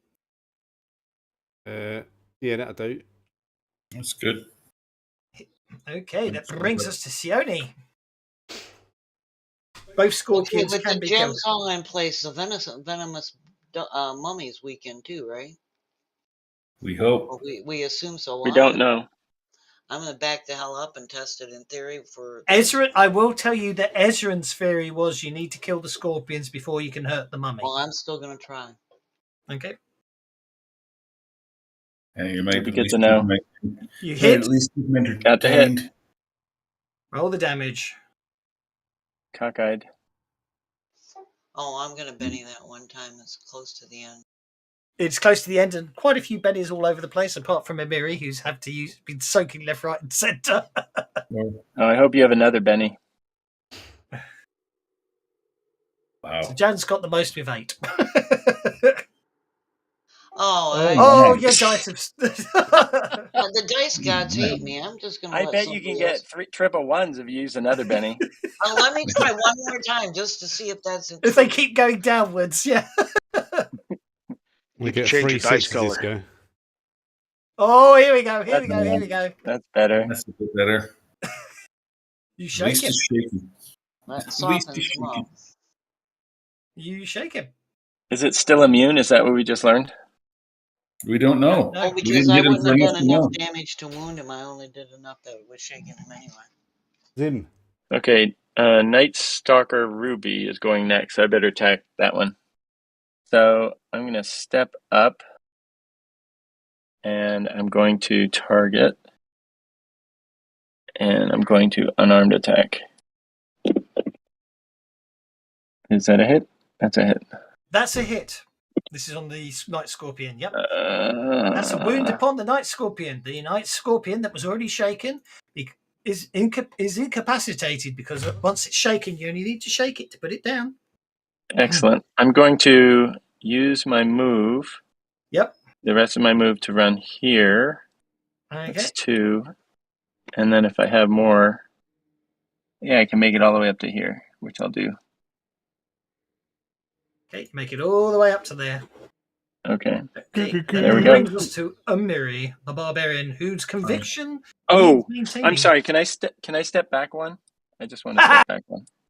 You can. It's not going to move, but you can step back. Well, in case somehow it does. Do you wish to maintain your conviction, Emiri? I will. Okay. I'm going to give you a Betty for maintaining your conviction. I love it. What are you going to do now? Well, I'm going after this thing. I need to go wild attack still. I'm going to go after the mummy. Okay, you wildly attack the mummy. Go for it. You know what? I'm going to make it 2 actions. I'm going to do it twice. Okay. Yeah. Well, we still Makes need it to a little kill a easier. I scorpion. already shook it.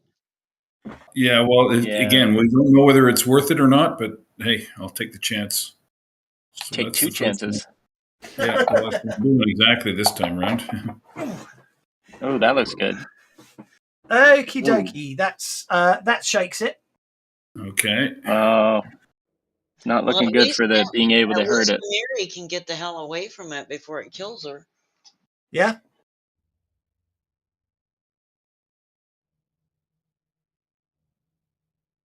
We have 1 scorpion to go. And that The shakes hell was it. that? You could reroll. Oh, I don't know if you want to reroll. I'm not going to re-roll because I don't think we're doing any damage to it, but I'm keeping it off. That's true. Until that last That's true. scorpion is dead, it looks like that's the case. Yeah, but at least I'm keeping it occupied. So get rid of the last scorpion and I'll finish it. Okay. You need to stop Ezra's channeling on Sione damage hold. rolls, though. Husk, it's over to you.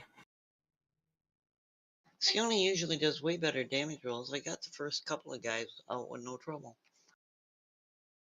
I don't know. You're rolling low damage. Yeah, it went all to hell Love, after it's the your first go. 2 were killed. Okay, over to you, Mr. Dwarf, sir. Come on, Husk. The AFK? Have we lost the dwarf as well? Oh, is he AFK at a Yeah, I'm crucial just deciding time? how silly to be. Oh, there he is. Yeah, so what we're going to do is we're going to wild attack. Are you going to maintain your conviction? Yes, we are. We're going to Benny that as well. Okay. So we're going to multi-action.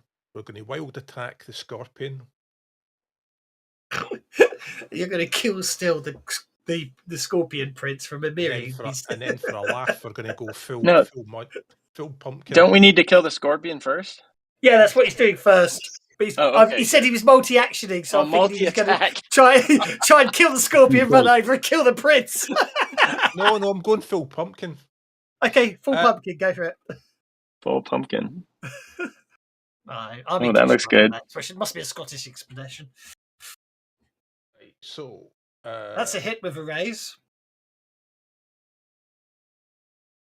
Oh dear, we're going to slowly overrun. This guy's final fight's taken a bit longer than I expected. 2 wounds. Okay, down he goes. Miriam will smack him down, no problem at all. I become hardy for 5 rounds.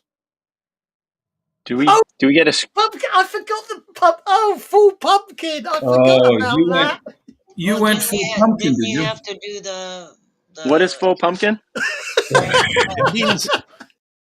Oh, you did it. Rolled it on the table and it gave you the full pumpkin. I've been looking at that all night. And go hit me because he can't kill me.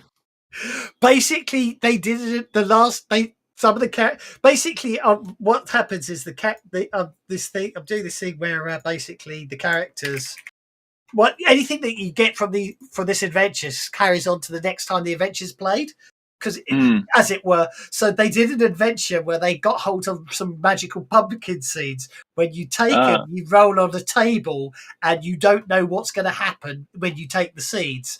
So he took the magical pumpkin seeds, which has made him to move to poison, fear, and he's now hardy for 5 rounds.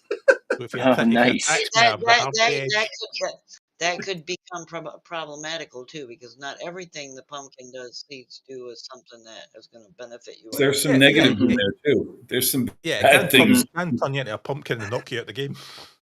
Yeah, I was looking at it all night long and decided not to go with it. Look at you. Yeah, there's the pumpkin seed table. There's the pumpkin seed table for people who haven't got pumpkins. Pumpkin flower. Are pumpkin flowers purple by any chance? I can't remember. I've got the token. You could have turned into a pumpkin flower right in front of your eyes with that. Yeah. Or the number 6, you become a real pumpkin for an hour. That's right. Okay, it's the venomous mummy's turn. It looks like he has no longer shaken. Ezra is still on hold. If Ezra, it's the Joker, and therefore going to interrupt him, is there right now. No. Okay, I'm going to. Okay, let's see what we can do with this big bad dude. He has got bash. He's immune to. He's meant to cause fear, but I forgot about that. He stabbed me. Okay. He's got a two I of forgot clubs, a about- complication. He's going to fall over. I forgot about the. I'm not going to worry about the toxic smoke cloud around him because I forgot all about it. So we're not going to worry about that now. I'm just going to smack Miri again to make her use her last penny so she can't use it to maintain her conviction. Meanie. Unharmed. Okay. The venomous mummy is vulnerable. Let's see. Ezra, are you back? Ezra is not back. He still keeps these Joker bonus though. Marisol is Ezra, we up. can't hear you. He Who's may up? got Marisol. Marisol's up. Bear in mind that whoever wants to take the glory of killing this guy, you might want better cards. Over to Marisol. You might want better cards. Hello, we lost Marisol. Does everyone just leave him? Does everyone just leave? Okay, Marisol's why do you say we need hold. better? Why are you saying we need better cards when And you might want to move up. You might want we're to all going first? get higher up on the tracker. Oh, Move then up. our If you wanna so-called jump allies. Try Got it. try to beat me to the punch is what they're saying. Yeah, Got exactly. it. Basically, yeah. Okay. But then it does All go right. both ways. So I've just given him. I've just moved him from the 2 of spades to the Jack of spades. Oh, that's mean. He's in sweep range now. Not that I'd use a sweep now, but Okay, my word. Marisol uses a far rapier on the venomous mummy, and it does nothing. I'm not. I'm basically expecting you. I'm hoping you guys will put it down because we're now into overtime, and I haven't been in overtime for a while. Because we're That's not weird. 10 years old.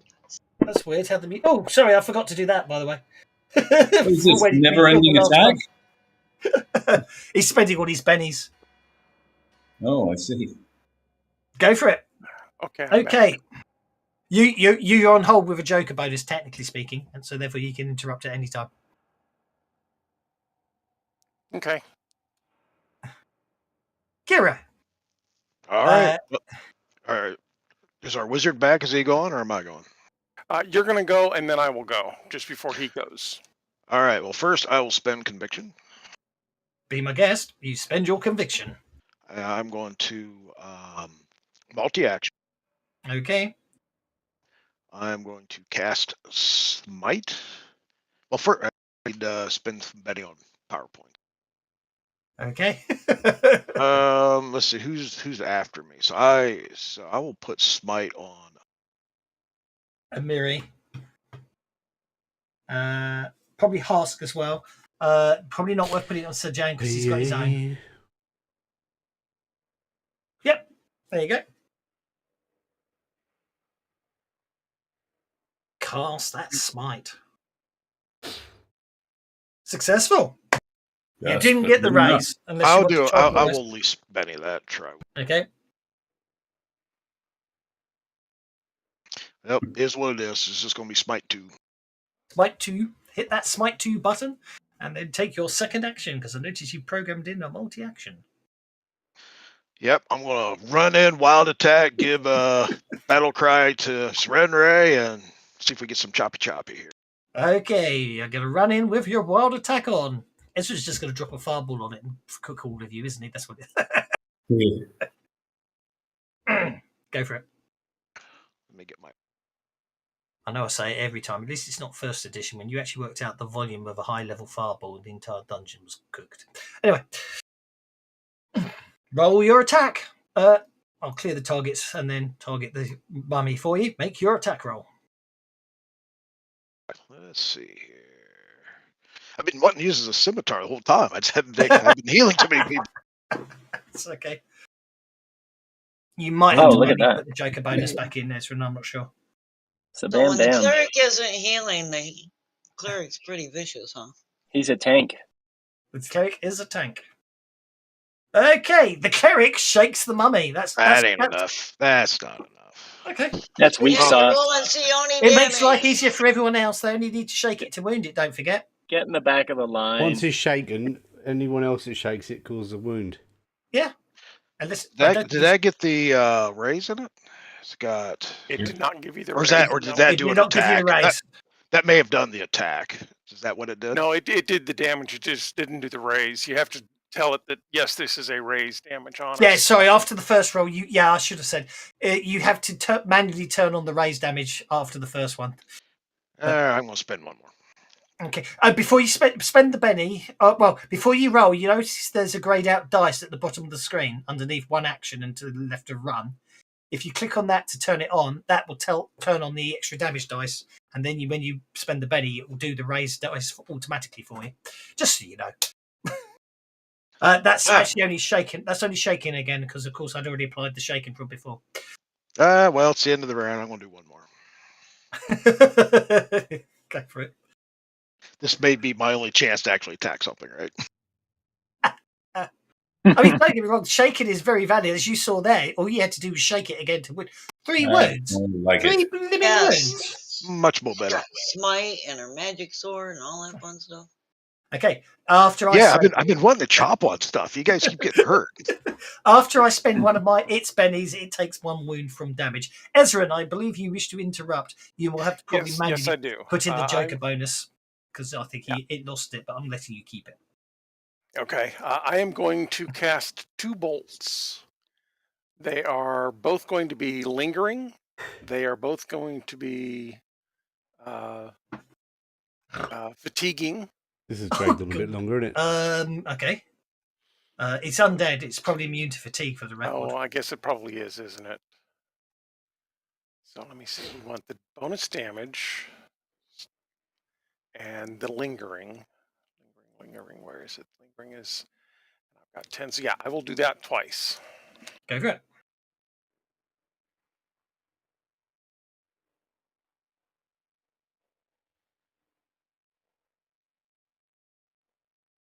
You hit the first time, regardless of what it says about being out of range, because that bug has been fixed. I just haven't got the test mode. I think I want to Benny that once. Okay. Yeah, I guess I'll just hit. And then the I don't want damage. Benny in a hit. A hit's a hit, dude. You can do better. Yeah, I know I can do better than that.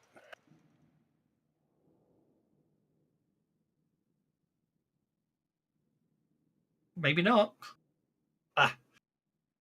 So what's that? 16. 15. That's 19. a wound. 19. Okay, that's a wound. I shall spend a GM Betty to try and soak that. Which I do. Oh, Okay. booger. And then my next shot. Mm-hmm. Still just a hit. Ooh, but a nice solid hit. There we go. He was so busy ducking the first one, he ducked right into this one. Certainly did. We're all still playing D&D. Okay, We he need takes to a wound. use our abilities. We're not. Nice.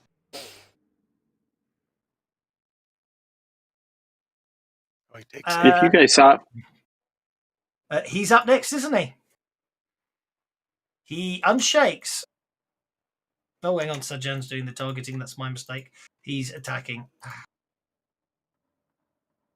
He sweeps his venomous bash. Did he say that?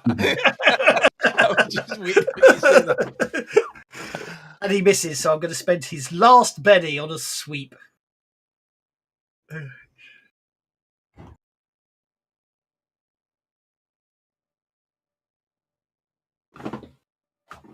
Okie dokie. Okay. Who didn't get targeted there? Amiri didn't get targeted. Okay, so now basically Nate wouldn't hit anyway. I forgot to put a -2 in on the second one, so it's a 6. And I don't 8. take damage from that. He missed me. Maybe. 8. And where's Amiri on this tracker? Amiri got hit on an 8, so it does hit all of you. But does the damage? He said it's a -2, didn't you? So a 4 No, doesn't hit it's me. so it's Is the trapping venom? A 10 on Kira, a 10 on Husk, A 6 on Miracell. I don't know why it's showing it as a 6. I typed it in. A 6 on Miracell is a 4, which is a miss. So Miracell is safe. Okay, so it's you ducked. Okay, let's roll that damage. Miracell was missed, so that's okay. Some of us had wild attack. That's why it was getting up that high. Yeah, you had because wild attack makes you vulnerable. So okay, let's see what happens here. We are going to bash Miracell. We'll ignore that one. Don't worry about it. It's because the computer won't let me tell it to ignore your hit. So we'll ignore that one. We are bashing Husk, who is shaken and is. Are you already shaken, Husk? Well, no, I'm not shaken, but I'm immune to venom. Yes, you're immune to venom, but you can still be shaken. My word, Kira, you are lucky there. The obviously hitting basically the impact was lowered down. Why is it going for Miracell again? Okay, I don't know what it's doing. Okay, the net result is everyone's okay apart from Husk, who's shaken. And I take 11 points of damage and drop that on Amiri. Amiri's shaken, Husk is shaken. Job done. That's all I need to worry about. And that brings us to Amiri, who automatically unshakes. Do you wish to spend a Benny to maintain your conviction? Oof, tough question. I only got one Benny left. I think I'll save it in case I need it. Actually, don't. Well, let's put it like this: you don't need it. You don't need to spend the Benny to keep conviction now. But as soon as you end your turn, you will lose conviction. Okay, then I won't spend it. So I'm going to do a wild attack. By the way, as long as you guys soften it up, Sajan will take it out, so don't worry about it. I'm going to do wild attack 2 actions twice. Okay, go for it. One punch.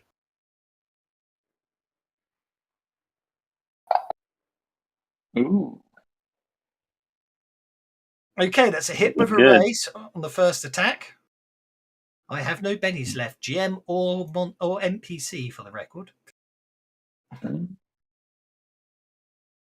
Okay, so you cause 1 wound with the first attack. Now for your second attack. Oh.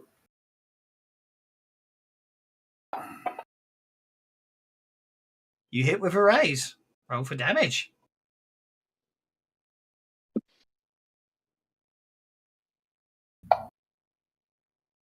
Look at that.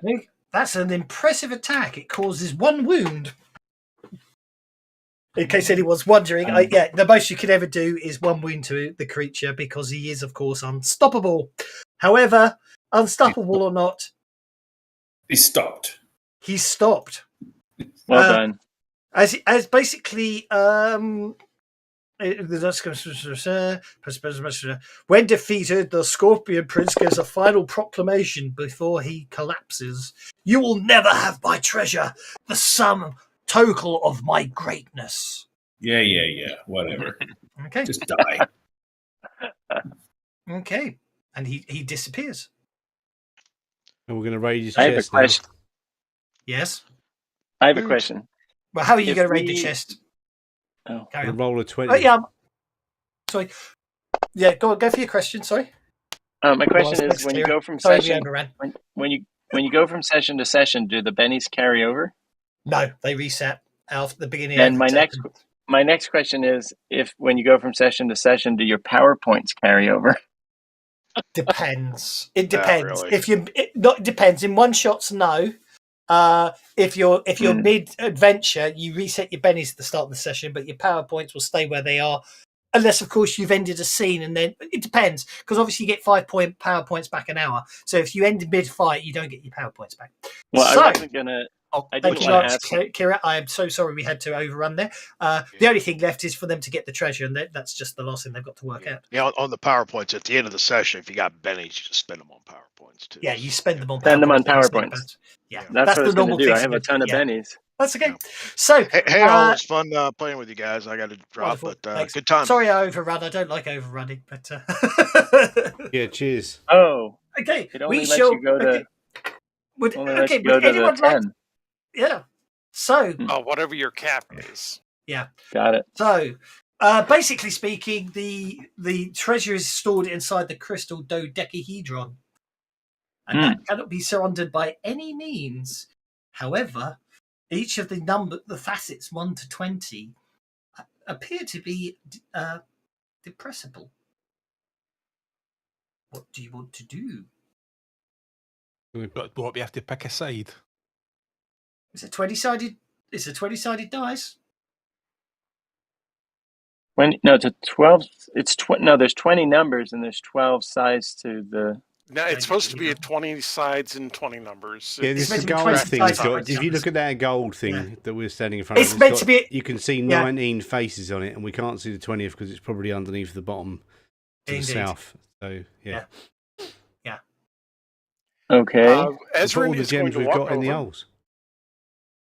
Ezra is going to walk over and push the number 1. Nothing happens. Ezra will then push the number 3, the number 4, and the number 5. Nothing happens for any of those. None of them move when you press them. I'm going to say hocus pocus abracadabra. You're very close though. So what number? Abracadabra, that was it. I'll give you a hint. What was the last thing the Scorpion Prince said? The sum total of all my greatness. The sum total. Add all the pedestal numbers together, and what's the value? Yeah, that's it. I don't know. It wasn't put in chat. 5, 4, 3, and 1. Isn't it? 9, 12, 13. There it is. I've lost it myself now. What was it? It was a circle. What was it? A circle, a triangle. It was a 1, a 3, a 5, and a 4. Yeah, 13. So yeah, we'll push 13. Yeah, you push the 13. That's exactly what it is. So revealing that basically causes the crystal globe to shatter, revealing the treasure within: a magical longbow, a magical dagger, some magical braces, and 200 pieces of turquoise. There we go. I'll take the longbow. Very nice. Nobody else wants it. I don't think I'm allowed to use armor.